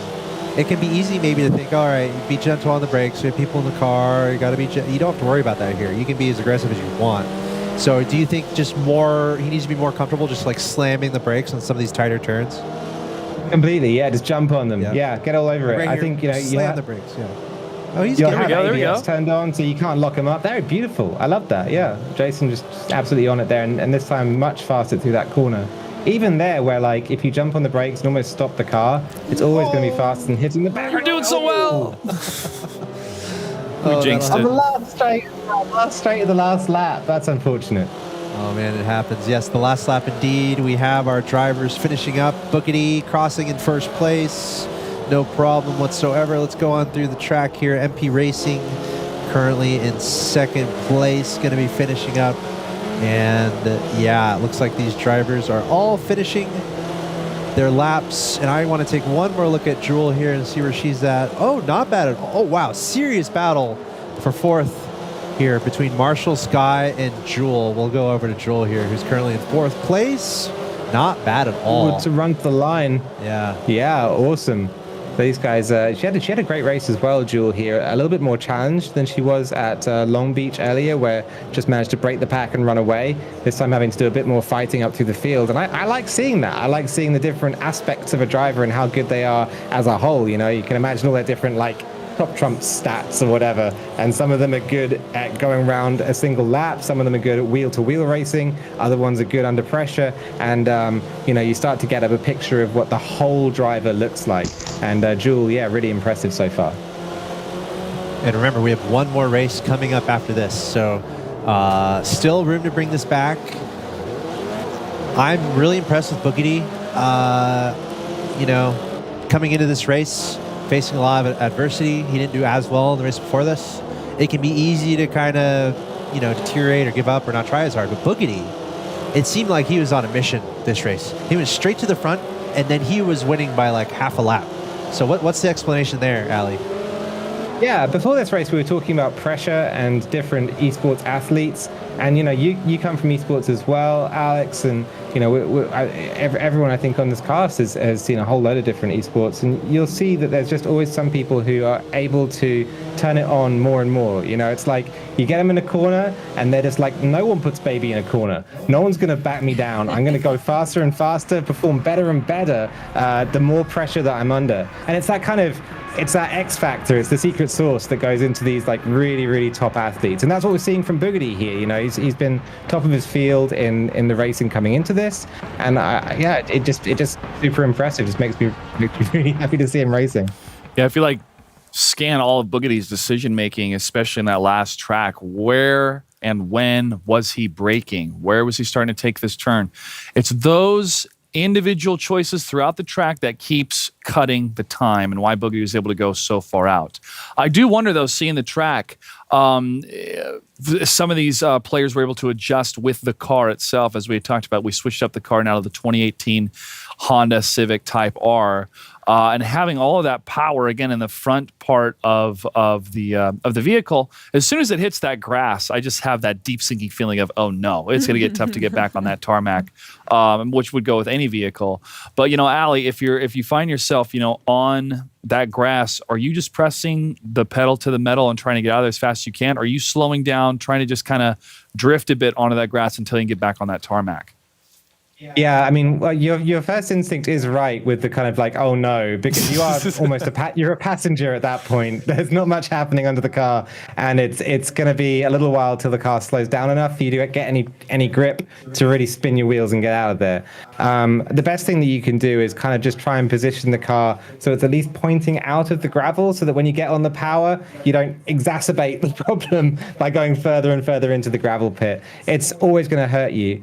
Funnily enough, I was on board with over on my Xbox here with Boogity in the first corner, and he ran in there, and everyone in front just slid off into the gravel, and it was like this perfect like moment where the track cleared in front, and he just drove on through and made up like a whole bunch of different positions there, and it just shows one, he's really fast at adapting between cars, but also two, there's that practice element. He knew what was coming up. He'd given it a few goes beforehand and was able to jump on the brakes and make it work through turn one in a way that most of the field just couldn't in this example, at least. Yeah, it worked for him. Yeah, I made that point a little earlier. It's like looking at this first turn, that is literally where the most chaos is probably going to be. Everyone's as close as they are. Everyone's starting at the front. You have part of the field who wants to just go win and get to the very front. You have part of the field who's just trying to do a nice turn. You have another part of the field that just wants to go fast, and they're going to just crash through no matter what. So that's a lot to manage in this first turn. So it's really fun, though. I don't know. I'm sorry, but it's really fun seeing all the mayhem that happens in that first turn. So I'm going to be looking out for that definitely in this race coming up. This is going to be our final race of our Forza competition and our celebrity showcase for the Special Olympics event. Gaming for Inclusion, Chris, a.k.a. Boogity, leading the way now with 54 points. However, MP Racing, a.k.a. Mike Prebeck, just 2 points behind at 52, and Jewel Lloyd is still within reach here. I think the math works out where Jewel would have to win and Chris would have to be outside the top 5 or something like that, but still within reach technically. We know how much a crash here or there can affect things, and everyone's looking out for Jason Tatum's claim to not be last. And right now, second to last. Flirting with danger, keeping it interesting, and here we go. 5 laps, Dubai Mountain Circuit, turn 1. Let's see how this unfolds here. Kind of tricky in the beginning here. Navigating these first early turns, Ali. Yeah, I think I saw Boogity get into a crash in the first straight. Jason in front. So Chris with a big fallback down the field. Jason Tatum is in front right now. Jason Tatum is winning. Let's go. But look who's right behind him. That's Jewel Lloyd right behind him. That's Jason and Jewel, first and second, battling for that first position. This is surely the matchup that we've been waiting for throughout the celebrity showdown. This is your celebrity showdown happening in front of you right here. Jason's taking these turns nicely. What do you make of this? Amazing, yeah, just locked in there up the hill. He's looking really good and actually pulling away a little bit. Oh, locks up the brakes as we go into the hotel section. We're at the top of the mountain right now, and so they've climbed all the way up, and now it's going to be a roller coaster ride down the hill, and that's the overtaking move for Jewel. This is almost more intense than if they were to have a 1v1 in basketball. I'm sure they are treating it equally as serious here. As Jewel Lloyd in front, there's a little friendly bump from Jason. Now they're side by side, maybe looked at each other in the window, saying, "Get off my tail, bro." Probably playing the music loud right now also. Getting in the mood, I'm sure. But this is a serious battle for first and second. Kudos to Jason. Oh, he's getting tapped into. MP Racing. Jason's like, dude, get off me, man. What's going on here? Now Jason getting pushed back to third place. You know he wants this one, though. And I got to think, based on how he's handled a lot of these turns, I think he has a chance to do really well here.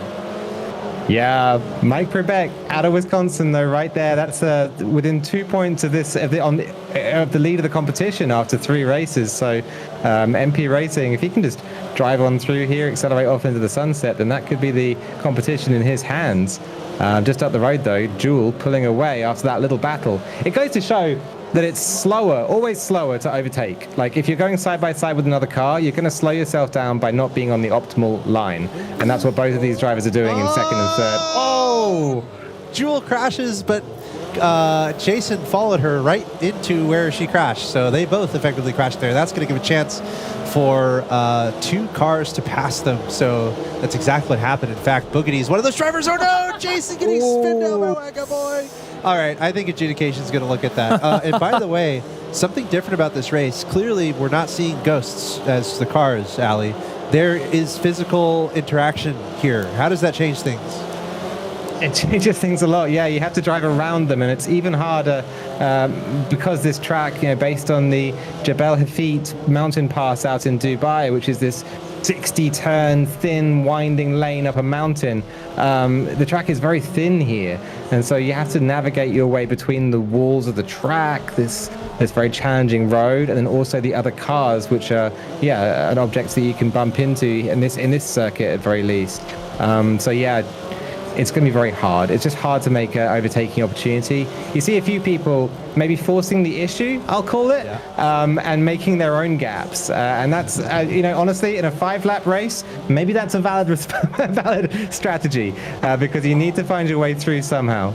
And at the end of the day, you can almost expect trickiness to happen, crashes here and there. So I feel like just trying to be as calm and collected as possible, drive your race. Don't focus too much on what these other drivers are doing. Just try to pick good lines around these corners and honestly get into the flow of the race. You want to improve every lap. I guess that's what I'm trying to do. Just every lap gets better than the previous lap. I think that's the goal I would have at this point. Right now, we're looking at Jason Tatum. He's doing well, not crashing too much, seeing the nice Xbox logos on the right-hand side. Love to see that, baby. But let me look through and see what else is going on here. Oh my, Jewel Lloyd has made it all the way into second place. So Jewel Lloyd is remaining absolutely embedded in this fight for first place here. I mean, she's refusing to leave the top 3 drivers in this race. Well, Boogedy as well in first place, after a first lap incident all the way back to the back of the field, and it's taken great heart and great dedication to stay in the race, to know, okay, things didn't go perfect off the start, but I've got an opportunity here, and has now fought his way since Chris Santacroce all the way up to first. So he's now leading the race, which is amazing, overtaking MP Racing, who we previously saw in the lead. So, yeah, good run from everyone up here in the top. There's a good battle here for second as well between Gold Mamba and MP Racing. I mean, honestly, our top 6 drivers are all within like 5 seconds of each other. Wow. This is the closest race we have seen today, without a doubt. We've almost reached another level here. This is the Special Olympics. This is a competitive event, and this is the last race. And I gotta say, everyone is showing up here. Even Jason Tatum, he's in 5th place. He's only like a few car lengths behind this grouping in the front. So he's trying to chase him down right now. But I am so impressed by all of our drivers here. Everyone is showing up big time in the last race. Very, very cool. Yeah, I love it when you get some wheel-to-wheel action like this as well. We're seeing a battle for the lead of the race now. With Jewel, she tried this move last time around on MP Racing and made it work. She loves this overtake into the second to last corner. And MP Racing as well, fighting all 3 for the lead of the race. Up here in the top right of the screen, that's Wackaboy coming in 4th as well. So this is very tight. We've still got 2 full. Oh, big crash as Jewel gets taken out of the track or gets in up. Oh, well, what a lot to take in. Yeah, that's exactly what happened. We saw 2 of our drivers there just peel off to the side. I think it was MP Racing and Gold Mamba, aka Jewel Lloyd. Hey. And now we have Wackaboy currently in first place. Sorry about that. The screen decided to skip a little bit. Hopefully it'll come back for us, but this could not be closer here near the front of the race. Let me take another look. Wackaboy is currently in first. Just behind him is Boogedy in second, then MP Racing. Let's look at Boogedy here. He's been our star of the show. There we see him in second place trying to chase down first, but we know Jewel Lloyd is just behind these 2. And this could not be closer. We're at lap 4 out of 5. A little bit of bumping happening, trying to battle for first place. Boogedy able to edge just in front of Wackaboy here. They're going up the mountain here. And then once you get to the top, they go around that roundabout. And some confetti comes out, and then they make their way down the mountain. But I am still just so impressed by how close this is. I mean, we're used to seeing races where first place is winning by half a lap, maybe more. But these are the top 3 right now on your screen. Number 1, number 2, number 3, all within a car length of each other with a lap to go. Actually, a lap and a half to go at this point. We're getting an awesome send-off here for the Forza segment of the contest. Yeah, Boogedy leading the way right now. Every time that Boogedy gets into a battle with that second place runner, Wackaboy, it's going to be a big smile on Gold Mamba's face, on MP Racing's face, because that battle is just going to get closer and closer again. When you drive side by side, you go slower, and the pack will condense and accordion together. Yep. And we're heading into another 3 or 4 car battle for the lead of this race. This is awesome driving as MP Racing gets up the inside, Wackaboy makes it work into the second last corner. Yeah, Wackaboy running into the Xbox signage on the right-hand side. That's going to slow him down just a little bit, although probably made him think of Game Pass for a second, which filled him with delight. Anyway, here in first place, we're seeing MP Racing take advantage of that moment, and these guys are about to go into the last lap. This is when they fire the gun to indicate your last lap in track and field. It's when they blow the whistle. This is it. 1 lap to go here for our races, and honestly, it could not be closer. We have MP Racing, Boogity, and Wackaboy neck and neck and neck. Look at this. This is 3 of them right here going up the mountain, and guess what? Not too far behind is our hero, Jewel Lloyd. You see her in the bottom right, focusing, trying to catch these cars in front of her. She doesn't have that much time to make this up, but also don't forget Jason Tatum. He's right here. He's in 5th place. He's staying in contention, which is absolutely incredible. He could literally win this if there's some crashes that happen in front of him. So Jason, incredible improvement as this goes along. But right now, it's all about our top 3. And we know how close our leaderboard is. Like, any one of these drivers can win today's event, and they're all going for it right now as you're getting to the top of the mountain. Halfway through this last lap, it looks like number 1 and number 2 are pulling away a little bit. That's Bookity and MP Racing. Let's go back up to them. These guys are locked in on those standings. The results of today might come down to who wins in this battle of first and second. We're looking at Boogity here, trying to chase down MP Racing, and now they're going down the mountain on the other side, and there's no holding back in this final lap. Yeah, coming into this round, MP Racing had 2 points behind Boogity, and so now leading the race, this would move the championship over. So this is for the tournament, a 1v1 here, just a couple of corners to go. If MP Racing can hold on, then that's going to do it and bring the win home for MP. That's Mike Prebeck. Here he goes. Coming out of Wisconsin, up against New York's Chris Santacroce in the last corner move. This could be everything. Going for the pass, trying to get on the outside. MP Racing trying to hold it off on the middle. And this is the final turn, going to the finish line. MP Racing bumping a little bit too much, going into the sand a little bit. That's going to slow him down. MP Racing is going to be in front here. Wackaboy, though, somehow getting in second place. This could be a disaster for Boogity. He's going to lose points if he's in third. Oh, no, this is going to come down to math. And I can't do it real time, but it's going to be close. But that's the finish line. There it is. Wow. MP Racing staying in front, Wackaboy sneaking in there for second, and Boogity in third, Jewel Lloyd fourth, and we have Jason Tatum in 5th. Wow. Better than last. Literally the first 5 the top 5 were all within 10 seconds of each other. So that close. was an incredibly competitive race. Love it. I love it. Just when you have that sort of perfect storm come together and a race just catches on fire like that, to kind of confuse my metaphor slightly. A storm that's on fire is what you see and what happens. It's just awesome. That's why I love Forza esports, why I love seeing competitive racing on Forza, just because you get that real high pressure stuff coming through these kind of last corners. Amazing. That attempt at a move in the final corner, long last right-hander with the car on the inside, trying to jostle and push. That was brilliant to see, and a close finish there between the two of them. I think a little bit of a tap there on the inside in the end moved to the driver wide, but ultimately, it just shows that the driver on the inside wanted it and wanted to have that win. And I don't know, it's all that sort of competitive spirit that you love to see. And it's crazy how it comes down to the final turn. Yep. Anything can happen, as you saw. They just really got away from him there.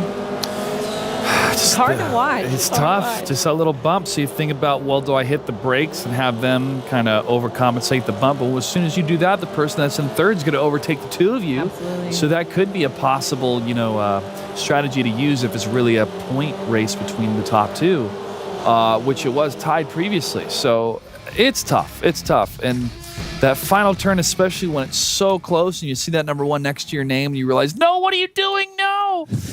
That's what was going through my mind. But that's tough. That's going in the highlight reels, though, for sure. Oh, yeah. And I'm really impressed with Jason Tatum and Jewel Lloyd, obviously. Jewel Lloyd, for sure. But Jason there, if y'all remember what just happened, what we just saw there, Jason, he was in front. Yeah. He was winning. He was doing well. Like, he was in front. He was doing his turns right. After the first lap, I forgot what happened. I think he crashed after halfway through the first lap, but he was holding his own in a serious way. I can't believe it. Yeah. These athletes, just how they're able to, master the control so quickly, or at least just they have the intuitiveness to kind of understand the little changes they need to make. And the fact that they're able to improve so quickly is just mind-blowing to me. So impressive. Well, I wonder if we got to see Jason's Rolls Royce or any of our vehicles try to keep up with these 2018 Hondas, man. I mean, just to see the performance of these cars, yeah, it's inside of Forza Motorsport 7, but they're basing off the reality of what these cars are able to do on these tracks. Yes. And just the handling, the speed, the performance, it makes me, appreciate the fine-tuning that it takes for these teams to have these cars work at such amazing conditions and to perform so well. But at the end of the day, it comes down to the driver, and you have to be able to be in tune with your vehicle if you're behind the wheel. And I think that's what we saw here today. We saw a lot of great Special Olympic athletes join us online for this tournament. And we, to try to overtake maybe a possible rival or one who would be a teammate if it was a team game, but to really get better and better and better by racing and competing and practicing over and over again. I mean, you saw that happen in real time today with our athletes as guests. Mm-hmm.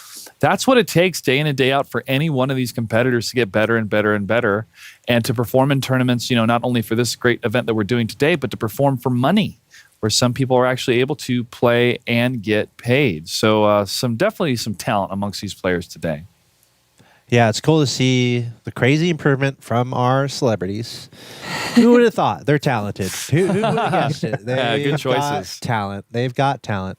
But also seeing the kind of the adversity faced by some of our top drivers. Do you think they were expecting these celebrities who have day jobs playing basketball and doing really cool things? Were they expecting them to be so close? I don't think so. Not in race 2. I mean, race 1, everybody's just like, they'll do whatever. But race 2, when they win, it's a little bit of a different expectation. I don't know. Maybe they should have had Mav and I jump in, or at least we'll drive the cars we drive in real life. I have a 2007 Toyota Surprise that's still working, and mine's something 2013. 2013 SUV-ish. Yeah, a little mini SUV. Don't let your dreams be dreamed. We don't do that. Just do it. That's right. We do Allie, if you had an opportunity to jump on one of these tracks with any one of these cars, would the Honda be a top choice, or would you go with something else? Wow, yeah, I think the Honda. I think I would have to. I know it's the obvious choice. I've already said how much I love it, but taking the Honda up and down the Jebel Hafit mountain pass. It's known as one of the best driving roads in the world. That would be definitely a bucket list kind of an item for me. That would be very cool. All right, I love it. And of course, if anyone's new to Forza, there's almost infinite cars you can drive and unlock. Anything you can think of, it's probably in the game. And when it comes to tracks, they're all in there. So definitely feel free to explore. Forza is very much an exploring game where there's a lot of things that you can do in the game. You just kind of have to look around and discover it. But a ton that this has to offer. We've been able to feature just a couple of the cars on just 4 of the tracks. But the world is much more vast than that. So anyone newer to Forza, definitely check it out. You might find a track that's near you, IRL. You can, use any car you want. And Forza is just about giving you that experience of experiencing these cars, experiencing these tracks, and how much fun has it been. The math has been done.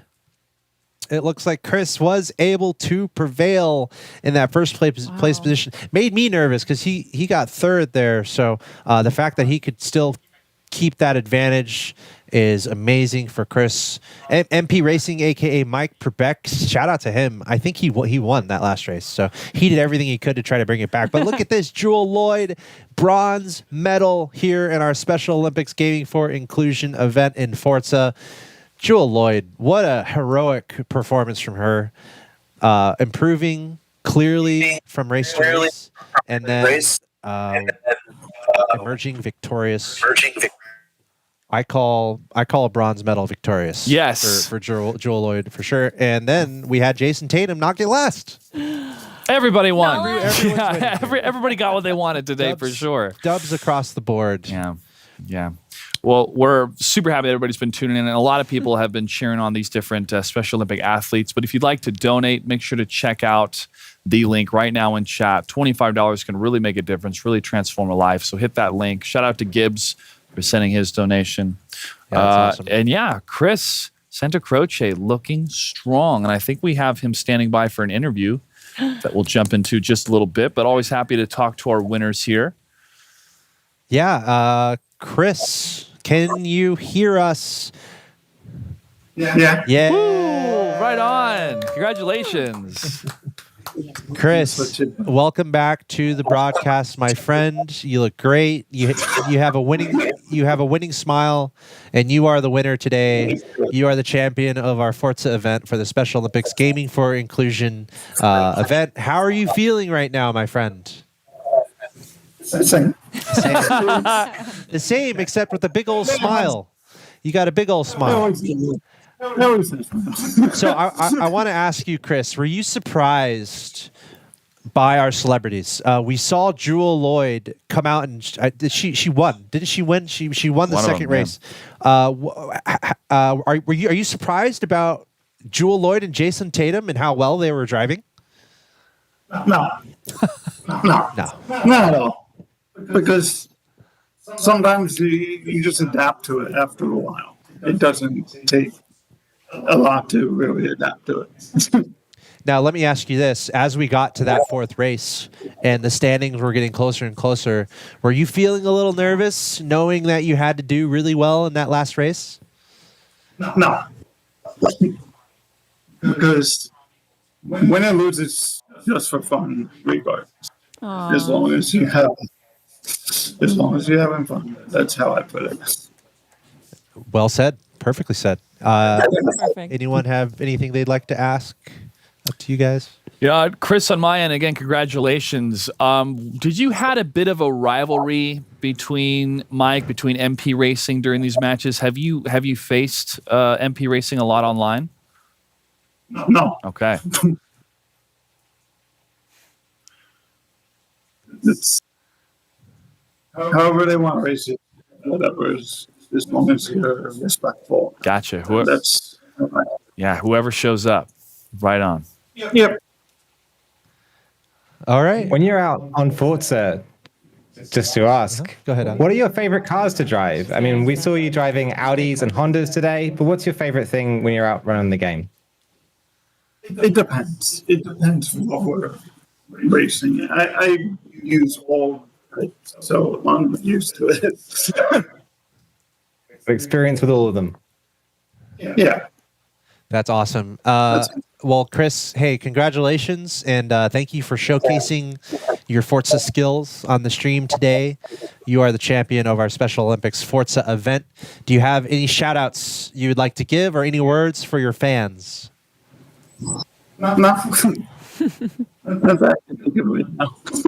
That's fine. That's perfectly fine. All right. Well, Chris, congratulations once again, and have an amazing rest of your weekend. Yep. Yeah, round of applause, definitely. Yeah. Good job, Chris. Very well done. Very well done. All right, that's going to do it for our Forza coverage. Again, we've got 3 games going on here: Rocket League, Forza, and Madden. Ton of fun. I did not expect Forza to be this close. Yeah. The fact that we're all holding our breaths and like going crazy at the last turn was amazing. I didn't expect that, but it was amazing to see happen. And that's just the delight of live competition. That's why we love esports. And we had a great showcase today. Congratulations to all of our drivers who competed. Huge shout out to Jewel Lloyd and Jason Tatum taking time out of their busy lives to join us and compete. And I got to say, they did amazing. They did really well. They might be better than me. And I play a good amount of Forza, and I work in video games, so I'm a little spooked, guys. I'm a little spooked. Ali Tack, thanks again. You're the man, one of my favorite people, and a legend in the Forza scene. Any final shout-outs, anything you want to say before we let you go, good sir? You're too kind. Yeah, loads of people to shout out, but most of all the athletes. Just seeing everyone out on track today, doing, having a fun time playing Forza was just really nice. I love this event. Seeing Xbox and Special Olympics working together and just going strength to strength year on year with this thing is so awesome. And so yeah, it's been lovely to be a part of that. And also a big shout out to everyone over at Forza as well. It's a great game, and it's a great way for people to connect when they're playing together on the internet, when they're playing together on Xbox Live. So yeah, lots of cool things coming together here, and it's just lovely to be a part of it. Cheers, guys. Awesome. Thank you, Allie. Have a great weekend, and we're looking forward to seeing you involved with that Forza competitive scene. That's Ali Tak, great guy, and he's embedded in Forza, so anything Forza competitive in the future, he'll likely be involved. So definitely stay tuned for that. But yeah, that's going to do it for our Forza coverage. We are not done. Right, guys? We're not done. We're not done. Not done. We have one more showcase coming your way. We have Scott Cole, who's going to be in the house, at least virtually, helping guide us through Madden competition. And Jamal Charles is going to be in the house as well, competing in Madden. Madden is going to be the last game that we will encounter today as part of our Special Olympics event. So we're going to take a short break. And when we come back, we're going to finish up our showcase here and get into some Madden action.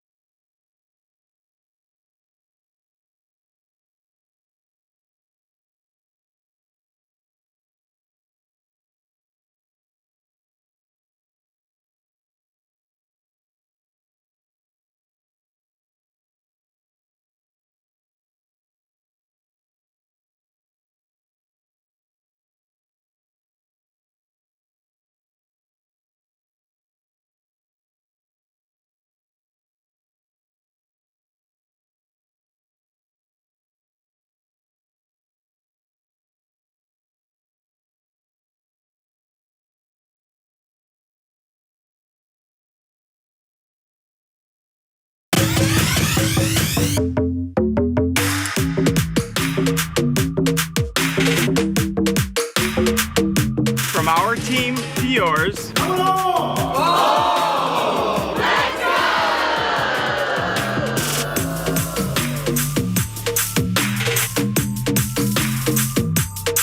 On behalf of everyone from Toyota, we encourage you to start your impossible.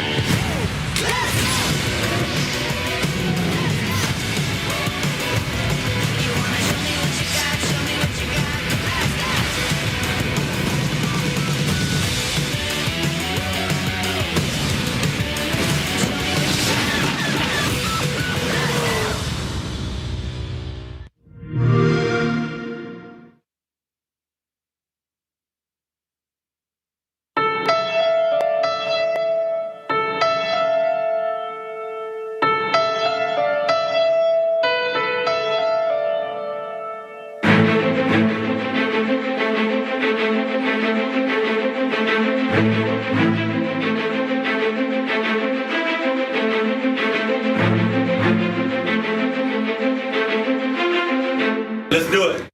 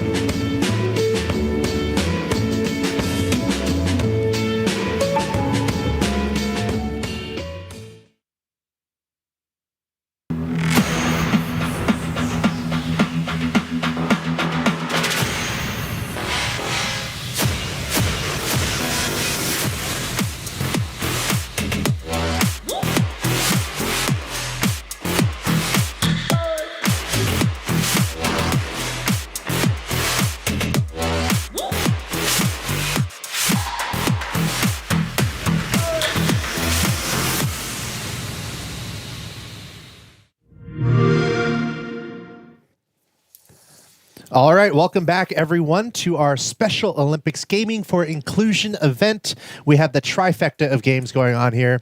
We started with Rocket League, and then we did Forza, and now we are moving into Madden, which is just football, except in a game.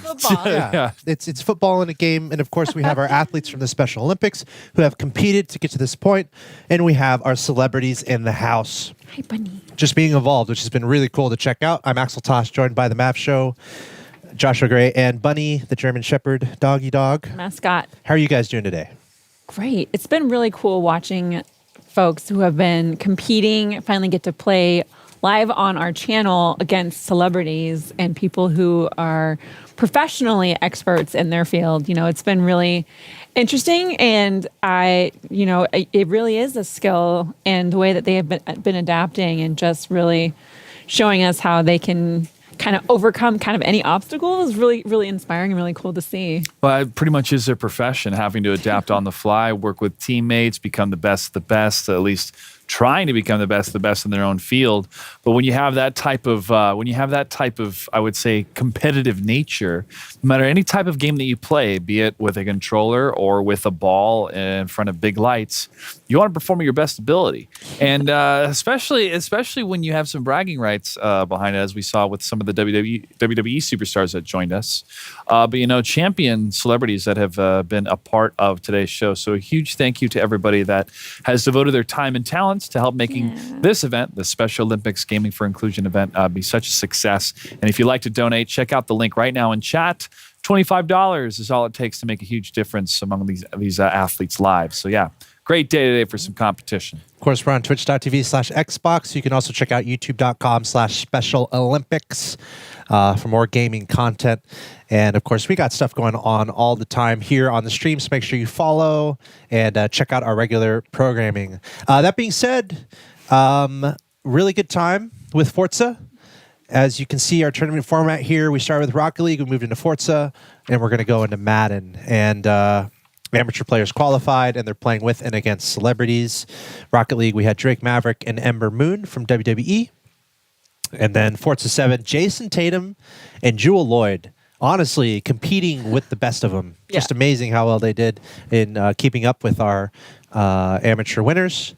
And finally, we get to play some Madden. We got Jamal Charles, who is going to be playing with us. Jamal Charles is going to be the celebrity in the house hanging out. But we're getting into Madden, guys. The NFL season just started. Of course, football league in North America. Defending champions, Buccaneers. Who did they beat? We're going to get a football expert on the line here to help answer all of our questions. Without any further ado, I want to intro our guest. I think we can. We've got the legendary, the voice of Madden, a good friend of mine, Scott Cole. My friend, welcome to the show. How are you doing today?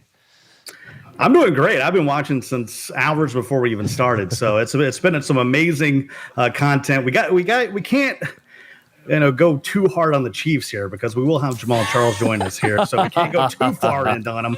I mean, his Texas Longhorns are already terrible, so we can't go in on the Chiefs, who are a very good team. So we're going to see how we're going to continue the competition is what I think is going to happen. I mean, no one's let up all day long, so I'm excited about this final game that we have here. Great to have you here, Scott. And speaking of the Chiefs, their quarterback is Patrick Mahomes. I know a little bit. Patrick Mahomes, legendary quarterback. Was it the Chiefs who played the Buccaneers in the Super Bowl last year? Was that what it was? Yeah, Buccaneers won. Brady. Yeah, okay. But yeah, Patrick Mahomes, he was a quarterback at Texas Tech. So speaking of Texas football, yeah, there you go. I went to Texas A&M, so I'm okay if you're not saying good things about the Longhorns. But anyway, we want to be friendly with Jamal Charles when he gets here, so we won't hold it against him, University of Texas. But yeah, I can't wait for that. And again, Scott, thanks for being here. So here we go. We're getting into some Madden.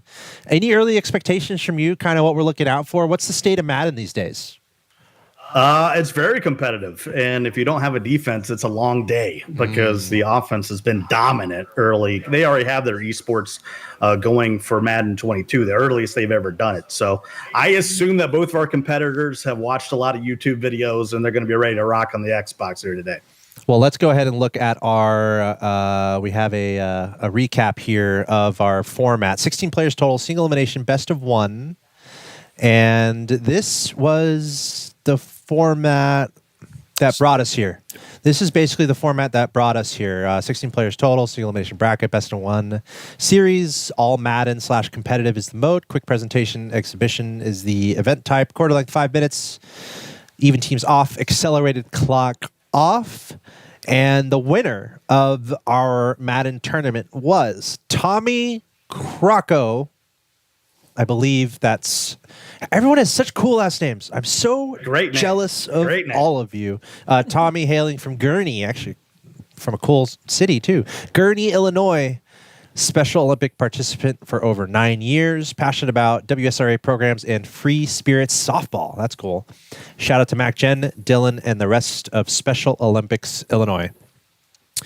So Tommy Crocco, our winner. And I believe we have him on the line right now. Tommy, welcome to the broadcast, Tommy. Congratulations on making it to today.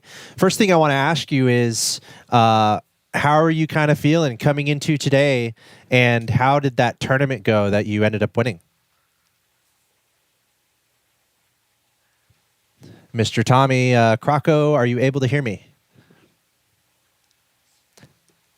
Tommy, if you could double check your mic, make sure you are not muted, and we'll try again. Tommy, can you hear me? All right. Looks like we might not be able to get Tommy on the line, but that's okay. I love that picture, though. I'm jealous. I know, right? Tweety Bird, let's go. I want to get out to some of these amusement parks. It's been too long. Living the life. Scott, let me get some intel He's from locked you. in. He's locked in, Alex. I mean, he's got no time for interviews. Jamal Charles. I know, right? Well, let me ask you, Scott, what are the keys to winning in Madden? Like, if you had to guess what Tommy did to find success, how would you kind of analyze that? Well, in Madden, it's scheme over team, right? It's being able to take your personnel and use it to the best of its ability. I mean, if you're a running team, then maybe you don't want a passer like Tom Brady. Maybe you want someone like Lamar Jackson in the Ravens that are a little shifty in the backfield there. So it's going to be interesting to see for both of our competitors here which teams they select. That'll tell me a lot. What kind of offense they're going to try to run out here, because no one's stopping anybody on defense this year. So it's going to be, I assume that we're going to have a lot of points. And, when it comes down to it, whoever gets the ball last sometimes is the one that's going to win. That's what we saw in the season opener, Cowboys versus Buccaneers on Thursday, if I may. I'm a Cowboys fan, and I don't feel that bad that the Cowboys lost to the defending Super Bowl champions. Anyway, here we go. Here's our profile for Jamal Charles, absolute legend, graduating from the University of Texas. I wonder if he's from Texas originally. Yeah, Port Arthur. Oh, sweet. So I'm from Texas too, so that's pretty awesome. Lots of Texas friends here. Drafted third round in the 2008 NFL draft, and he is the all-time career leading rusher for the Kansas City Chiefs, and he joins us right now, and he's on the line. Jamal Charles, thank you so much for being here. The one thing I want to say is you helped me win many fantasy games when you were playing, so I don't know if you have any awareness there, though, but you broke records in fantasy football. I don't know if you knew that. Oh, yeah, I hear that a lot, though, so... Well, let me be... From fantasy football, they know me, give me some money. Well, hey, if we ever meet up, I'll grab you a beer. Beer's on me. Hey, man, thanks for joining us here. I want to ask you, why don't you kind of explain kind of your career, if you can, just a little bit, for anyone who's just completely new and might not know who you are. Oh, yeah, I'm Jamal Charles. Played at University of Texas. I was a two-sporter over there. I played football and I ran track. Won the Big 12 in 100 as a freshman. Went to nationals. I was a 4-time All-American in track. So that's my track background. I fell in love with track. I ran in the Olympics, the Junior Olympics, and got a gold and a bronze. So track was always been my first love. And then I went on to pursue to stay with football. I figured out you can make more money playing football. So I stayed with football so I stayed with football. Then I left. I won a national championship at the University of Texas my freshman year. Went on, had an amazing career in University of Texas. So I went on to play in the NFL, and where I became the all-time leading rusher for the Kansas City Chiefs, and got the highest record yards per carry in the NFL. I was also two-time All-Pro and second-team All-Pro, and I made 4 Pro Bowls, and I retired. And I forgot when I retired.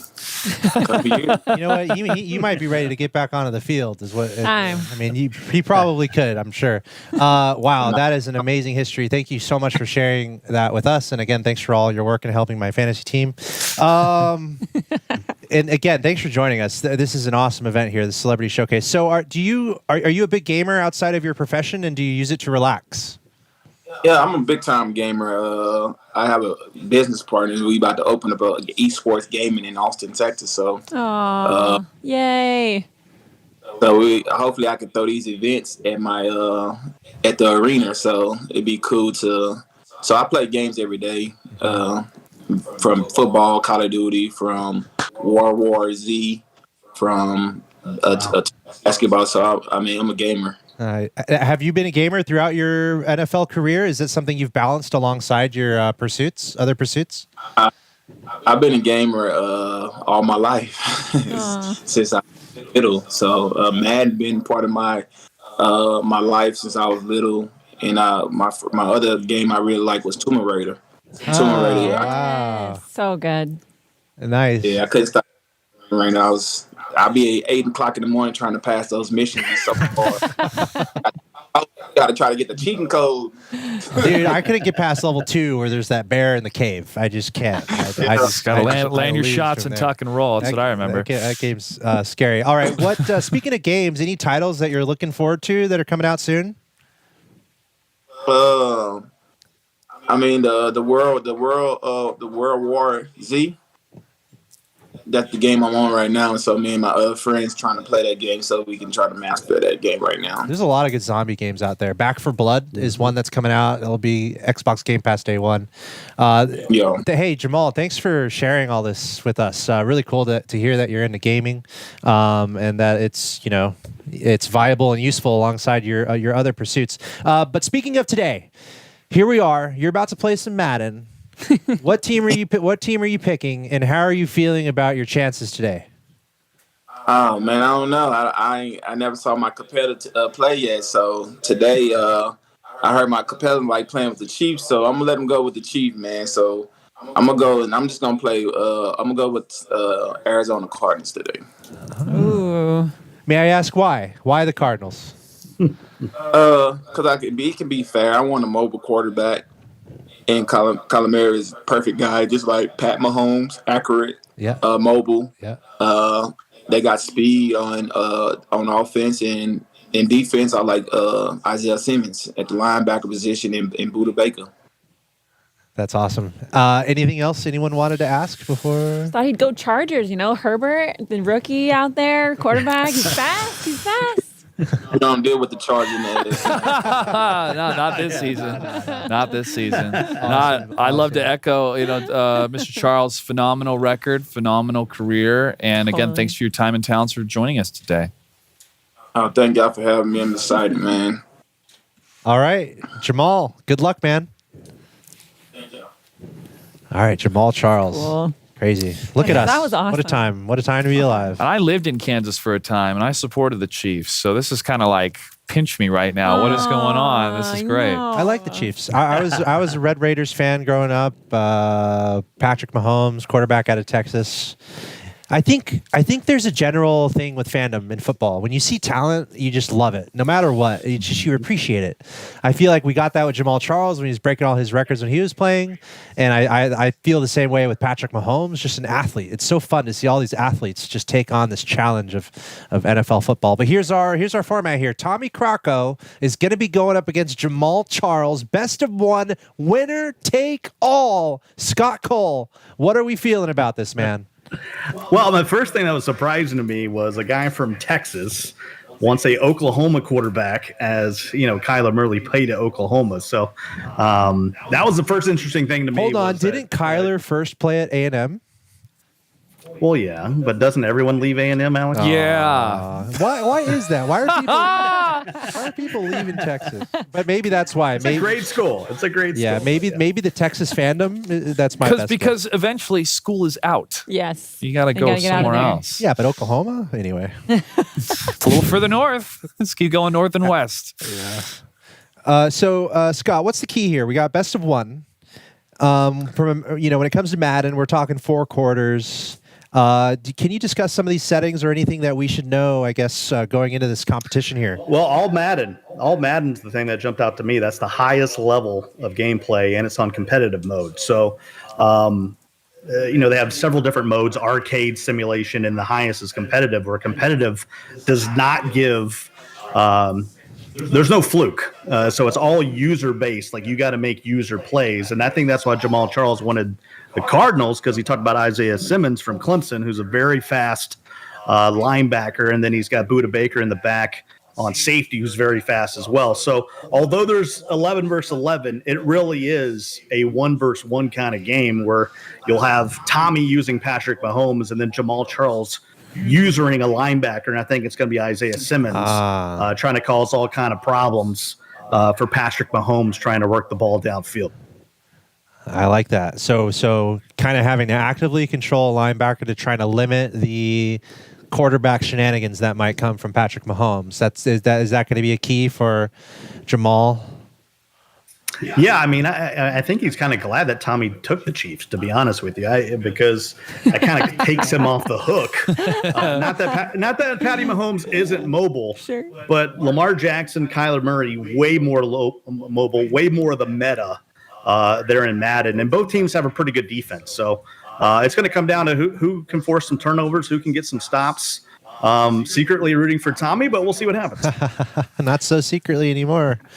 I like it. I think the biggest kind of debate is the run game versus a pass game. And with the Cardinals being selected as our celebrity guests detailed, kind of like the similar type of, I would say maybe play style, but similar type of stats, similar type of quarterback attitude and usage. So to kind of feel a little bit at home using the Arizona Cardinals that way, I understand the choice. But I really think after this first quarter, whoever's running going for the run game and getting shut down, it's going to open up into these crazy passes and pass interceptions. That's just been my previous expectation with Madden. But I could be completely wrong, because if somebody knows how to run do the run game and do it right, and then fall back to some screen passes, that's really is going to catch, I think, either opponent off guard here. Scott, would you agree, or is it just going to be a pass game? That's the interesting thing, right? Is the thing that we don't know is what playbooks they're going to choose, right? That's the interesting thing about Madden, is you can be the Cardinals but use the Carolina Panthers playbook, which is one of the metas, or use the Indianapolis Colts. I'm expecting to see a bunch offense, which is 3 players really close to the line, 1 wide receiver out. Neither of these teams run the ball very well, except for the quarterback position. Right. So I think that quarterback versus linebacker matchup is going to be key on both sides of the ball. We should have a very exciting, and I appreciate them not taking the same teams, because that happens a lot when you talk about regular teams mode in Madden. Is somebody takes the Buccaneers, then the other guy takes the Buccaneers, and you're like, all right, which Brady's going to be better today? You're right. Not seeing that. We're going to see 2 different teams on the fields. What's kind of the meta right now? Does it more or less correlate with how the season looks? Like Tampa Bay with the best rating, Kansas City up there. What's kind of the top grouping of teams that we're seeing find success in Madden? Yeah, I mean, I think the Ravens, the Buccaneers, and then you got to throw the Cardinals in there, because they have, Kyler Murray, and they have DeAndre Hopkins, who you can't forget about. I mean, he's kind of a cheat code when it comes to possession catching. But what the Cardinals don't have is Tyreek Hill, and that's going to be the interesting X factor in this game, because Jamal Charles is going to have to account for Tyreek Hill on the streak just about every play. So second fastest guy in the game behind the rookie Jamar Chase. Look for Tyreek Hill to at least catch a touchdown pass or 2. Well, I definitely will keep an eye out for that. But I also want to see what the defensive game is going to be between these 2 teams, because that's probably some of the most hype moments in all of Madden is when you get a pickoff play, you get that turnaround, somebody fumbles the ball, and you're like, "How did this happen?" And then you get the conversion or the turnover. But for me, at least in my background of playing, Madden back in the day, it was always those trick plays of like, I'm going to go for the 2 points, or it's 4th and 4. I'm going to go for it. We're going to go for it. You don't punt. Yeah, you don't punt in Madden. That doesn't exist. 4 down. That does not exist. Scott, as you brought up the playbook, more opportunities for us as the spectators and in the world of Madden to watch some of these plays that we wouldn't typically see, on a field in the NFL. Do you ever think that there's like the most appropriate or the best time to play those plays, and would it ever be on a 3rd down instead of a 4th? Well, the interesting thing is, Madden competitively is always caught a bad rap of, oh man, they just run the same play over and over. But they'll run the same formation, maybe even the same play, but they might have 20 different variants on the way that they hot route all these plays. So the creativity is what I'm going to be interested in. And one thing I didn't mention before, Josh, is who is going to be the home team, because this year there is home team factors that come into play. So when momentum starts swinging the other way, it can get crazy where you can't see the buttons of the guys you're trying to throw to. The routes get all squiggly. I mean, it can get really wild out there. So if someone gets the home field advantage and plays well, I mean, it could be GG's on the other side. It's fun watching those stats on previous Madden games that I've seen where it will show it's the home team. You're playing against Seattle, 12th man. There's some sort of buff that happens. So that's very, very cool to see. But it makes me just crave to go into one of these games in real life. I know Map Show, it's been a while since I've been able to attend some of these in-person events, but we get to watch them from home. Well, as a Chargers fan, it's been a long time since you've had anything, okay? Yeah, I wanted to rub it in. Now we sorry. have one win finally, so hopefully we'll just hold that up together. Okay. At least they got one. I was talking to Derwin the other day, Mav, and he feels really, really excited about the way the team's going to play this year. So Mike Williams is a guy that I covered for a long time when I do college football as well in the South, and Mike Williams, I think, is going to have a great season for your Chargers. Yeah, it was weird how the team got put together, and now it's just really working well, and Herbert has just shown up for everything, and the new coach, and just like really cool to watch. New stadium, everything. So it's playing a big part. Yeah. So, we came from the depths, we haven't really had anything since the 90s with the Niners, right? So you're like, let's see how this goes this year. And so far we have a win. So yeah. I remember the campaigns in Linwood years ago when they were trying to build that stadium in LA and trying to make it happen. And we're talking like 20 years ago almost. But yeah, the hardest part was where to put it, Josh. Yeah, it's what exactly. They finally got that place right next to the Forum there in Inglewood. Yeah, Inglewood's where it ended up. Yep, it was. I just remember those conversations, but it helped kind of reveal how much goes into deciding where it goes, how it impacts the community around them, what type of revenue. Like, it really is a big investment for the county, but it's football. Everybody watches football. Yeah. And so we're happy to see, the Chargers playing out of California.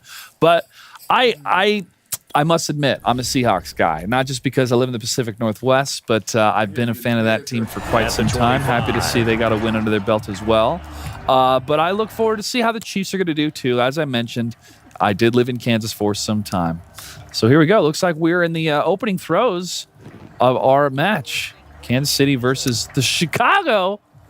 Yeah, we heard Arizona. We heard Kansas City. We might be seeing some hot swaps here as we get started. Remember, this is just one game for all the marbles. I think Jamal Charles is playing the Chiefs, right? Yeah. That's what it looks like to me. This guy is Tommy's gamer tag has Justin Fields in it. So he was either a Buckeyes fan and now a Bears fan, or has been a Bears fan.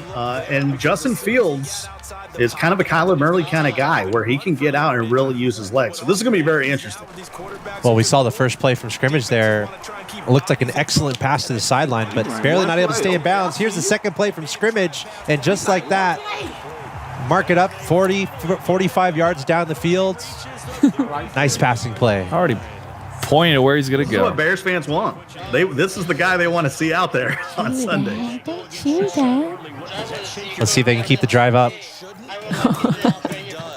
I forgot. And, we talked about momentum. Whoever can get that first score Obviously, that's going to be pretty important to dictating the momentum of the game. You definitely want a touchdown instead of a field goal. That's what you're going for. What do you think the key is here for the Chiefs defense to prevent a score happening? Yeah, the interesting thing is, I don't know if they're playing on current gen or next gen. If this is current gen, then you don't have the home field advantage that you would normally see at the top. So that kind of evens things out here. I mean, the nice thing about the Chiefs is they got Tyrann Mathieu, the honey badger, back there as a safety. So it makes you think twice about throwing. But I like this Bears team because it's a really good running team. So it's really going to challenge, these front seven for the Chiefs to come up and make some stops for Jamal Charles. And definitely open up the passing game a little bit. Third down, really important third down here. It looks like they are in field goal range. But Scott Cole just said no punting in Madden. No kicks in Madden. Let's see what the decisions are here. Looks like he's about to run. Now throwing. Intercepted at the 10-yard line. You can't be running the same play on me the whole game,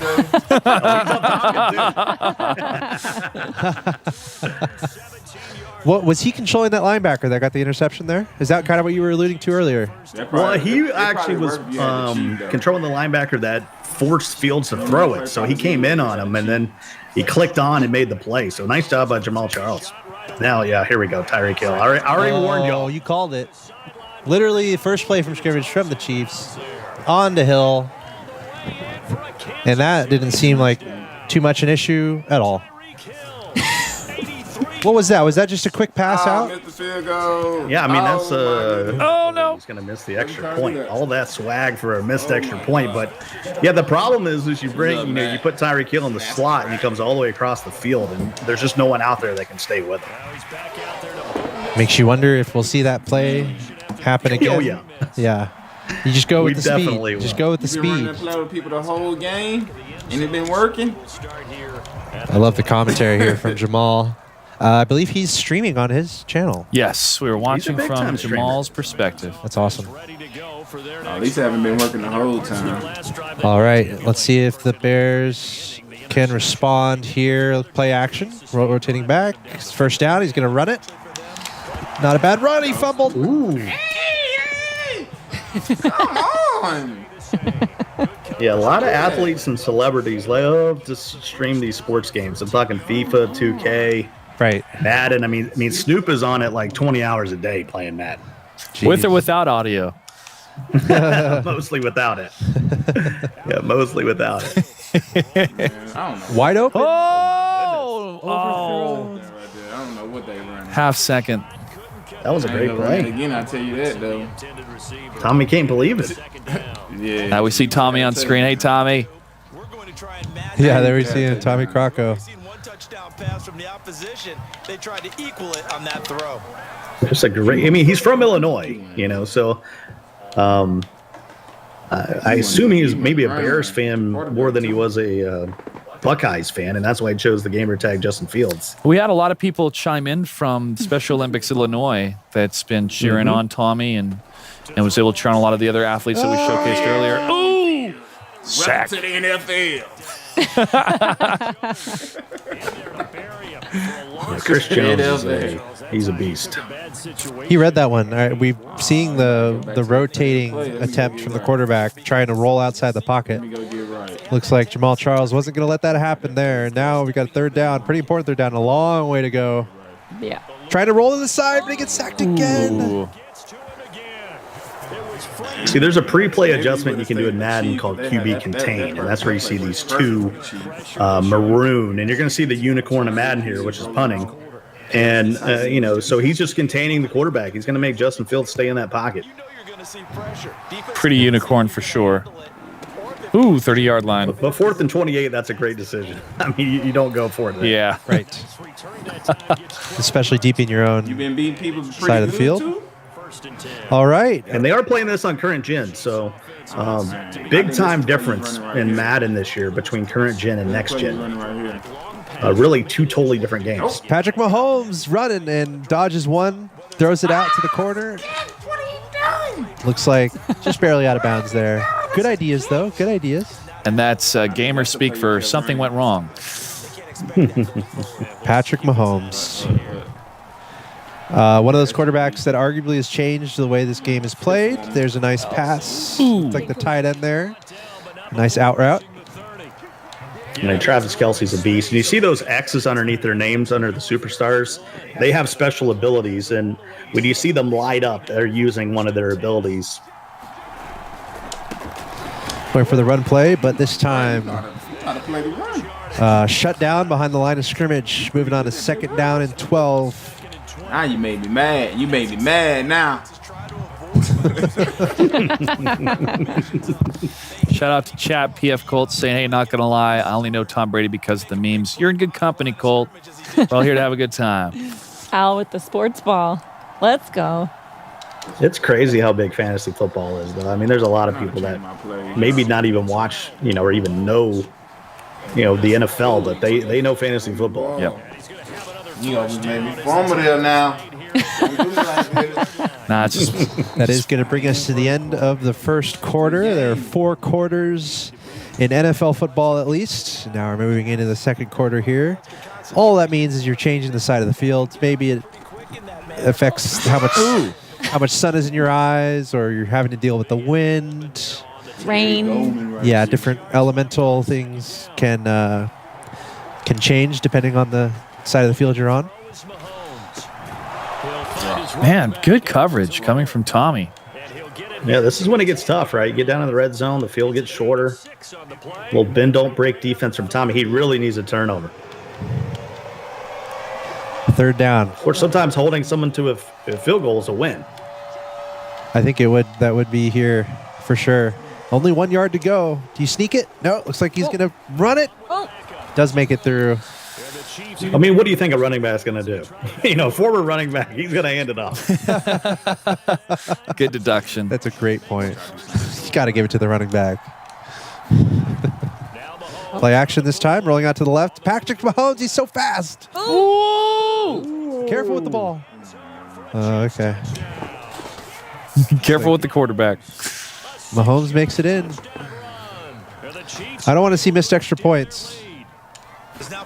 Pat Mahomes. He pushed it to the right again. I think it's going to stay in this time. He talked about that national championship in 2005, which arguably was the greatest college game ever played, when Texas beat Southern Cal.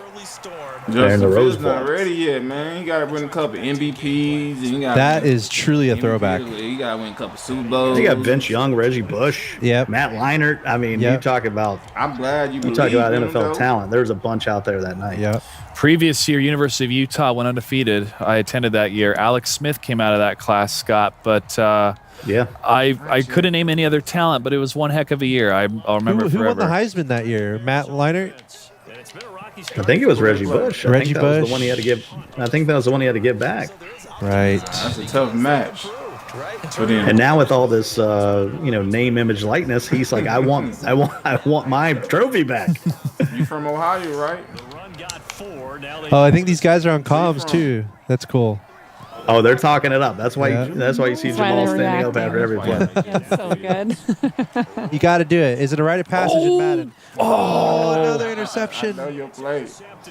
You got to try something else. Yeah, that's the cool thing about sports, esports, which I certainly do a lot of. There is some trash talking and some traditional esports, but you don't have many guys in StarCraft 2, get a win and talk some trash. But when in sports, it's synonymous, and as long as you keep it about the gameplay and it's not personal, I'm all for it. Absolutely. And there's craftsmanship. There's artistry to do that. And wrestling, I think, does it the best. The promo, the smack talk.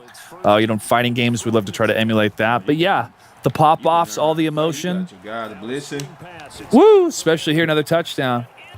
And most of these NFL players, even if they don't play a lot of Madden, they're pretty good at it because it's really all about reading defenses. Which if you played on either side of the ball, they pretty much know if it's a cover 2, cover 3. They know it. Jamal Charles already knows what defense he's in. He already knew the running back was going to be open. That's so cool. The dynamics you have you think with this because I have Mahomes at quarterback, was Hill always able to be reached? It just seems like so many weapons for the Chiefs here. I mean, I'm a Bears fan. Walter Payton was my hero growing up. So I applaud Tommy for taking the Bears here in regular teams. But I can say this as a Bears fan. They're nowhere close as good as the Chiefs. So Tommy coming in with a lot of confidence here, thinking he can hang with the Chiefs. And we thought it would be the other way around here. At first, we thought Tommy was going to pick the Chiefs, but no, he went with the Bears. Kind of playing on hard mode, you might suggest. Oh, I would definitely agree. And I love how capable Jamal Charles is at this Madden game. I mean, look at him. He's cruising. Also, when you see him flicking through these plays, deciding the plays that he's looking for, I mean, he's instant. Like, he's memorized some of these plays here. Definitely has put in the time in Madden, which is really cool to see. That's the 2-minute warning, by the way, in the first half. Jamal Charles, the 20-point lead over Tommy Crocco. Tommy was our amateur winner of our Madden tournament. Here's part of the Special Olympics Gaming for Inclusion event. And this is a showcase. Jamal Charles going up against Tommy Crocco. Oh, no! He's got to stay in the pocket. I mean, he's got that quarterback contain that I talked about. So anytime that he gets outside of the pocket, the game tells those defensive ends, don't rush the quarterback, contain him, and then when he rolls out, then you can go get him. Let's see, going to try to run out of the pocket this time, trying to buy a little bit of time. No interceptions, no! You can't throw around that guy. That's the honey badger. I think that's 3 interceptions, by the way, by the Chicago quarterback. What do you think that's mostly there, Scott? Is that Jamal controlling some of the secondary? Is it the defensive plays that he's electing to use? What's kind of going on there? Yeah, although it was Tyreek Hill, man, he's got some speed. He's got wheels. Justin Fields is the fastest quarterback in Madden 22. Faster than Patrick Mahomes by quite a bit, by I think 12 more speed. I think he's got 87 speed to Patrick Mahomes 77, 75, somewhere in there. But Justin Fields just does not have the arm that Patrick Mahomes has. Right. So you can get rolled out, you can get some space, but Justin Fields just can't make those throws. 335 special in chat saying Jamal Charles is a god. Indeed. I would say he is a god. That was perfect timing. I messed up throwing it. He was an absolute... I mean, it's crazy you made the reference to the college game. But then when you think about his first few years in the NFL... I think LaDainian Tomlinson was the big running back in those days, right? There's just these groups of just insane athletes that... Well, the Chiefs have had some great ones. You talk about Priest Holmes, a lot of people think is one of the best running backs of all time. They had Christian Okoye. So they've had quite a bit of running back talent there in Kansas City and some tremendously good barbecue. Oh, I could use some good barbecue. Oh, QB sneak from Mahomes, trying to make it through. Pushed him in. The ball. Hold on to the ball. I've eaten some good food in Seattle, but barbecue was never one of them. No. I will show you a barbecue place. I know them. There's 2 that I know, Scott. Here, Radiator Whiskey and Lady Jane. And actually, for that matter, Korean barbecue. Oh, sure. Korean barbecue. That's a different story. Yeah, it's delicious. They've got some of that down here. And here we go. Another touchdown. Wow, Jamal is just pouring in the point. This is just the first half still. 7 seconds in the first half. Arguably a perfect game so far from Jamal Charles. Yeah, I tried except to for that missed extra Except point for the early. missed extra point. That was a little embarrassing.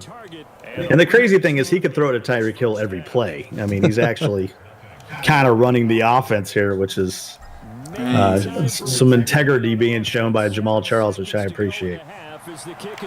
All right, can we see... Couch rules, the game's over. You know what I'm saying? I mean, I don't know if y'all grew up this way, but hey, once you hit 21, I mean, you gotta try to score. let's restart and go for another one.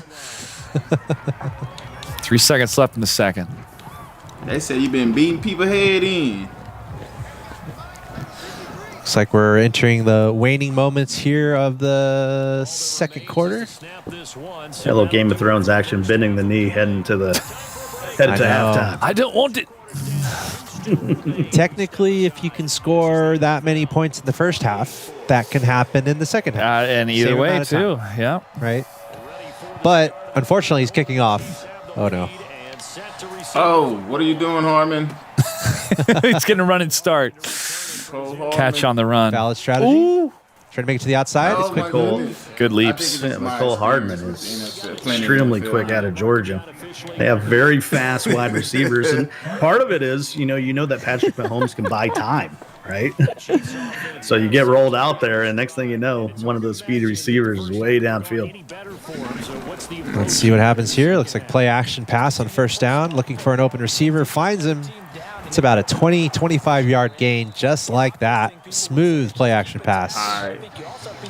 We haven't talked about Travis Kelce. I mean, he's only thrown it to him a time or two, and he's a beast. They're tight end. First down, 40-yard line. Gonna do a sweep. There you go.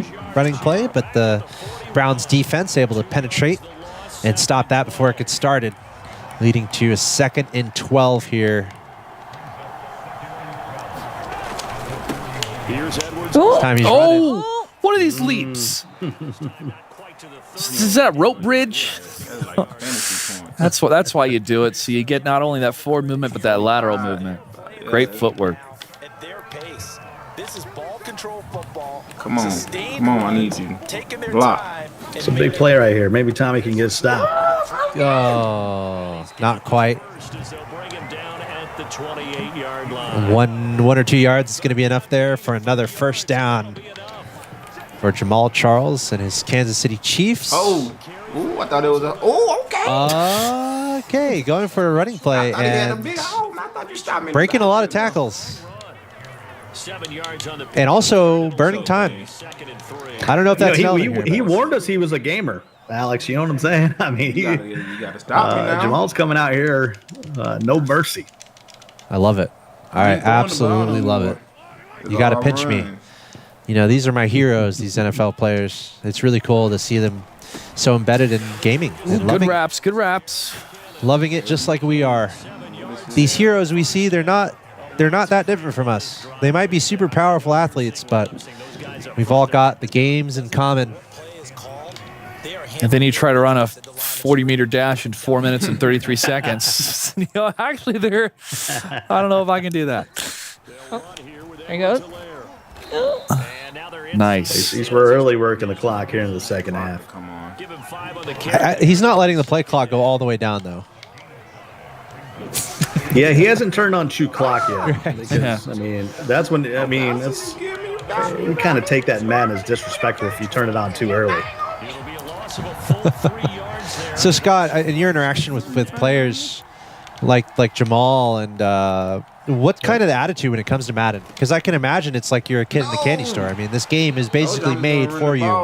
It's imitated off of your livelihood. So how do you think these guys enjoy Madden? Is that an extra happiness there when it's like they're playing this game that's made for them? Yeah, the funny thing is some of these athletes, it's the job, right? So they don't want to come home and play Madden. Right. You know, they want to jump on Call of Duty or Rocket League or, whatever. But some of them can't get enough of it. Like Derwin James, I mean, with the Chargers, we did a show last year. Another play. With Xbox and a couple others on television. And I mean, he's playing all day, practicing all day, working out all day, and then coming home and playing Madden until he falls asleep. So, I mean, some players can't get enough of it. But the cool thing about Madden is everyone thinks they're good at it, right? Everybody thinks they can beat the next person. Which is the thing that makes it most intriguing about it, because a lot of our esports pros, they start off beating the guy next to you on the couch, and then you start beating your friends in the dorm room, right? And then the next thing you start playing people online, and so it's kind of interesting to see people step up. But in watching Jamal Charles, I mean, he knows the meta. He's playing the meta defense. He knows, every time he's been on the offensive side of the ball, he's running meta plays. So either he's been watching a lot of YouTube, or the interesting thing, Alex, Josh, and Mav, is a lot of these NFL pros hook up with the Madden esports pros and say, hey, show me all the, show me all the plays. Smart. Show me what you're running right now. And they're happy to do so. Of course. They get to hang out with NFL heroes while, they're swapping knowledge. That's pretty awesome. Awesome. And it's amazing to see Jamal Charles, absolute legend in the NFL, having a great time here. He is having such a good time. I encourage everyone to go check out his Twitch. Thanks for the comment on that, Jay Premier, in the chat. Control the glitch though. He's streaming right now, and this is some of the most active streaming I've ever seen. I love it. He's mad. I'm usually deadpan, just trying to win. In real life too. He's being so animated here. I love it. Get mad, fight. I mean, Derwin James is one of the best I've ever seen play. I mean, he beat Tyreek Hill by like 50 points. So a lot of people think Tyreek Hill's pretty good. I thought that happened before. So I mean, there's levels to this. But something tells me Jamal's pretty good. I'd like to see him play some of the top guys. Well, we almost need a invitational amongst some of these top NFL pros. We did that with Xbox back in 2016. Time. It was Doug Baldwin. Okay. Taking on Aaron Donald. Aaron Donald won the championship. Ooh, I almost had a pick. I wanted to see the pick. I'm tripping, man. And my guy, Doug Baldwin, came up just short. Wow. Well, we might have to bring something like that back and involve this guy. I mean, this is impressive, right? From Jamal Charles. Like, clearly, he's pretty good. Pretty good at Madden. He's dancing into He's that swagging now, too. He's dancing in the air. He's swagging now. He's like, don't do it. It's got to be a thrill for Tommy, who's played really well. It's just he could never figure out the defense that Jamal was running against him, and it was too late by the time he tried to unlock it. Now after the touchdown, here's I'd love to see a score, though. Maybe that's what we're rooting for at this point from Tommy. Oh, yeah. Going to try to keep it from being a shutout at the very least. Running out of time, though. Only about 4 minutes left here in the fourth quarter. Set us up with this game. They said you was good. I mean, people that watched our other games today, this would be like Rocket League 3 versus 1. This would be, you're driving a Yugo out there against, Ferraris. That's how good the Kansas City Chiefs are compared to the Chicago Bears. Right. And I'm a huge Bears fan. Right, yeah. So I'm just telling it how it is. The Chiefs are really, really good. I want to see how the Bears fare against Mavshow's Chargers this season. I know. If that becomes a thing. not good. 0 for 4 thus far. This will be 3rd and 5. So Scott, anyone who's newer to Madden, would there be any foundational advice you would give, I guess, when it comes to playing this game, or whether it's different plays you should keep in mind, or reading up on the meta, or any advice you'd give? Yeah, the answer. I mean, all the greats that we have in our esport, they stream constantly. So watching them, and then of course they all kind of put their offenses out on YouTube, and what they call money plays. But Jamal Charles he's wilding out right now. Yeah, I mean, the cool thing is there's a ton of modes in Madden. So I mean, you can start your own franchise. Play as a GM, you can play as a coach, you can play as the individual player. Wow. Of course, then they have the Ultimate Team, which has a lot of the greats. I mean, you can play as Jamal Charles in the game, and then then you have competitive mode. And this, you have competitive mode where some people play regular teams, and then you have competitive mode where some people play Ultimate Team. And good grief. Let me ask about that. Is there a way to force the fumble? Is there a mechanic that lets you tackle harder? Yeah, the hit stick. The hit stick. Yeah, 2005, Ray Lewis was on the cover because the year before it was Michael Vick, and they introduced being able to use the right stick to do all these fancy moves. And everybody said, well, where's the defense? We can't stop anybody now. And so the next year in 2005, Ray Lewis was on the cover, and they introduced something called the hit stick, right? Which is if you pressed up on the right stick instead of pressing, a button to tackle. You can force a fumble, and that's what he did right there. Wow, ruthless competitor here, dude. Like, I love it. Up by 44, forcing that fumble, and he wants more. Going to the sideline. Might have been a hold. Okay, maybe not. Let him play. I saw some little sus on the edge there, but we'll let it go. Drinking that tea. Oh, right, Evo. Got to beat those Cowboys tomorrow. Who? Oh, the Chargers. Yeah. The Chargers play the Cowboys? He missed another extra point. It's going to be a big game. Oh, 2 extra points missed. My question is, do the Cowboys play I'm a Cowboys fan. So the Cowboys play the Chiefs this year? I hope not. Yeah. I think every team's saying that. Let's just avoid them. That's a good Well, rivalry. the nice thing is the Cowboys are NFC, the Chiefs are AFC, so there is an element of avoiding them, at least for NFC teams. Well, hopefully we can get Jamal to send a jersey or something, some sort of sign something over to Tommy, who's certainly being a good sport here. I mean, a 50 burger is a lot of points in Madden. But I warned you there was going to be points. Yes, you did. I love it. Tommy being very brave picking the Bears here, who are probably, I don't know. Oh, I for one top 5 worst team in Madden right now. I for one welcome our shotgun start overlords in Madden. The complete shift to just high-powered offenses and mobile quarterbacks. It's honestly really cool, but it can lead to pretty high-scoring games. Just 2 minutes remaining here in the fourth. 2-minute warning. 2-minute warning. 50-0. That's all we know is Jamal's got no chill. Zero chill for Jamal Jones. Ah, dude, he's showing up to he's play. He's coming at you. He's a competitor. Yeah, we're learning that about our celebrities here. They are competitors. They in our Forza matches and in Rocket League, it's shocking to me how quickly they improve. Going from being last to like winning and just being in front and just understanding. It's kind of crazy. It's almost like our celebrities are super talented or something. Yeah, that's with one day. Imagine they got pretty good hand-eye coordination. Off the back foot. No. He's still trying to make it. Yeah, QB going for the tackle. So Scott, what's your favorite mode in Madden? I know there's a lot that the game has to offer. Do you have something that I like Ultimate Team? Cool. Because I'm old school, so I like playing with the legends. When they put some of these old school guys in there. Like I said, Walter Payton was my hero. So every time he comes out, or Michael Vick's always the cheat code when he comes out. You can't catch him, can't tackle him. So I think a lot of people like the Ultimate Team because it's like fantasy football, right? Because you build your own team. Right.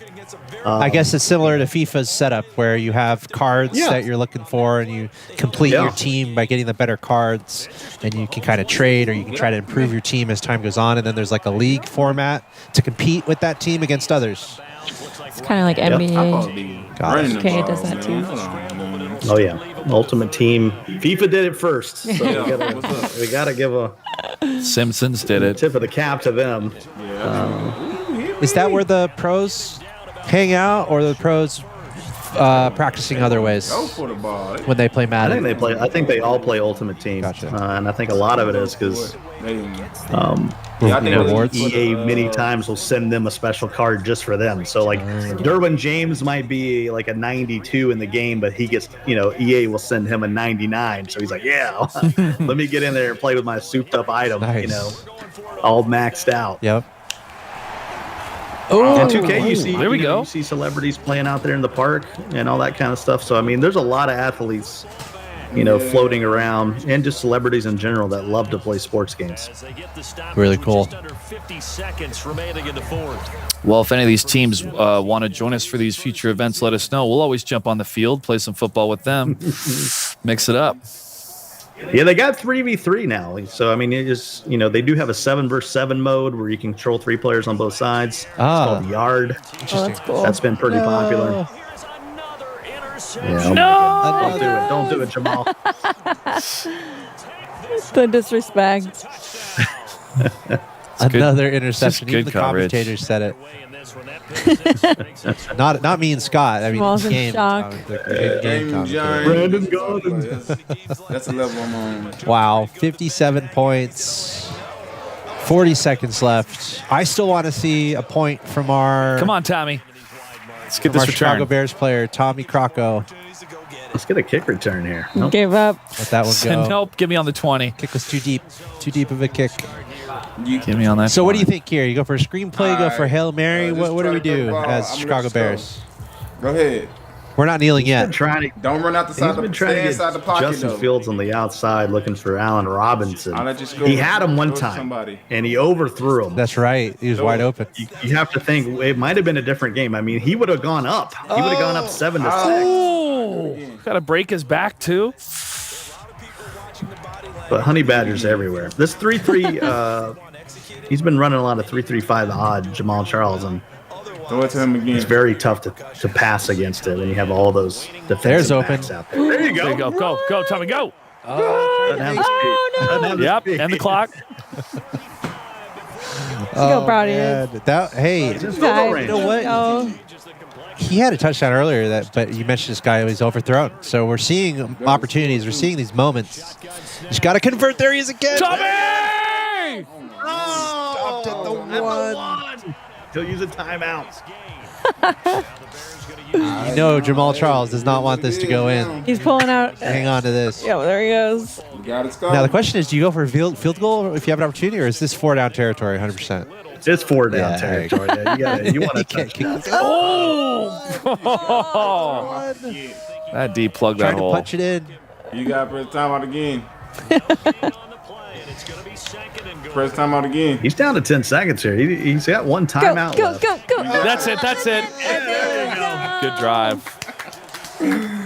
Oh, you Bears got fan, that one. made me happy. Don't get to see it 7 too long. seconds. Come on. I love it. We see a score from Tommy Crocco. But unfortunately, there's not time to come back. 7 seconds left. There's no fifth quarter. There's no nothing after this. No rerun. But we do have a timeout. That's okay. Ooh, onside Well, kick. all I can tell you is Onside Tommy kick. is a better kicker than Jamal. That I do Is this know. onside kick? No. That's all right. That's game, Yeah, that's right. Jamal Charles, he missed that extra point early on. Two. Can't do I that. don't know what's going on with his kicking. Yeah. They're going to kneel. I think that happened to the Cowboys week 1, by the way. Not good. That's like the worst thing to have happen week 1. You're watching your football team and their kicker's doing nothing. Literally nothing. Yeah, the Seahawks. We don't Start have of the that. season? We don't have that I problem. feel here. that. Good for you, man. Good for you. GG. GG. Man, I love having Scott here to commentate some football, especially watching these two All-Stars. Big shout out to Tommy joining us, our Special Olympic athlete, and Jamal looking great today. Looking real good. Chiefs looking good. Yes, and this was just a best of one. So that's going to do it for our Madden competition. Pretty straightforward there. One game to rule them all. And Jamal Charles came out absolutely swinging.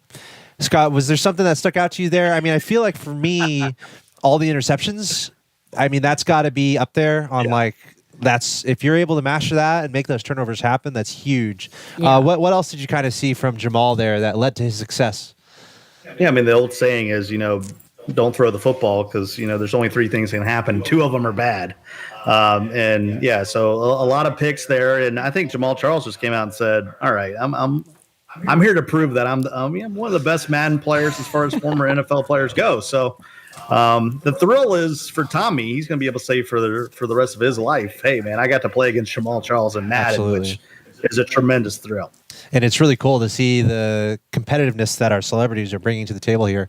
It makes me want to do some sort of gauntlet with Jamal Charles. Find some other NFL pros who are into NFL. Let's get Scott Cole back on board, and let's set up some sort of King of the Hill at some point in the future. Because for me, I want to see more. Like, I see Jamal Charles play as well as he did there.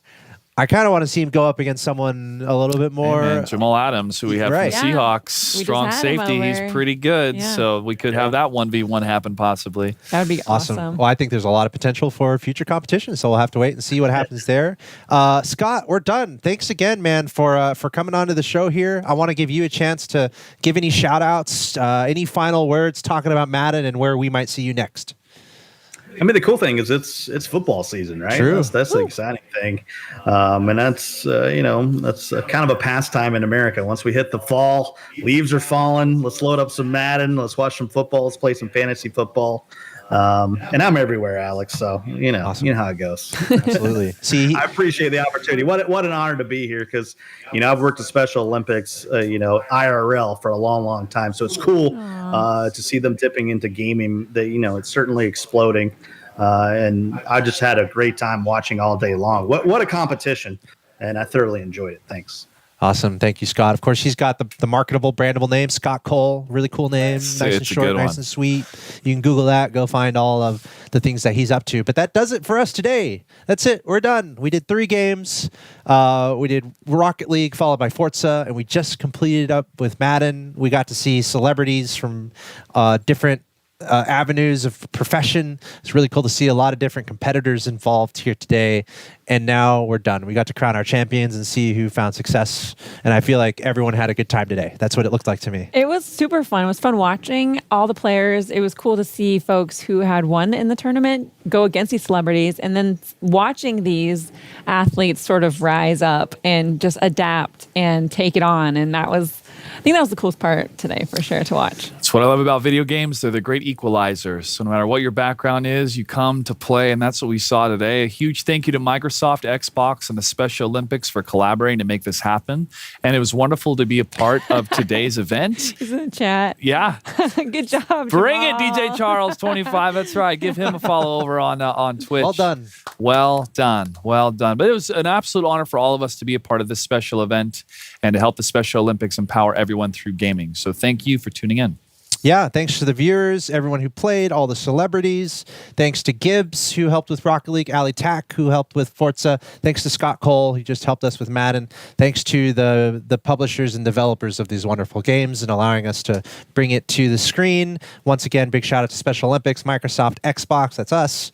And of course, we're looking forward to future Special Olympics and Xbox events. So stay tuned. Follow the stream. Check out the VOD. Check out everything that we have going on this channel. We are the Xbox Dream Stream meme team. Yo, there you go. We have video game coverage coming your way all the time, almost all the time. People in the chat might be like, not all the time, but then you have people in the chat and be like, yeah, all the time. They're always here. We're always here. So tune into the channel, follow the stream, and make sure you check out everything we have coming in the future. Shout out to all of our athletes, everyone who participated. Thank you to everyone behind the scenes, Lennox, Tanner, of course, on behalf of you guys, Joshua, and the Mav Show. I am Axel Toss. Thank you guys so much for watching, and we'll see you in our next stream.